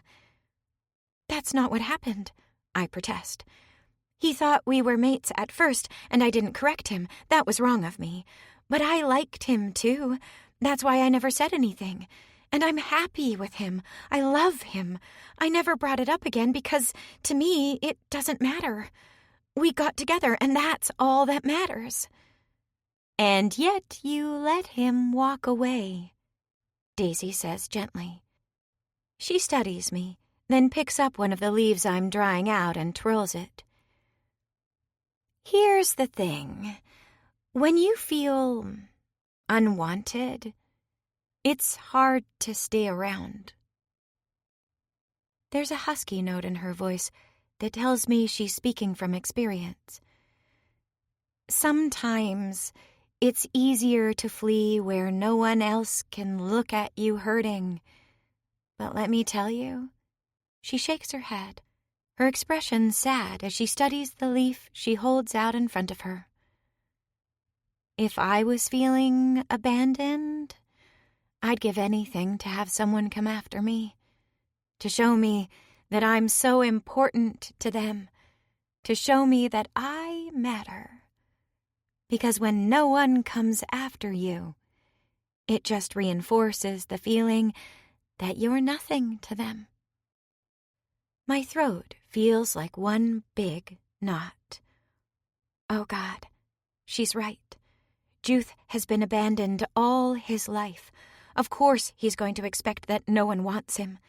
I fight back fresh tears as I remember how excited he was just a few days ago when I'd defended him in front of the others. He'd been so awed, so pleased. And I embarrassed him and let him walk out. He probably thinks I don't care at all. I bury my head in my hands. Fuck! How is it I messed this up so badly? Because your heart is involved, Daisy says. It's hard to think straight when you're in love. Logic goes right out the window. She turns her head, glancing behind her. Or, I should say, right out the entrance to the cave. She's right. If I want Juth back, and I do badly, I need to go after him. Didn't I pat myself on the back, thinking that I was showing him just how much I loved him, and yet, when it mattered most, I retreated? He's been given space all his life. He needs someone to crowd him, to show him that they care. I jumped to my feet, determined. I've only been in the mountains once or twice, because I figured out early on that I'm not much of a huntress. I prefer to stay near camp and help out, so I don't know my way around in the snowy cliffs. It doesn't matter, though. If I have to trudge through them for months on end looking for him, I absolutely will. I won't give up until I find him again. Where are you going? Daisy asks. I've got to go after him, I tell her. Pushing my way out of the cave, I step into the pale sunlight on the beach, blinking, and glance around. The sands are still quiet, with no sign of hatching creatures, so I head for the distant campfire. Someone's probably making lunch, and if any of the guys are around, I can grab a couple of spears and maybe some supplies. And I let out a scream of surprise when Ojek materializes out of nowhere. I clutch my chest, gasping as he moves forward, and Daisy rushes out of the cave. "What the fuck?" I wheeze, as his color settles back down to its normal pale blue. He was camouflaged and standing against the rocks, which is how I didn't notice him there. "Are you spying on me?" He frowns, turning to Daisy. When she crosses her arms over her chest, he grows flustered, looking uncomfortable. "I was watching over the sea," he says. "She's not careful when she wanders on the beach. I stay close so she does not get hurt." "Aw, you big sweetie." Daisy beams and moves to Ojek's side, tugging on his arm so he can bend down a bit. He does, and she kisses his cheek. "Such a protector. You're going to make someone a lovely mate someday." "Someday," he echoes, gazing down at her with pure longing as she beams at me. Awkward. Ojek tears his gaze away from Daisy and looks over at me. "You are going after Juth." When I nod, he straightens. "Good. I will join you." "You weren't invited." I'm pretty sure they don't like each other, too. Ojek's probably one of the reasons that Juth left, and it makes me short with him. "You wish to find him, do you not?" Ojek remains calm, his expression careful. "He will be many days gone from camp at this point, and you are not familiar with the mountains or the trails there. I know both." He taps his nose. "And no one can hunt a trail better than Shadowcat Clan can." He's right that I probably shouldn't go alone, but I'm not sure I want to go with Ojek. What if we're out there for days on end? I look at Daisy, who's beaming up at Ojek, but I don't feel the same warmth for him that she does. "You don't have to. I can get someone else to come with me. I'm sure Rook or maybe Rahash will help me if I ask." Ojek shakes his head. "It should be me." "Why?" I have to ask. His expression remains tight. "Because I am the one responsible for him leaving, and because he is my brother." My jaw drops. "What?" He nods, clearly uncomfortable. "My mother had another son. He was born, and it was clear he was not Shadowcat. They outcast him. I have hated him always, but perhaps I am wrong." He gives me a grim look. "It does not matter. That is in the past. I must speak to him and apologize." I'm stunned, utterly stunned. I've heard stories of how the clans on the island would reject children that didn't look how they expected. But it's hard for me to grasp that this happened to my Juth as a baby. I ache for him, for a lifetime that he should have had with Shadowcat at his side. They're not my favorite people, but it's clear they're close-knit, a family. Juth has never had anyone except Pack. And me, because I'm not letting him go. This just fires me up to find him. I'm ready to go when you are. 27. Juth. A handful of days have passed, and the ache in my chest has not eased. I stare out at the endless snow, leaning on my spear. I am supposed to be scanning the hills for a cave that will be our home for a time, but luck has not been on my side. I am distracted. Sad, too. When I search the cliffs, I do not see anything except Steph. Steph's smile, Steph's laughter, Steph's expression when I push my cock into her welcoming body. I miss waking up next to her, with her mane splashed across my skin. I miss the brush of her skin against mine. I miss her scent in my nose the moment I awaken. I miss touching her under the blankets, trying to see if I can get her to moan aloud. I miss everything about her, and I did not realize how full she had made my heart. But it was all a lie, and there is no point in missing someone that did not want to truly be with me. Pack misses her, too. He cries when he goes to sleep at night, which tears my heart. Back in the camp, he was excited about everything and talked constantly. Now he is quiet, and when he does speak, it is only to ask when we are going back. I do not know how to tell him that we will never return, that we are not wanted there, not truly. They want another hunter, perhaps, but they do not want truth. And Steph? I do not know what Steph wants. Papa, Pack asks, moving up to my side and touching my hip. I bite back a sigh because I know before he even speaks what he will be asking. Yes, my son. do you think if we go back to the beach soon, Rahosh will have my bow ready? He looks up at me with innocent, hopeful eyes. He said he would make one for me. Pack, we have talked about this. We are not going back. I watch a group of the big, shaggy creatures, the Visti, like Farley's pet, as they move across a distant rise. But I do not have the heart to chase after them.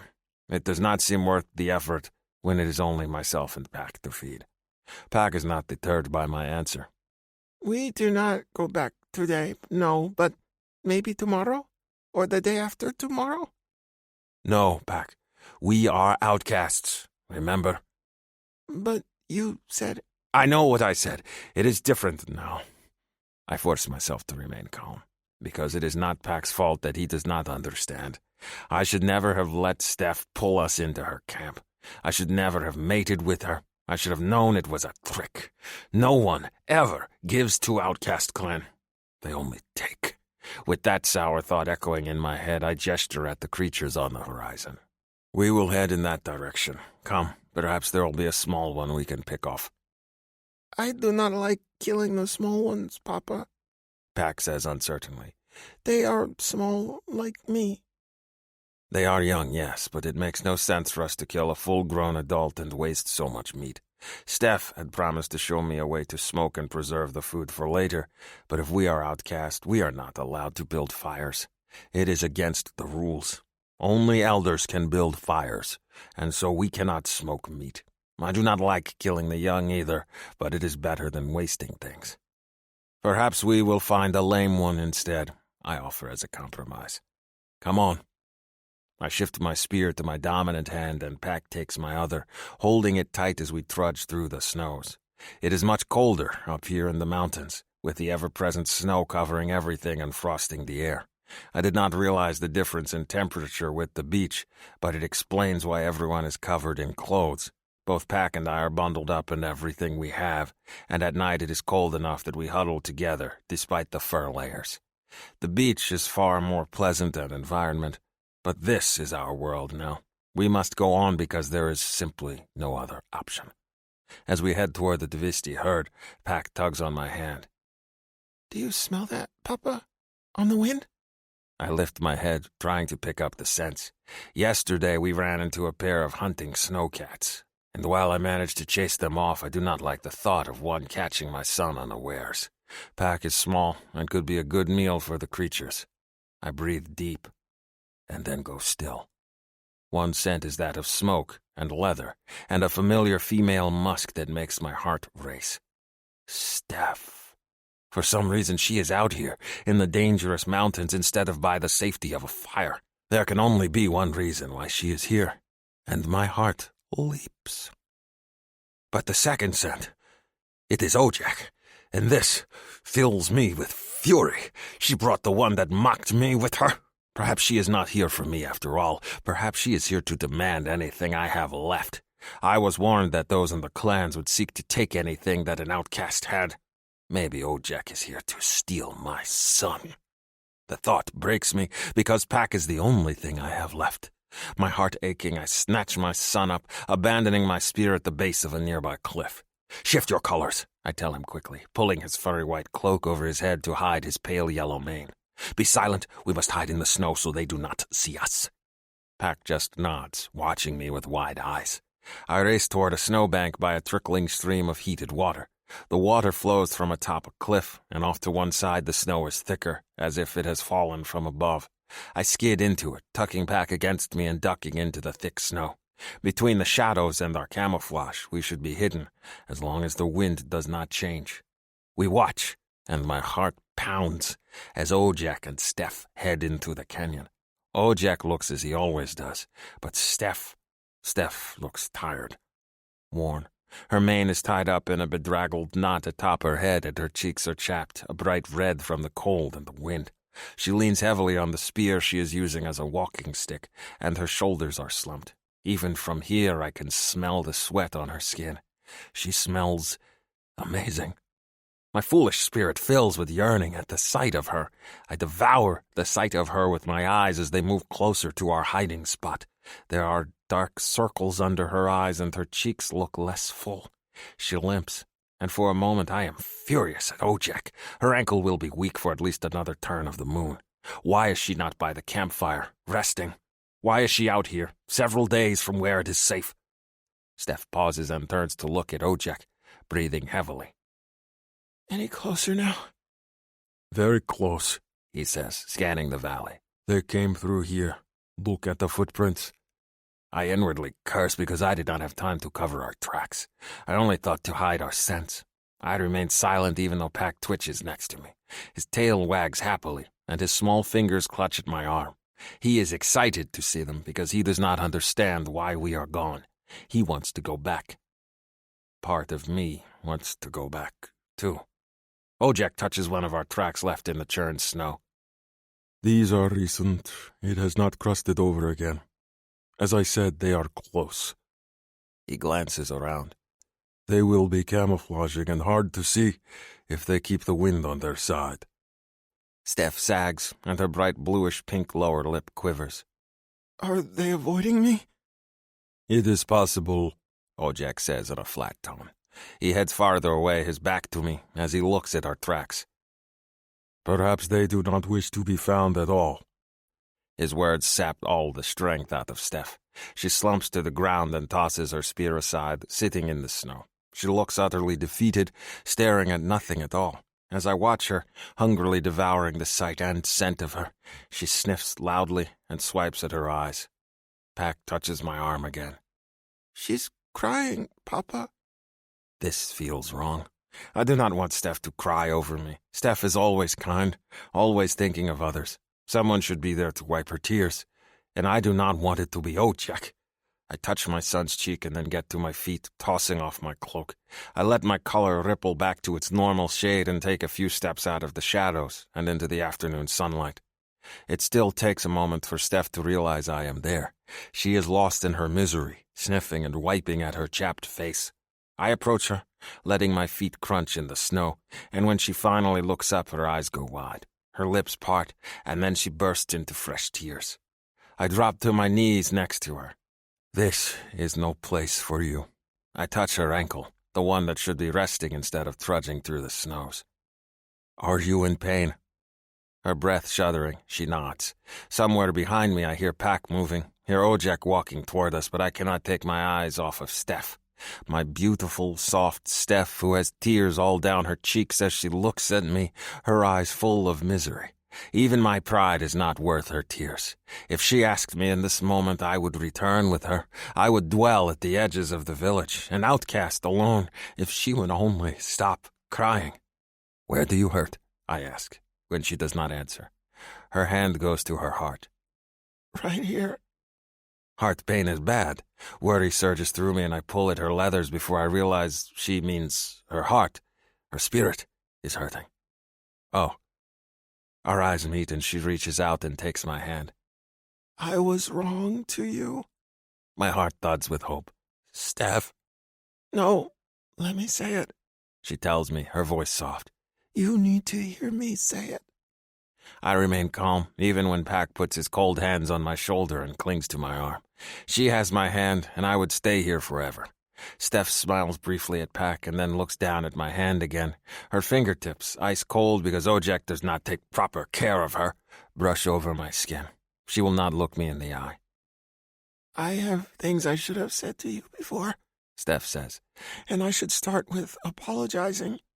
My gut clenches and my hopes sink. She came all this way, with hated Ojek, to apologize. When you and I first started talking, we couldn't understand each other, remember? Her fingers dance over my skin like caressing icicles.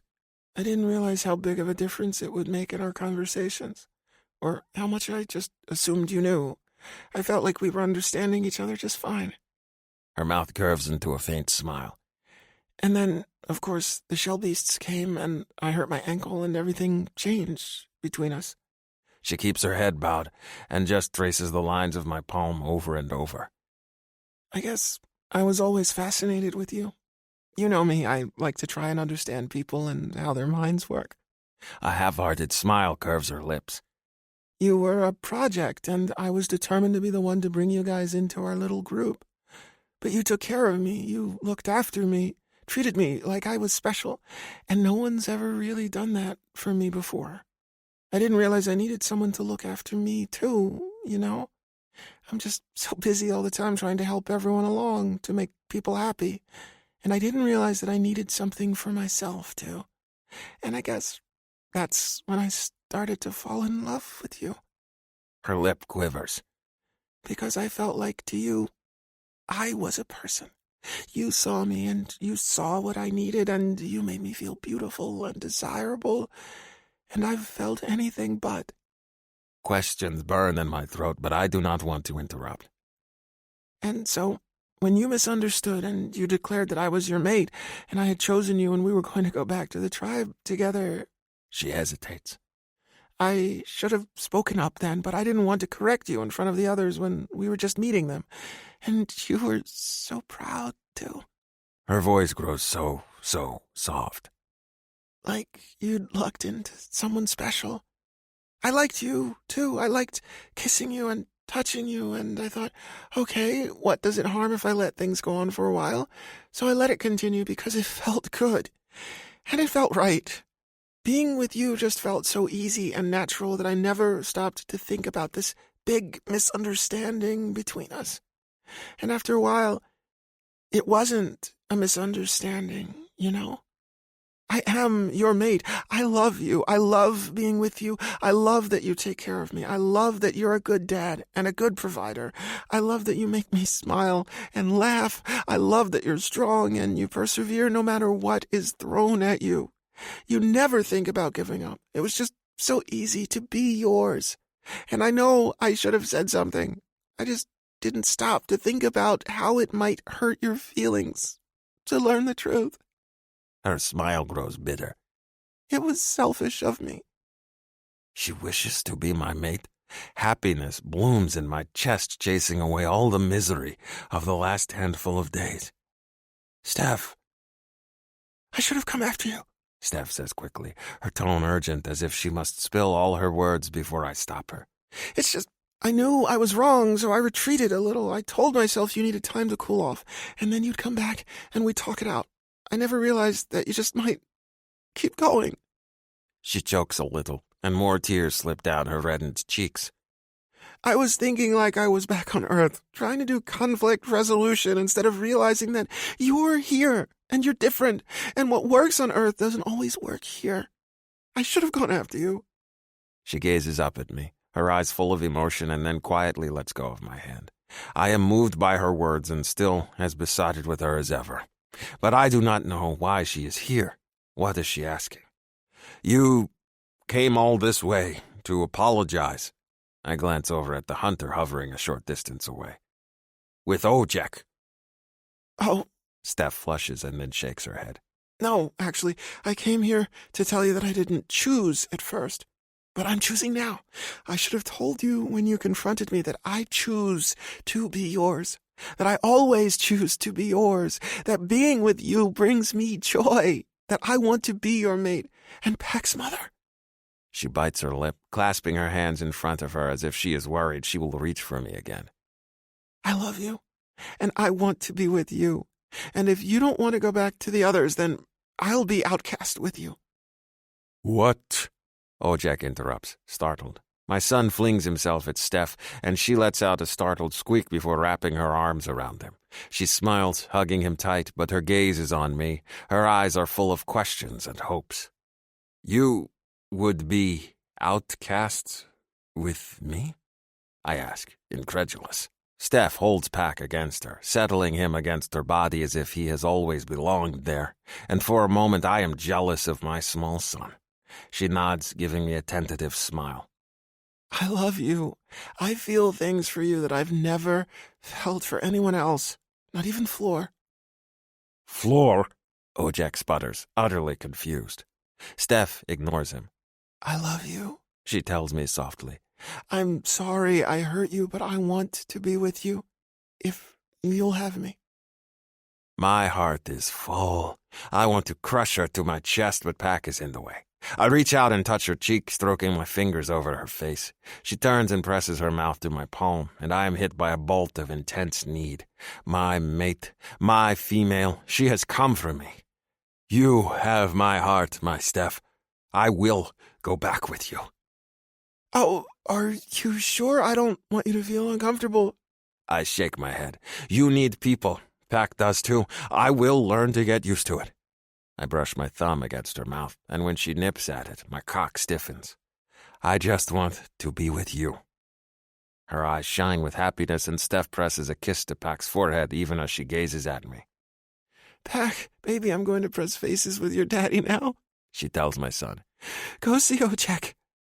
That breaks me from my trance. I pull back, frowning as I look up at the Shadowgat hunter. Not Ojek, no, I do not want him near my son. I expect Ojek to scowl in our direction, to say something cutting and unpleasant. Instead, he shifts on his feet, a strange look on his face. Steph is not the only one that needs to apologize, he grits out, as if the words are painful for him. I was wrong. Wrong, I echo, confused. I said things to hurt you. Ojek scratches at the back of his head as if uncomfortable. I wanted to make you angry because I was jealous. You have a mate and a kid, and I have nothing. His jaw clenches and he glances away. But I did not want to drive you away. You belong as much as anyone else does. And you are my brother. He is acknowledging that we share the same parents. I look over at Steph, wondering if she has put him up to this, but she only shrugs. I get to my feet, shaking off snow, and approach Ojek. You say you are my brother, but I am outcast. Shadowcat does not like outsiders, especially outcasts. What will Erek think? Ojek's expression hardens. I do not care what Erek thinks. You are my blood, and I would like to get to know you. He puts a hand on my shoulder, clasping it. The old ways were wrong. I do not know if I trust him fully, but it is a start. I nod and touch his shoulder briefly. Will you return with us? Ojek asks. I turn and look over at my mate. She stands up, setting my son on his feet, and Pack rushes over to cling to my leg, all smiles. Steph moves toward me too, her expression a bit more hesitant. When I smile down at her, all her hesitation disappears. She flings herself at me, her arms going around me, and I hold her tight.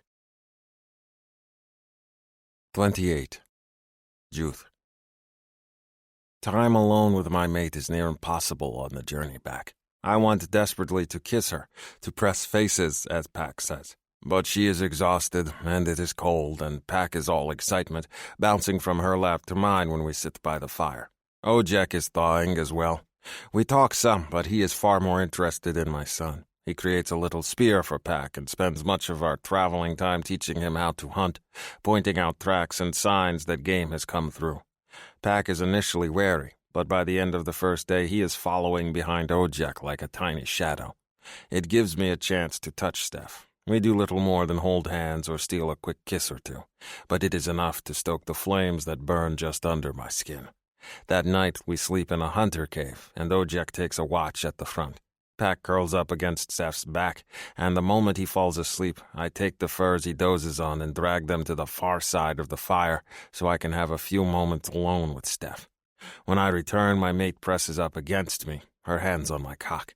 Her eyes shine as she works my shaft, and she whispers filthy things to me that make me spend faster than I thought possible. She cleans my chest with a scrap of fur and then guides my hands between her thighs, and I kiss back her cries so we do not wake my son. Perhaps it is wrong to touch with him so close by, but Pack sleeps so heavily he is not disturbed, and I have missed my mate too much. The next day passes much like the first, with Ojak watching over my son so I can spend time with Steph. We walk a few paces behind them, and if Pack notices, he does not seem to care. He is far too excited to hunt with Ojak, and when they veer off the trail to check a nearby trap, I tug my mate into my arms and mate tongues with her until we are both breathless. "How is it that I want you more with every moment that passes?" I murmur between kisses. My hands brush over her teats, teasing the stiff tips because she makes the most delicious gasps when I do. "If I could, I would drop you into this snowbank and lick your cunt until you screamed, and then I would fill you so full." Just thinking about it makes my cock uncomfortably hard. I toy with her nipples, scraping at the points through her clothing. "And you would cry out so loudly even the distant camp would hear us." Steph moans, leaning heavily into me. I feel the same. Can we hide for like 5 minutes? I promise to be quiet. I chuckle. "My pretty mate, you are never quiet." She whimpers a protest, clinging to me. I'd try real hard, though. I bite back a groan at her words, but we must continue on to the beach. We are close now, and Pack will be tired. Steph is tired, too, though she does not complain. It is evident in her slower steps, and the cold weather has chapped her soft face. She needs to be brought to the nearest fire and pampered. It is my duty to take care of her, and the thought fills me with such joy. Reluctantly, we pull apart and continue on the trail through the cliffs. For some reason, though, my need for her does not ebb. I try to think of other things. My son, my brother, the tribe that is waiting back at the beach. My thoughts circle back to my mate over and over again, and I cannot focus on anything but her, on the sweet scent of her cunt that lingers in the air, reminding me that she wants me as much as I want her. It is maddeningly distracting, and even when Ojak and Pack return with a catch from the trap, I feel as if I am in a haze. It is a haze that only Steph's nearness penetrates, her scent, her touch. I am relieved when the cliffs give way to very familiar territory, and the distant green of the great salt water appears on the horizon. The path we take dips through one final snowy canyon, and then up the cliffs that protect the beach like a shield. We move toward the path, but Ojak bounds past and moves to the edge of the cliff, gazing down below. He glances back at my son, then at me. "The shell beasts are hatching. Come and see. The beach looks alive." Pack races forward, and the protector in me immediately surges after him. "Pack!" I grab his hand. "Be cautious. We are up high." I nod at Ojak, who puts his hand out. "Hold on to him." It bothers me less to see Pack quickly put his hand into Ojak's as they peer over the edge. For all that Ojak is gruff and proud and can be very unlikable, he is good with my son. He holds the boy tightly, dropping to his knees and wrapping his arm around my son's waist so they can both watch below. Pack squeals with delight, his eyes wide. "There are tentacles everywhere." Steph wrinkles her nose. "I'm glad we're up here, then." She leans closer to me, and my cock is achingly hard. What is wrong with me? It feels obvious under my fur kilt as I move to the edge with Steph at my side. I catch a glimpse of the beach below, and for once the sand is not greenish, nor does it have the red cast it normally does. It is alive with the pinkish-purple creatures, so many of them that it looks as thick as a blanket of snow. A writhing, squirming mass of snow. In the distance I can make out the campfire, and the series of additional fires in a line to create a barrier that the creatures will not cross. Everyone stands behind them, watching and pointing as the hatchlings flood their way toward the water's edge. It is like nothing I have seen before. "Papa, can I catch one?" Pack asks me. "It could be my pet, like Farley and Champy." I do not think... I am momentarily distracted as Steph moves in front of me, leaning over to peer down.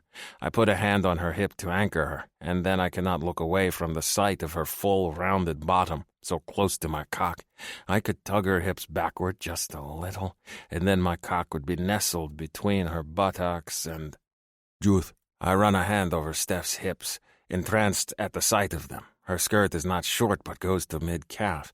Still, I wonder if I could push it up without anyone noticing and just feel the wetness between her thighs.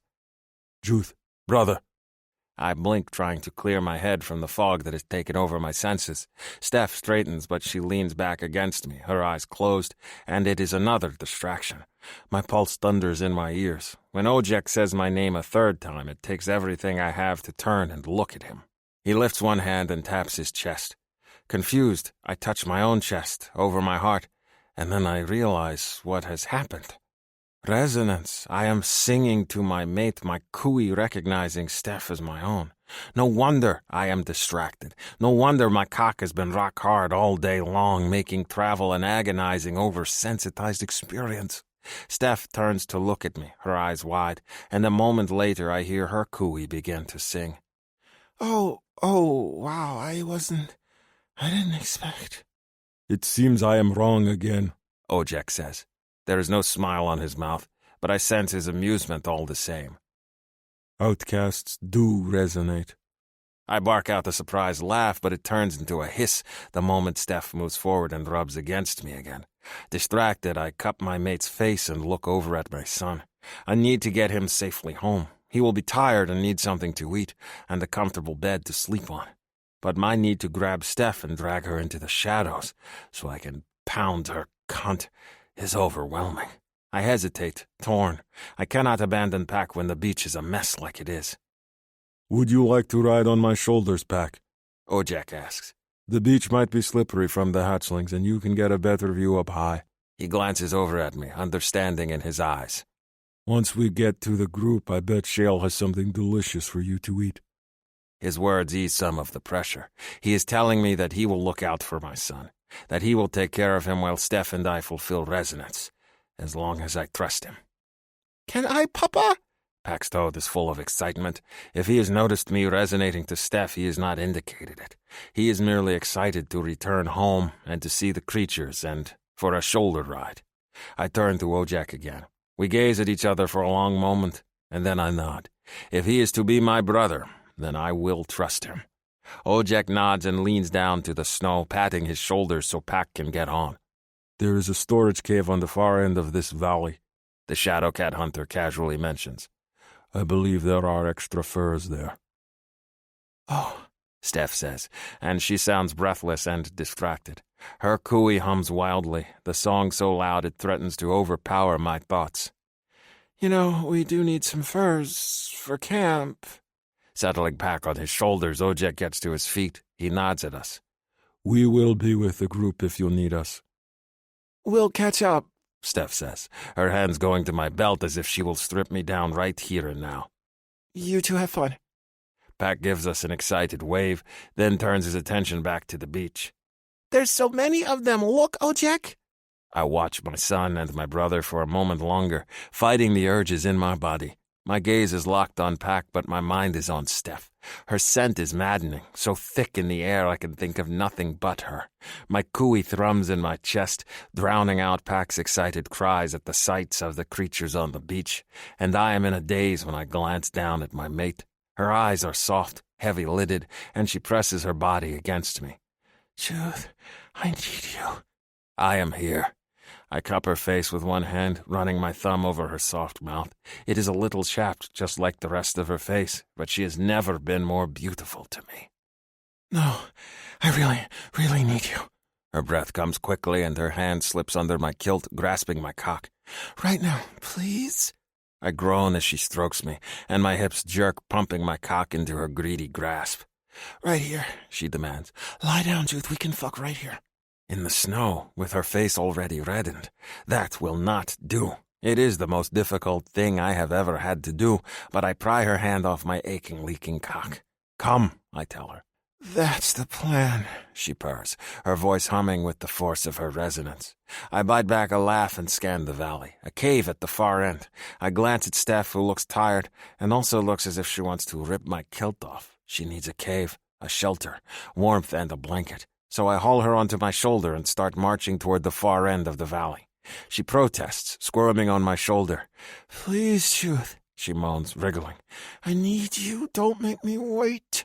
I lightly tap on her backside with my hand as a reprimand, but it only makes her whimper with a sound that is not outrage. It feeds the hunger racing through me, and I push at her skirt even as I march forward. When it is hitched up enough that her arousal scent floods my senses, I make sure my arm is locked securely around her thighs before I push my other hand between them. Steph's squeal is loud enough to echo off the cliffs. Her cunt is dripping with need, though, and I pump 2 fingers in and out of her heat, loving the moans she makes. It is distracting, especially when my small mate is squirming and wriggling on my shoulder, but I do not care. All I care about is the hot clench of her cunt against my fingers, the juices that flow down my arm, and the noises escaping her as she rocks against my hand. We get to the far end of the valley, and my mate is quivering with every thrust of my fingers into her warmth, her cries urgent. My cock throbs and aches with urgency, and for some reason I cannot find the stupid cave. It is here somewhere, I know, but when I look around, all I see are a jumble of rocks, and all I hear are my mate's needy sounds. Truth, she begs, bucking against my hand. Please, I'm so close. Oh, God, I'm close. I want you inside me when I come. I want that too. I glance around the blind canyon once more, then find the nearest cliff. The rocks are smoother here, the ground a bit more sheltered from the heavy snow and the traffic of animals that move through on their endless search for food. I can toss my cloak down here, and it will do for now. When we take the edge off, then we will find the cave. I give Steph one last thrust with my fingers, then slide my hand from her warm cunt. She protests this with a wordless sound, smacking a hand on my back to let me know her displeasure. I lean forward and set her on her feet, and she looks up at me, dazed with lust. Give me a moment, I promise her. I can... Steph grabs my neck and pulls me down for an urgent kiss. Here, she tells me between desperate flicks of her tongue against mine. Let's fuck right here. Here, I echo, but her hands are everywhere, trailing over my chest, heading for my kilt, and she bites on my lower lip, and I forget about the world around us. All I know is that my greedy mate wants my cock, and she wants it now. She pulls on my belt, panting, and then growls in frustration when the knots don't give. Fuck it, she says, turning and presenting her back to me. She hitches up her skirt, pulling it up around her waist and bracing one hand against the nearest rock. I want you in me. Her rounded backside, dimpled and soft and pale, is exposed to my gaze. It breaks the tenuous hold I have on my control, and I shove my kilt up, exposing my cock. I take a step forward and rub it against her soft flesh, and I can feel her entire body shudder as I rub my length between her thighs. I know from experience that the wetter I am with her slick juices, the easier it makes it for her. So I drag my cock against her folds once, twice, and then put a hand on the base of her spine, holding her steady. Oh, fuck, she whimpers. Please, yes, just need you.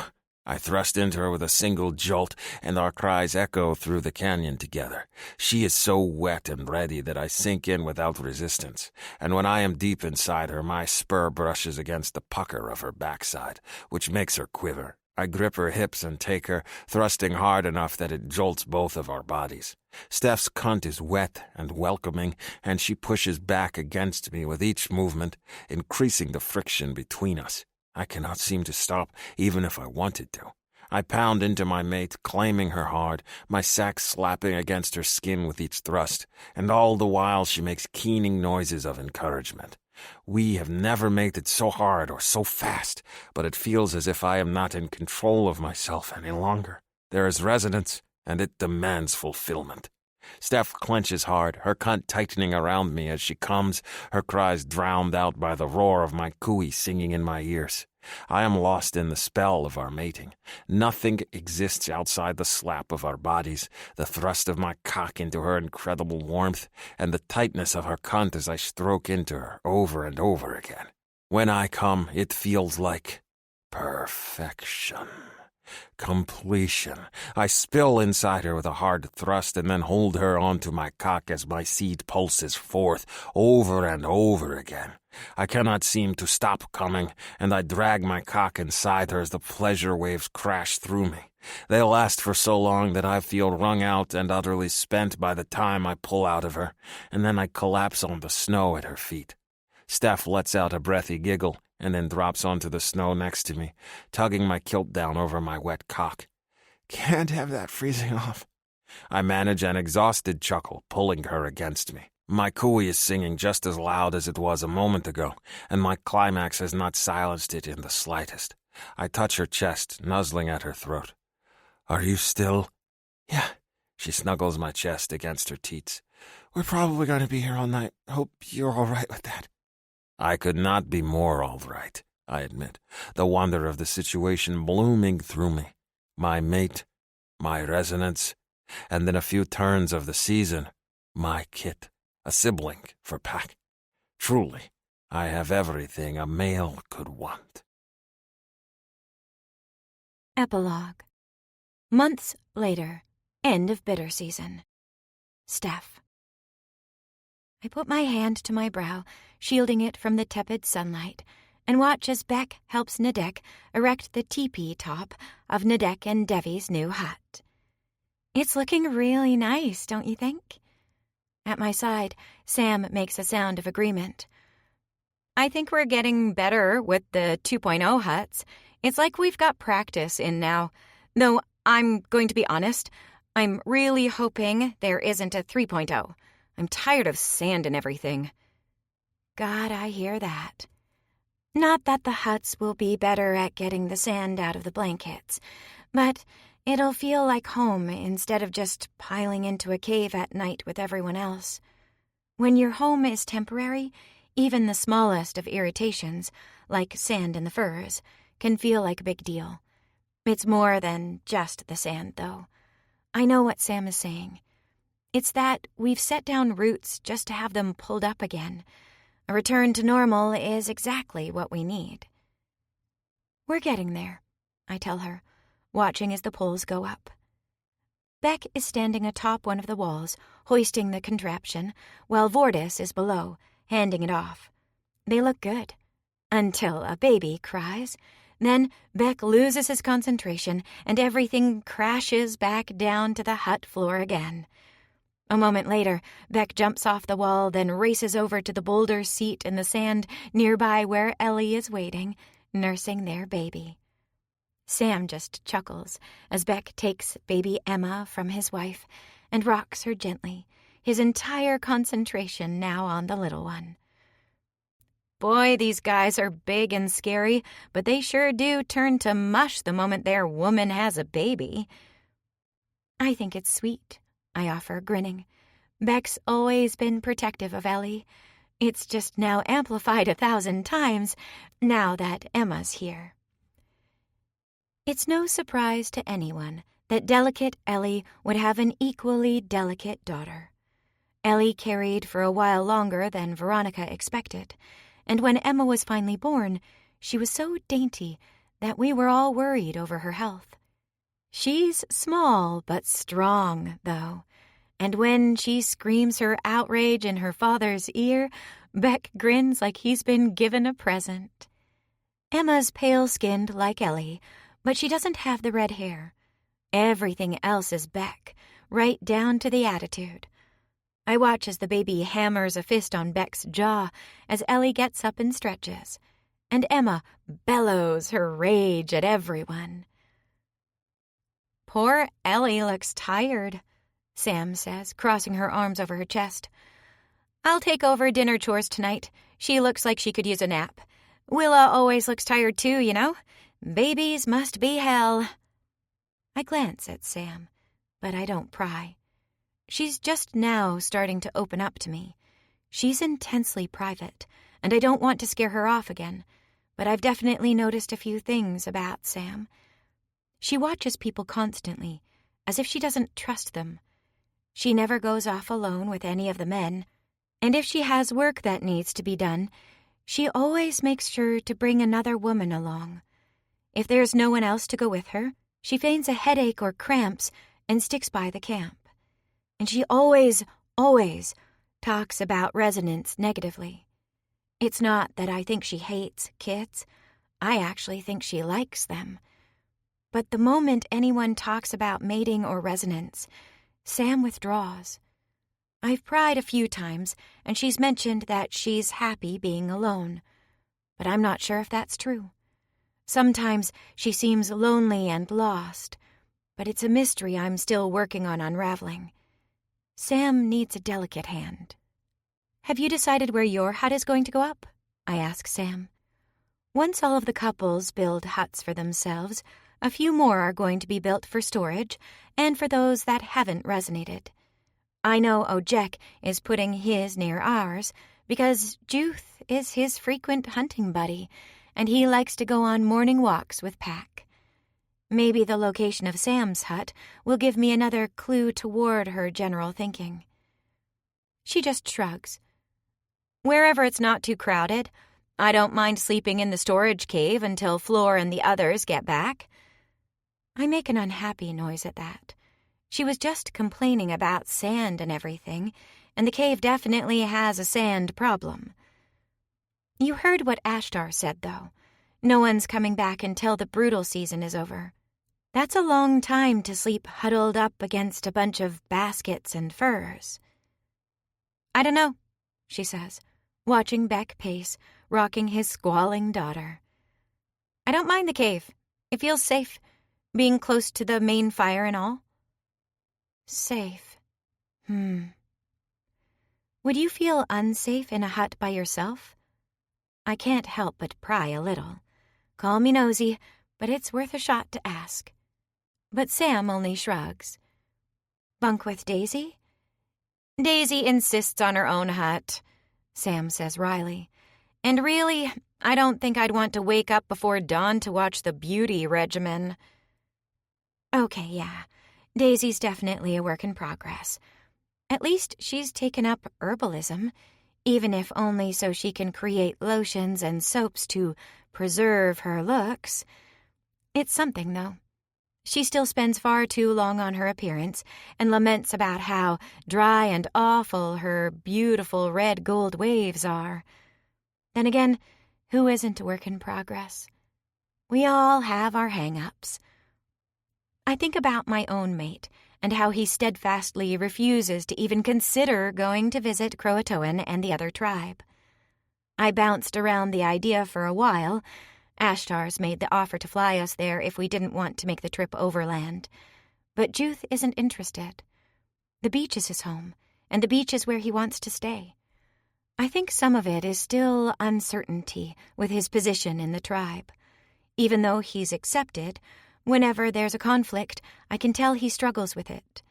The Outcast clan's way of handling conflict? Head to opposite ends of whatever island/atoll they were on and avoid each other. He can't do that here, and I think it's harder for him. He loves me, and he knows that Pack loves being here on Icehome Beach, but some days it's hard for Juth. It's getting easier, but it's not perfect. Adding a whole other tribe in, however, isn't going to happen anytime soon. Ashtar and Veronica and baby Catamnius visited Croatoan recently now that both Ellie and Willa have had their babies and are fine. Veronica had another visit with Malak to go over healing herbs and practice her powers, and of course, they brought back news. Taoshin and Brooke had a baby girl that they named Hazel, and she was fat and healthy. Sasa had returned to Croatoan, too, claiming he wanted to visit his parents. I think it's because he wants to see Tia. Ashtar and Veronica also brought back supplies, and the news that everyone was going to stay through the brutal season. It means a long, quiet stretch for those of us left on the beach, but I don't mind it. I have Pack and Juth, and I don't need more. It does mean that with Sasa's departure, we're down another hunter, though. Ojek and Juth have been heading out nearly every day to hunt, and they're working hard to ensure that the tribe has plenty of food come brutal season. I'm working on fishing myself. I can't really throw a net far, but I can work a decent fishing pole, and I've learned how to put fish traps in the shallows. Of course, I do that on the days that I'm not eaten up with morning sickness. Today is not one of those days. I rub my stomach, trying not to think about being sick. I've thrown up twice already, and lunch isn't sitting so well. I glance around the beach as Sam talks about nothing in particular, and I don't see Juth. He must still be out hunting with Ojek, though it's about time for them to both return. The twin suns are starting to fade into the horizon, and that means dinner soon. Oh, God, dinner. My stomach roils at the thought. Last night's was a thick, viscous shellfish stew that probably tasted delicious. Everyone exclaimed over it. Me? I took one whiff of it and puked, and spent the rest of the night nibbling on raw roots that Juth brought me. "Steph?" Sam asks, touching my hand. "You just turned really pale. Are you going to be sick again?" "I'm good," I assure her.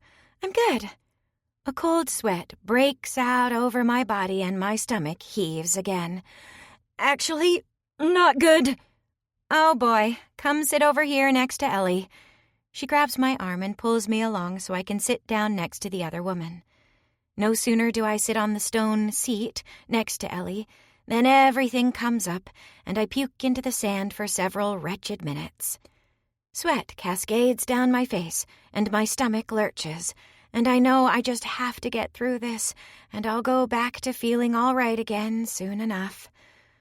Once the worst of it is done, Ellie rubs my shoulder. "It gets better, I promise." I give her a wan smile. "Thanks." She pushes my sweaty hair off my brow, which feels nice, and I close my eyes. "Just sit still for a moment," she advises quietly. "Sam went to get some water and some dried nut potato slices. I learned that when my stomach was feeling yucky, tepid water and chewing on one of those dried slices helped settle things." I continue to sit by Ellie while Beck settles the fussy baby, pacing circles around us. His tail twitches as he croons to little Emma, rocking her to sleep in his arms and giving his mate a break. Ellie watches him and me both, and when Sam returns, I sip water and eat the slices. It definitely helps a little, and I stay where I am as Ellie takes the sleeping baby again and Beck gets back to work with Vortis.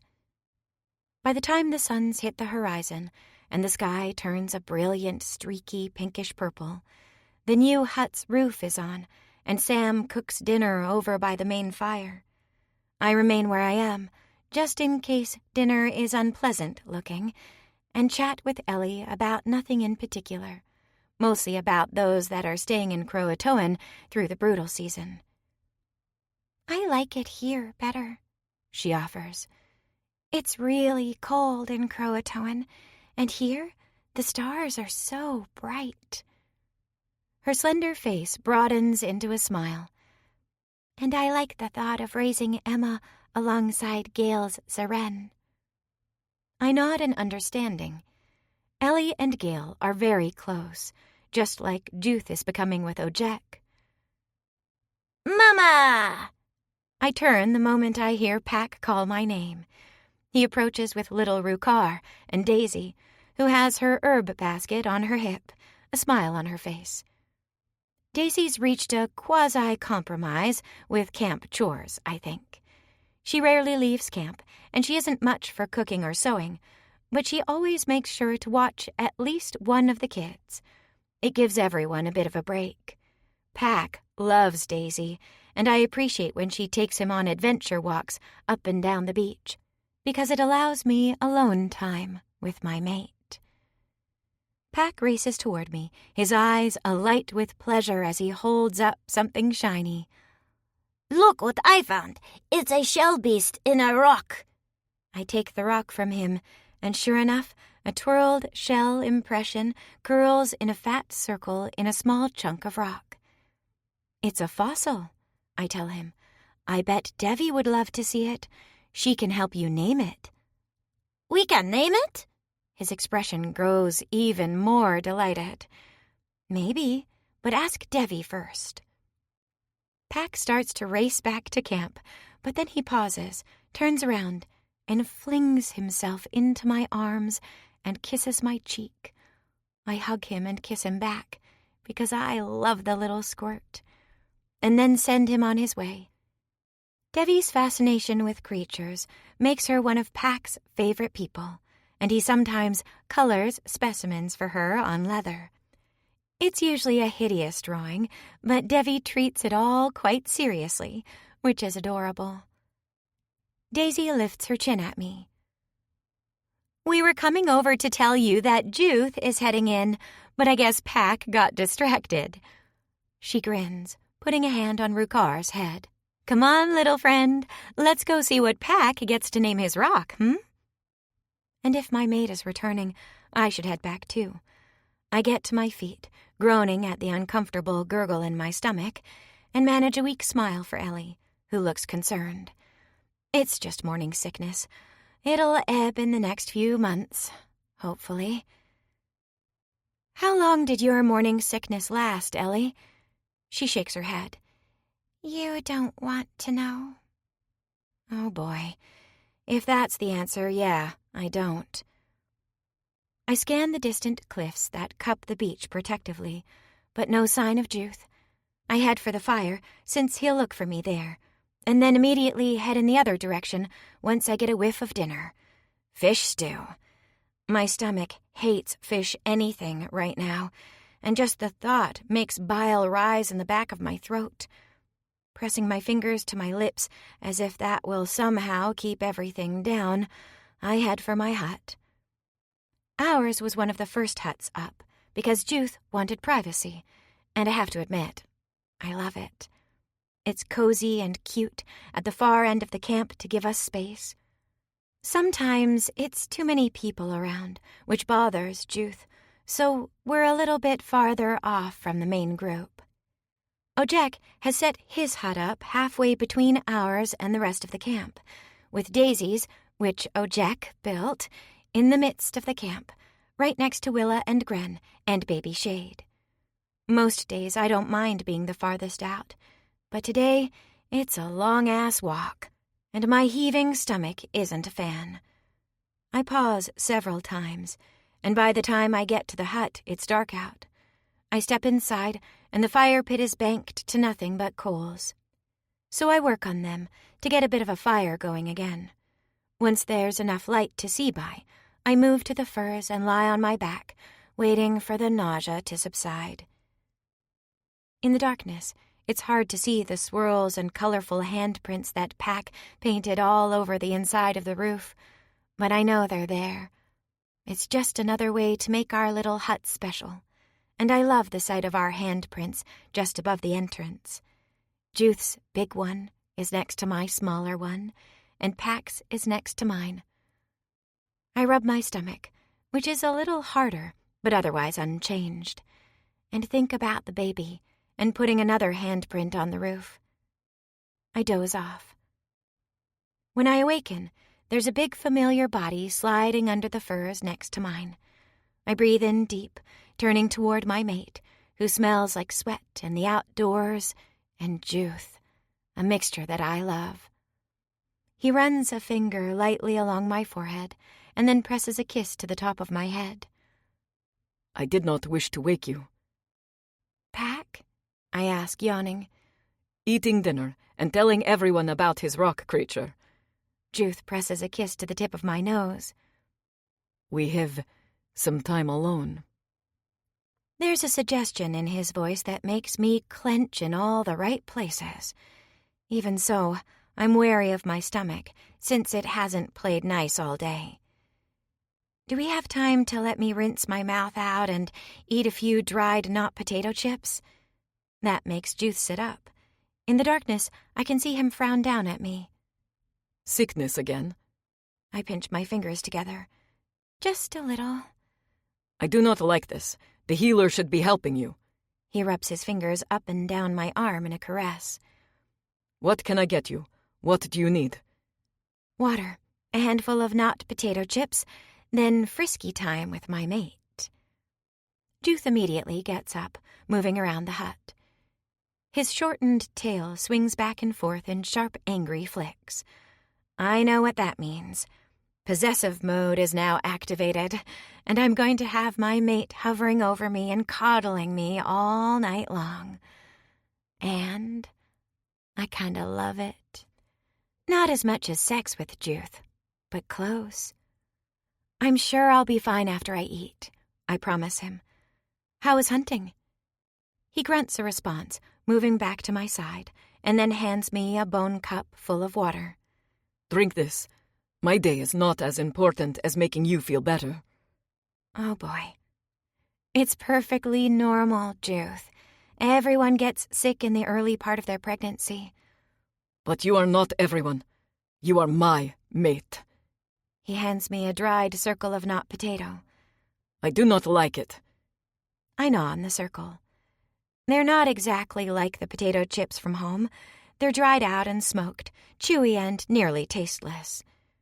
We keep them around to add to stew when there's not a lot of fresh roots. But as food goes, they kind of suck. I keep them down okay, though, and when Juth gently pulls me against him and strokes my hair, I sigh with contentment. Feel better? He asks, his fingers trailing up my arm. Getting there. I think about Beck and baby Emma.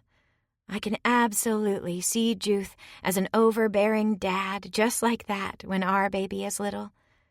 Pack is independent enough, but Juth has admitted to me that he worries. It makes sense that he does. He's had so little in his life that of course he's going to cling hard to what he has right now. Me personally, I don't mind the clinging. I'd spend all day and all night with him if I could. But he doesn't like me going hunting with him. He says it's too hard, and I'm too fragile. Which is cute. I'm the opposite of fragile as humans go, but I like that he thinks of me that way. How is hunting? I ask him as I chew on another flavorless circle. Is it too much now that Sasa is gone? He shakes his head, and I feel the movement with my head snuggled against his chest. I like leaning against him like this. I feel small and dainty and protected, and with my ear close to his heart, I can hear his cooey gently humming to mine. It's my favorite sound in the world. Hunting is good. The game leaps into your traps in the mountains. Some days I think it is easier than fishing. His fingers trail up my arm again, and his cooey hums a smidge louder.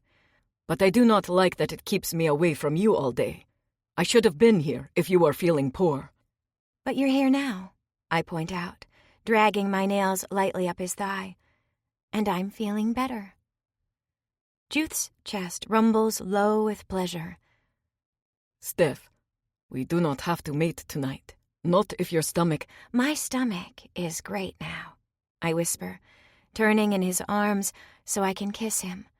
I wrap my arms around his neck, and I'm pleased when his hands go to my skirt, hitching it up.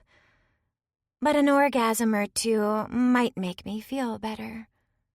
He groans, kissing my mouth hungrily. Can I lick your cunt? As if I'd ever be foolish enough to say no.